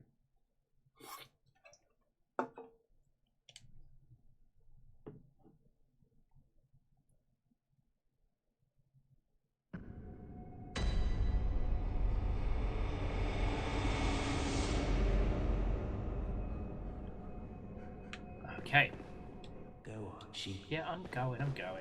Honestly, just Hunter's dreaming back. I just saw, good luck. You'll need it.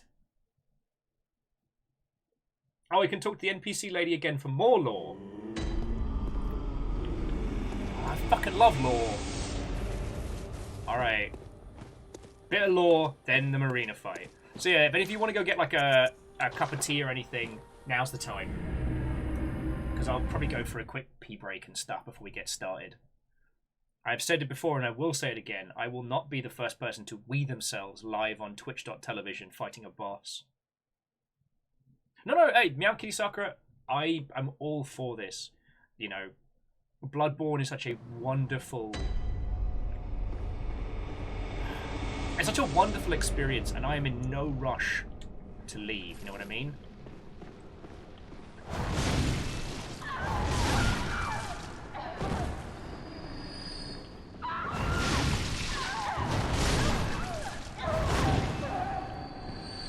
Yeah, these poor buggers.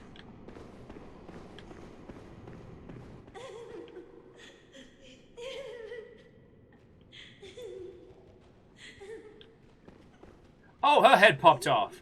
Alright, how you doing?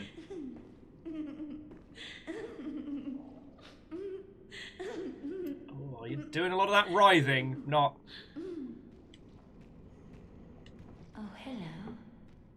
One last time. Will you fetch brain fluid just one last time?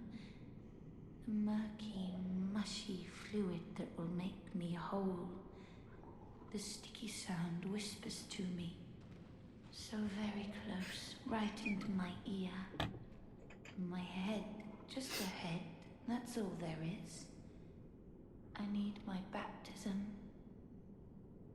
Please, I beg of you. I want to be something.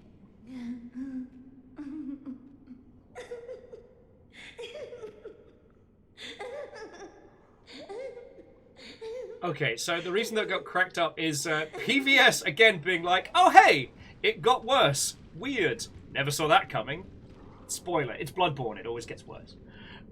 So Clank, so far as what we know, is this is a nightmare essentially reliving the horrible things that Boggenworth did to people in their early research. This is the start of the Choir. And it involved injecting people with basically brain fluid of the gods. See, Bloodborne's holy blood ministration healing church was all about using the old blood, you know, blood of the gods, to heal people, you know, as I'm sure you well know. But after a while, it came with a curse, as the blood turned people into beasts. You know, those huge, shaggy werewolf monsters and whatnot. Well, this is what happened when people started, like, unwillingly being given the brain fluid. It did give them the powers of the gods, the powers of the arcane, but yeah. Now we have to squish the bag, and when she reforms, give her her own brain fluid. God,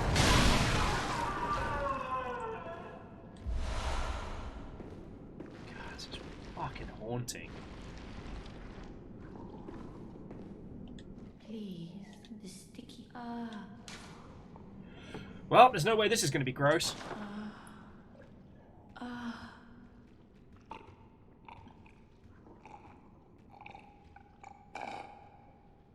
Where did she even get a straw from? I see a shape. My guide, I see your voice. Clearly as it bends and bleeds. Ooh.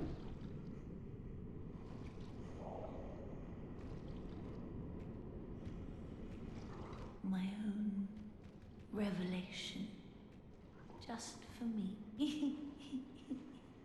Thank you for everything. Really, I used to be nothing.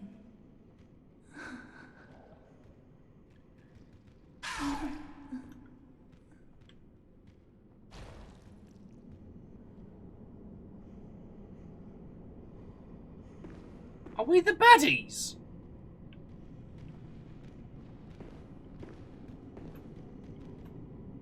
Time Warp says once you beat Marina, equip that rune. Okay, so now we've got to fight. Okay, so let's go back to the Hunter's Dream. I can have a pee and, I don't know, acquire some performance-enhancing substances. Coffee. Am I having coffee at like 8:30 at night? Yes, because fuck it. Oh, fuck. Dustin is like, well, that conversation deflated fast. No. In fairness, a good sense of humor would probably keep you sane going through all this kind of nonsense. But again with the white flowers. Fucking yo. So, we don't know what the guide or the fluid... sorry, we don't know what the guide was, but eventually it would become Rom and the spiders, right? And yeah, so Time Warp was saying that Bergenworth was about developing eyes on the inside. A different philosophy of how to achieve godhood, yeah. You know, the difference between the eyes of the arcane and the blood of the beast. You know, there's no secret in... Okay, I know you've been here for all of these talks, but I just want to say it one more time because it continues to make me impressed and happy. But the two resources that you as a player accrue that define your playthrough is insight and blood. Oh, Hindle's having coffee at 4 AM. Alright. PBS says Ebritus was the guide, right? Unless that was a bit and it's gone over my head, in which case I'm sorry. Alright. P-break. Grab snacks, sweeties, or whatever you need. And then let's go take on Maria.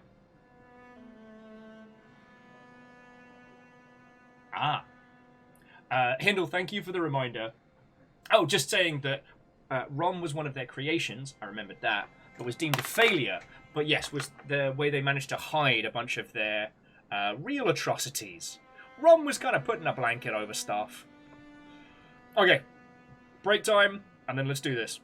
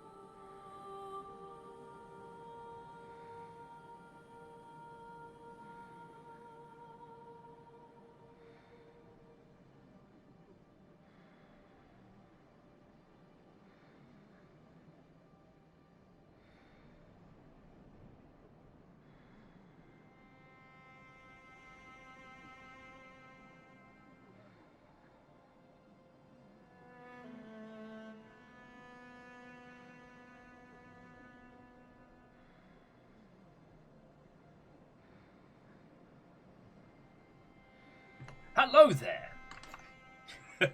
So, as I'm sure you might have noticed by my haggard visage, like, this week I've not been doing so well when it comes to, like, you know, sleeping and looking after myself. But it does mean I've been making kind of, like, weird cognitive swaps. And I was like, yeah, you know what? I don't really want to make any more coffee. You know what? I might be down for some sugar.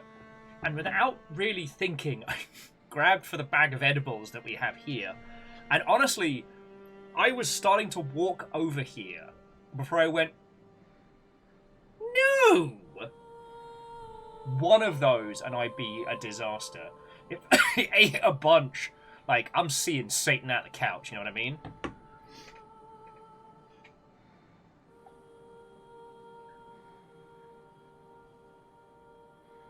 Okay, but jumping back. So Ebritus was the old one that they were trying to commune with. And Hindle says that they believed Ebritus was one of the old ones they stole as a child, as she was left behind by the other Great Ones, hence Daughter of the Cosmos. It's because of her they had a fresh Great One blood. So she's the choir's biggest secret. Ah, yes! I mean, Hindle, I'd lose, but it would probably be very entertaining for all of you. I'd have a very bad time. Alright. Let's do this.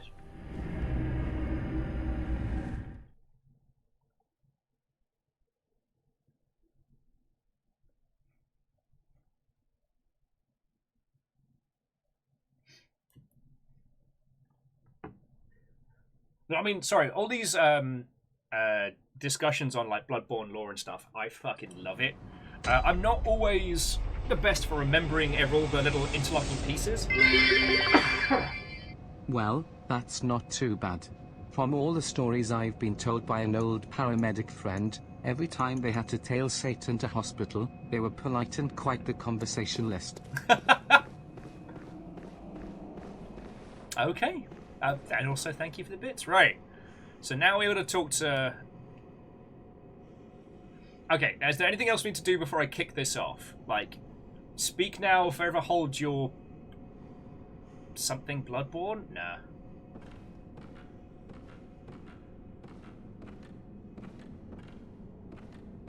God, why does it feel like this is gonna... just... the floor's absolutely gonna fall. Oh... Get my affairs in order. Hold on to your spleen. Speak now or forever hold your brain fluid.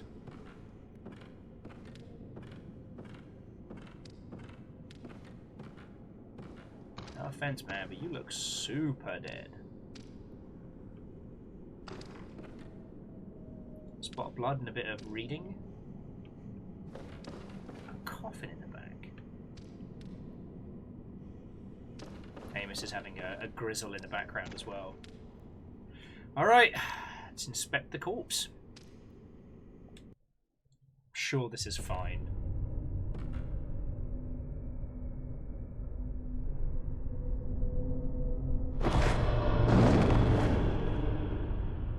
A corpse should be left well alone.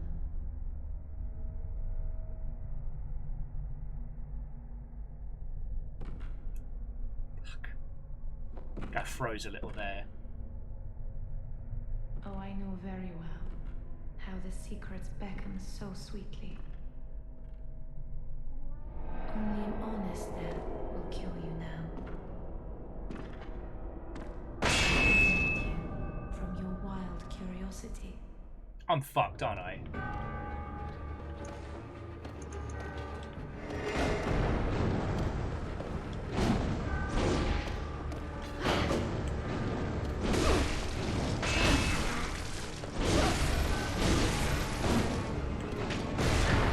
Ow!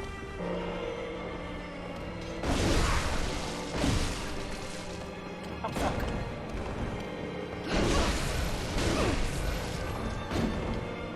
Drugs. Ow! Ow! Not cool! Not cool!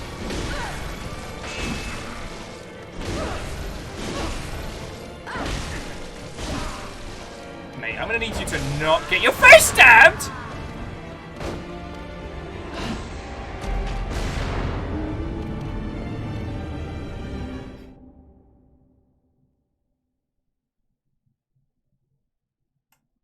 Wait, what? Okay, firstly, legend. Thank you. That's a great compliment. But Kakazi was saying, isn't she just a doll? She does look like the fucking doll. Okay. Okay. Yeah, start the counter.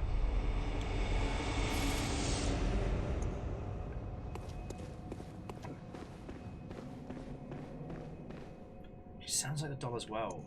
Okay. No! Alright, let's fucking go!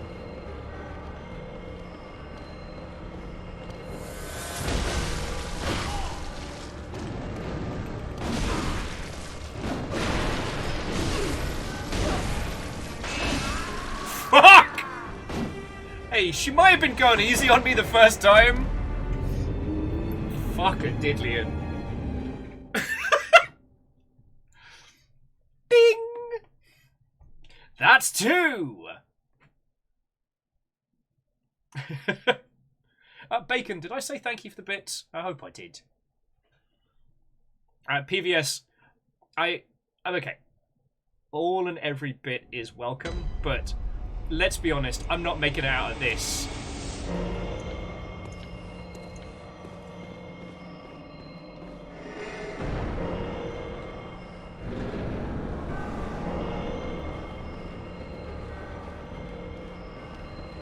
Come on, come on.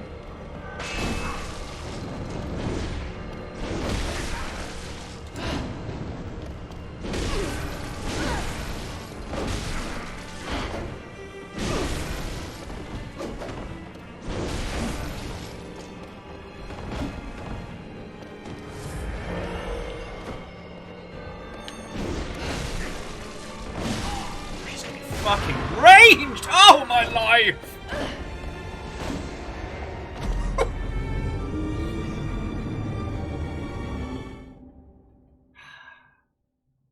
What's that quote that's been doing the rounds? If this is supposed to be an RPG, then what role am I playing here? The victim? Fuck! She just shot me in the gob, like, that wasn't even... Oh... Hindle, I'd love some lore. You know what? I should have realised it was the same voice actor as the doll.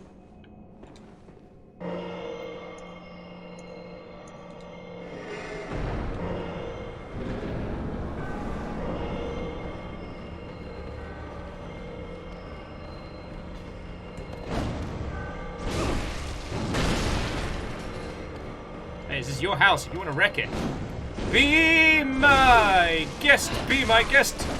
Put our sword work to the test. Woo!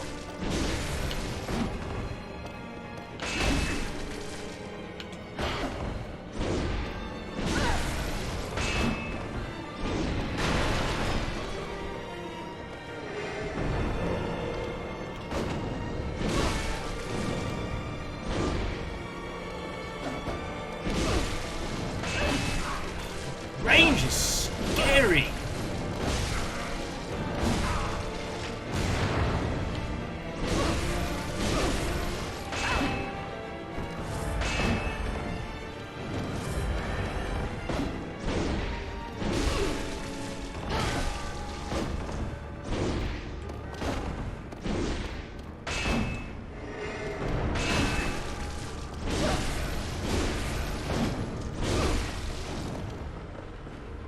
That seems very bad. Oh no! Don't do that! No! Oh, don't do that either! What the fuck?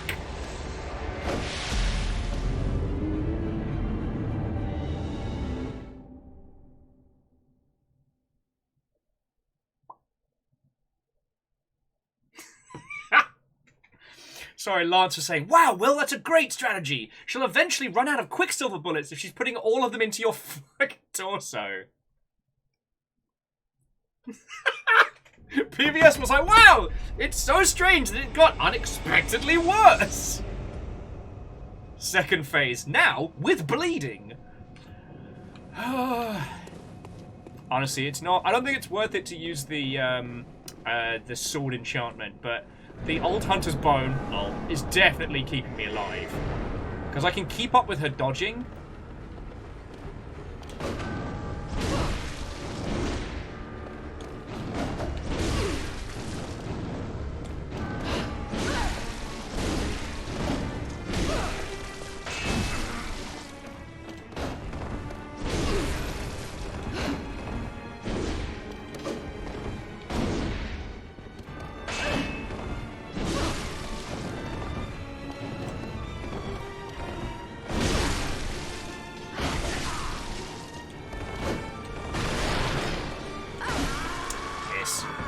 Hesitated. Okay, so jumping back in. So Hindle's saying that Marina is one of the first hunters. She was Gurman's apprentice, and Gurman had apparently an unhealthy obsession with her. She is also Canehurst, though she hated her family because she hated what her family became, which is why she can use blood skills. Hindle sings she parted ways with Gurman after learning about what he did for the church, and she became a kind of nurse and caretaker to the abandoned experiments. Oh shit!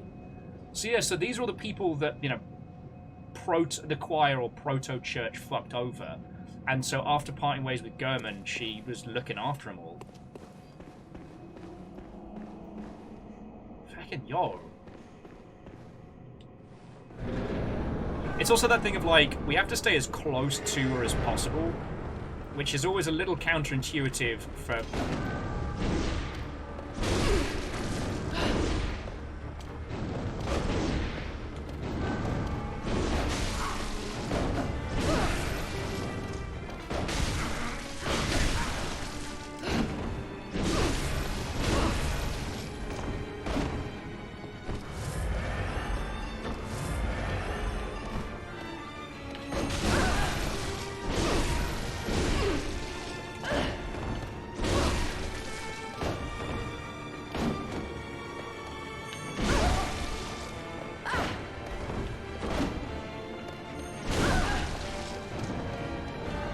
I take it I don't want to be there when she starts doing this, right?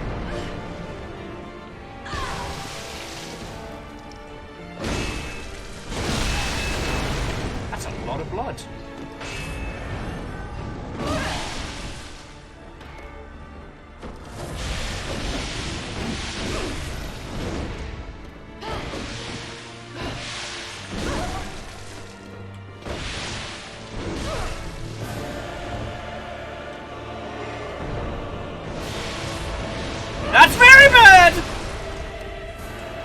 Oh, there goes the fucking choir. Yeah, I'm fucked.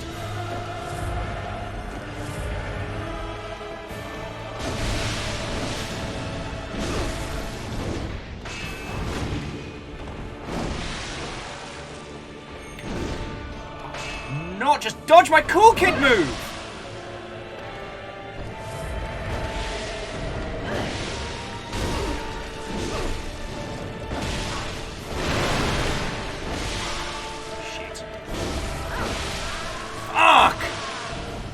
This fight's cool. Holy crap!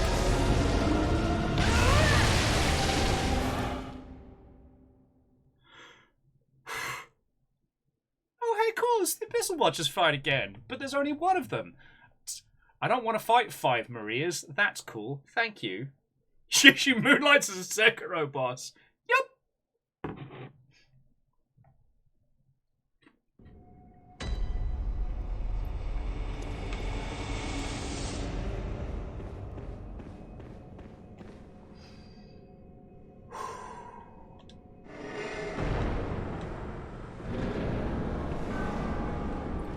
Oh, crap. Sorry, I didn't see your message about more lore.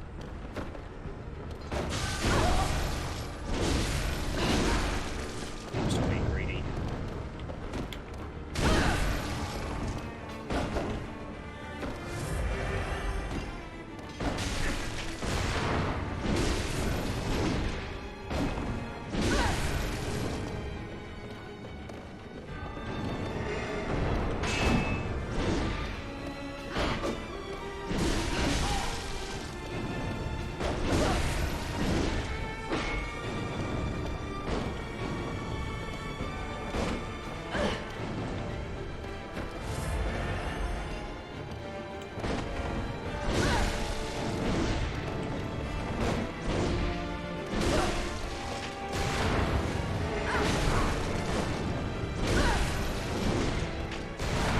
Okay, okay.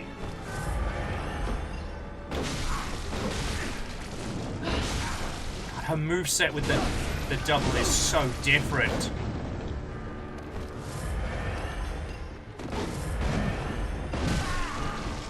Like, I can handle her when she's dual wielding, but like this? Nah.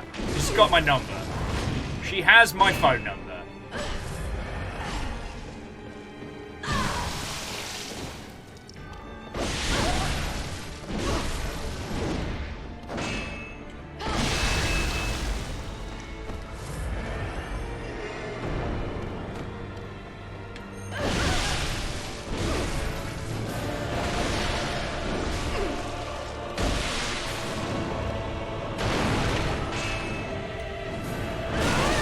Oh, feckin' wait! Bugger! Oh, I'm in two minds. Like, I know I can summon up people to help win, but okay, so...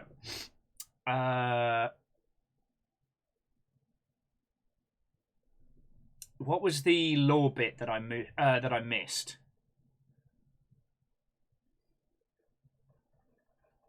Also, at PVS, thank you for the salt. My deaths are probably going to fill the pint glass, which will be very entertaining. Okay. Oh, just that German's a creep. Yeah, that's known. Mr. How to Pick Up Fair Maidens. Okay, so Edward said German was obsessed with her, made the doll in her likeness. Though one that's subservient to him. Though he got bored of it eventually and abandoned it, even offering others to use. Yeah, that's the fucking his creepy opening line from the fucking game. Alright, let's fucking go!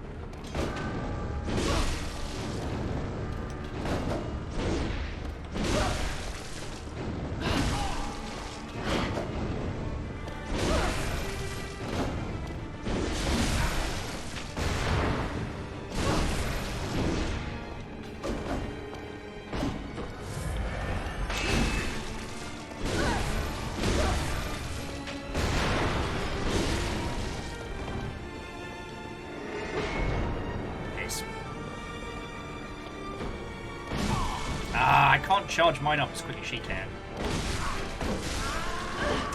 Yeah. Her fucking Darth Maul stance wrecks my face. To TRM, Watto and welcome. Hello, hello. Yeah, we're up against Marina. 8 deaths so far.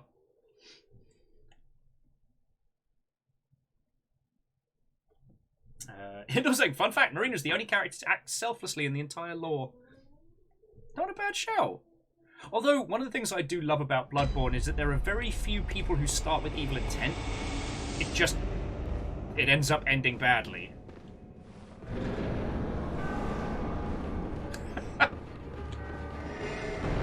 Okay.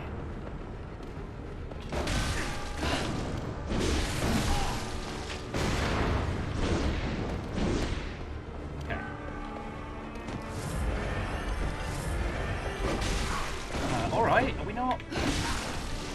Okay, this is a bad death. This is a bad run.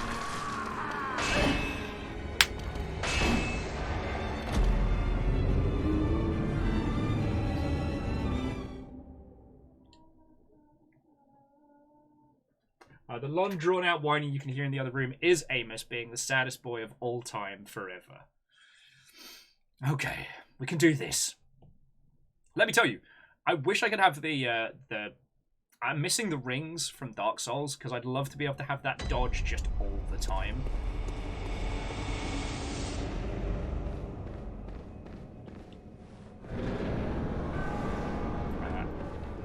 Hashtag free Amos. Do not free the boy!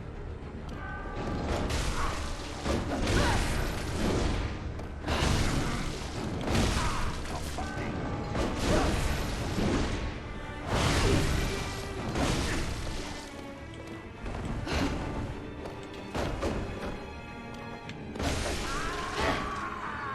I wasn't going to waste the healing when I was up my rhythm.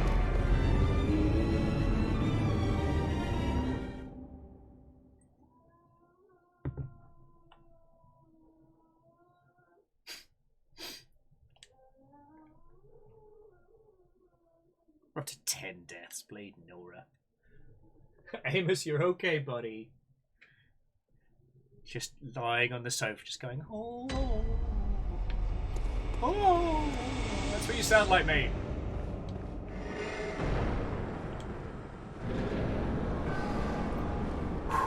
Okay. Nice river.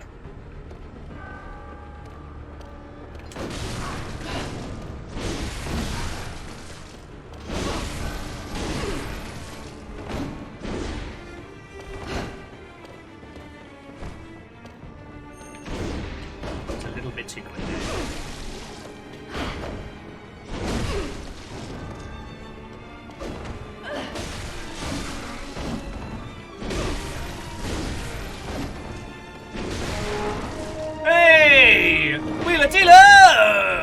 How are you doing, friend? Marina's currently kicking the hot shit out of me. How are you?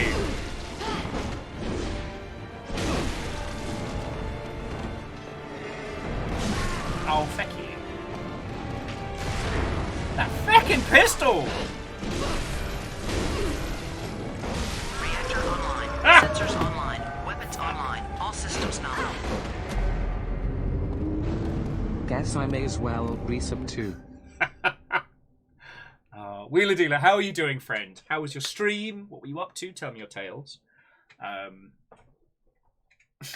Soma, how goes it? Hello, hello. I imagine by this point, this late on a Saturday night, everybody's met Wheeler Dealer already. But if you haven't, just in case, we served together under the waggling finger of Uncle Sonic 1,000 years ago. And we've been industry friendos ever since. And actual friendos.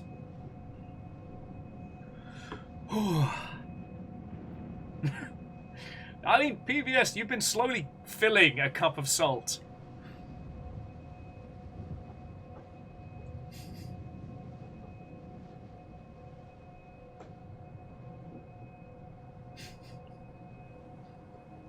Ripping through Lindell tonight. It doesn't ring a bell, but I've also been very off my game recently, so combination of poor life choices and not sleeping so good.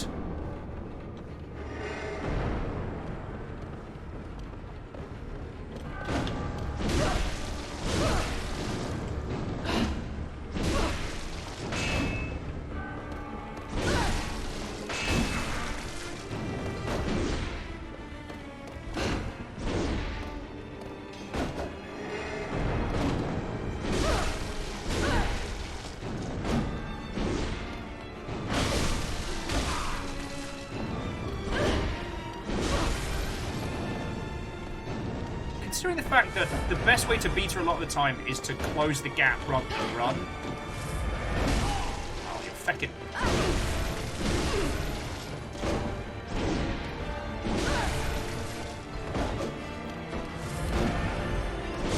It's often really hard to remember that. Real feckin' clever, she hesitated a second there. Oh, here we go.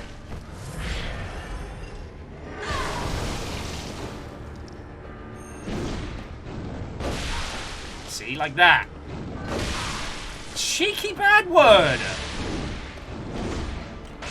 I'm fucked. I'm fucked. Alright, let's fucking go.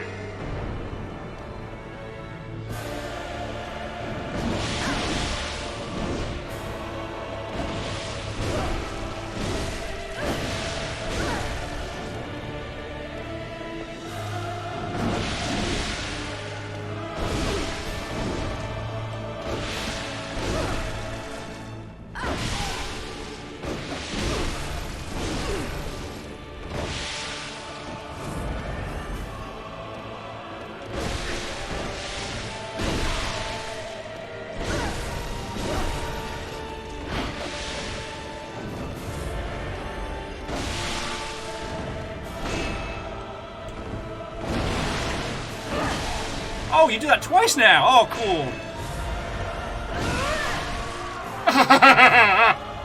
There's so much blood! There's so much blood everywhere! Oh, hello! I think I forgot how to breathe. Oh, so much blood everywhere. Oh, my life.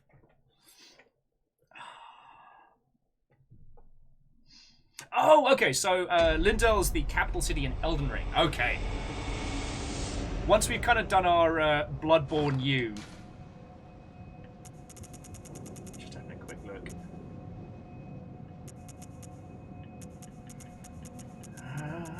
If I can check to see how I'm doing for...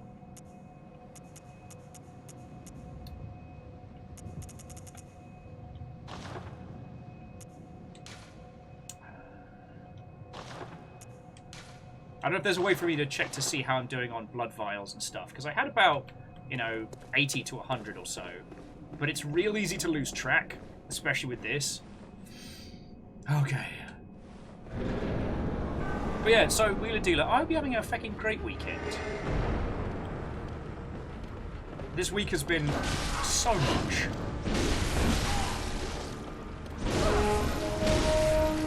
To the Eldritch Author, I say Watto and welcome. I'm fighting Maria. That is to say, Maria is kicking my ass and I'm trying... Fuck! Hello! Alright, come on in, come on in. How are you all doing? So to the Eldritch Author, I say Watto and welcome. What were you playing? What were you up to? Tell me your tales.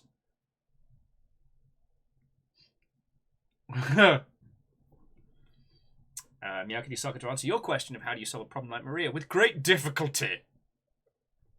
With great difficulty. Oh, let's take a moment. Let's take a breath. But yeah, how are you doing? Okay. Your inventory, you can see how much... Well, that was right. Where are just regular ass vials of blood?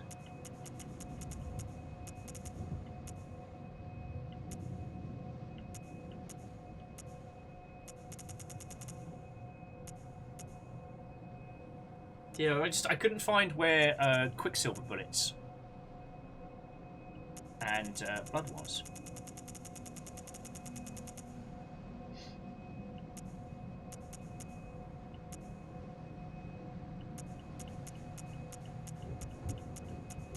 Okay, well, we'll keep going with all of this, as I'm having myself a bloody good time.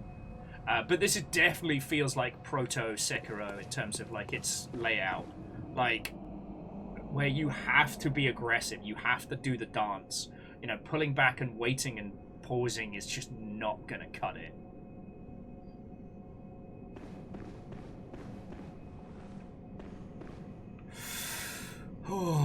But yes, Eldritch Author, thank you for bringing your crew in. Same with you, Wheeler Dealer. It's good to see you all. This week has sucked, but video games are excellent.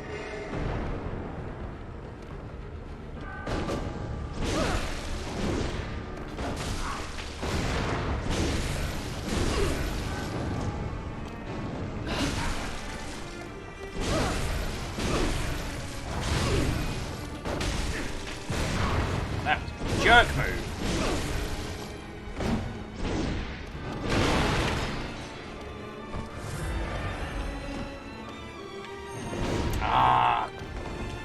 Clever gun.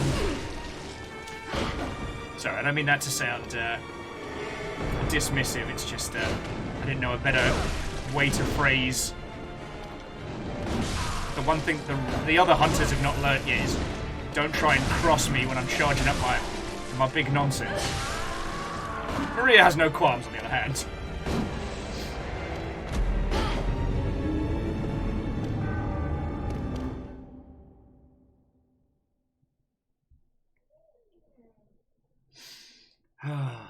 How does one catch a cloud and pin it down? We're up to 14 deaths already. Like, PVS, I'm very appreciative of the bits, as you well know, but I don't want to lock you into, you know... Like, feckin' hell. In Rain World, we got up to, like, 200-300 deaths on that one.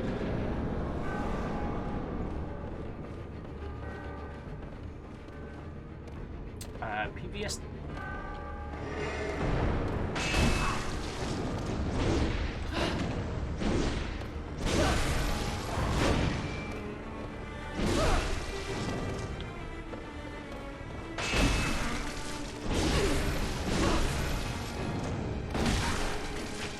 Oh, that's just mean. I'm not saying undeserved, but mean.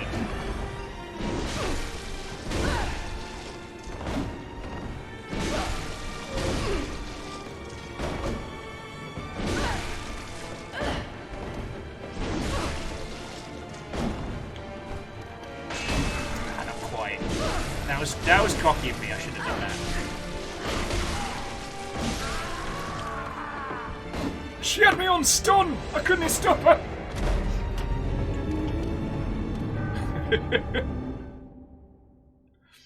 Well, anyway, to all of you that have joined us from either the Eldritch Author or from Wheeler Dealer, as you can see, we're playing Bloodborne. I've played through this before, so do not worry about spoilers or lore deconstructions and what have you. This is my first time doing the DLC. Amos, you're fine. He's just being the softest whingy boy. But yeah.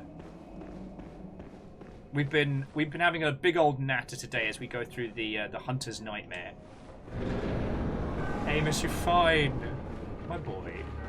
Our dog in the other room is soft sad because Fiona's out of the house right now.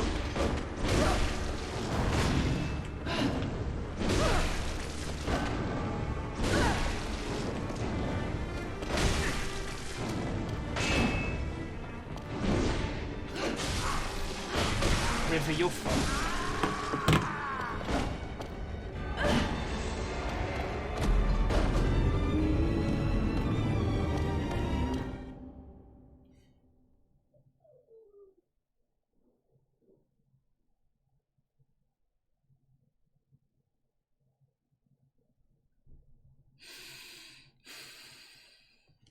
Alright, hang on a second, friends.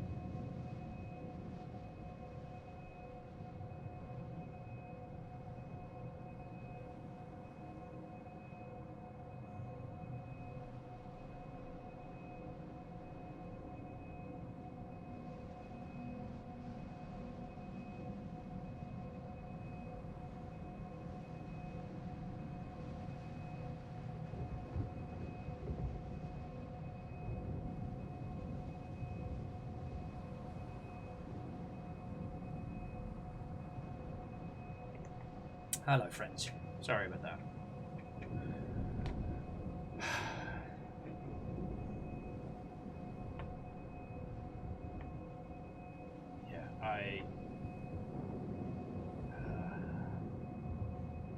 Oh, no, the animals are fine. They just need a lot of... They need a lot of work right now. And it's simultaneously on me. It's always all on me.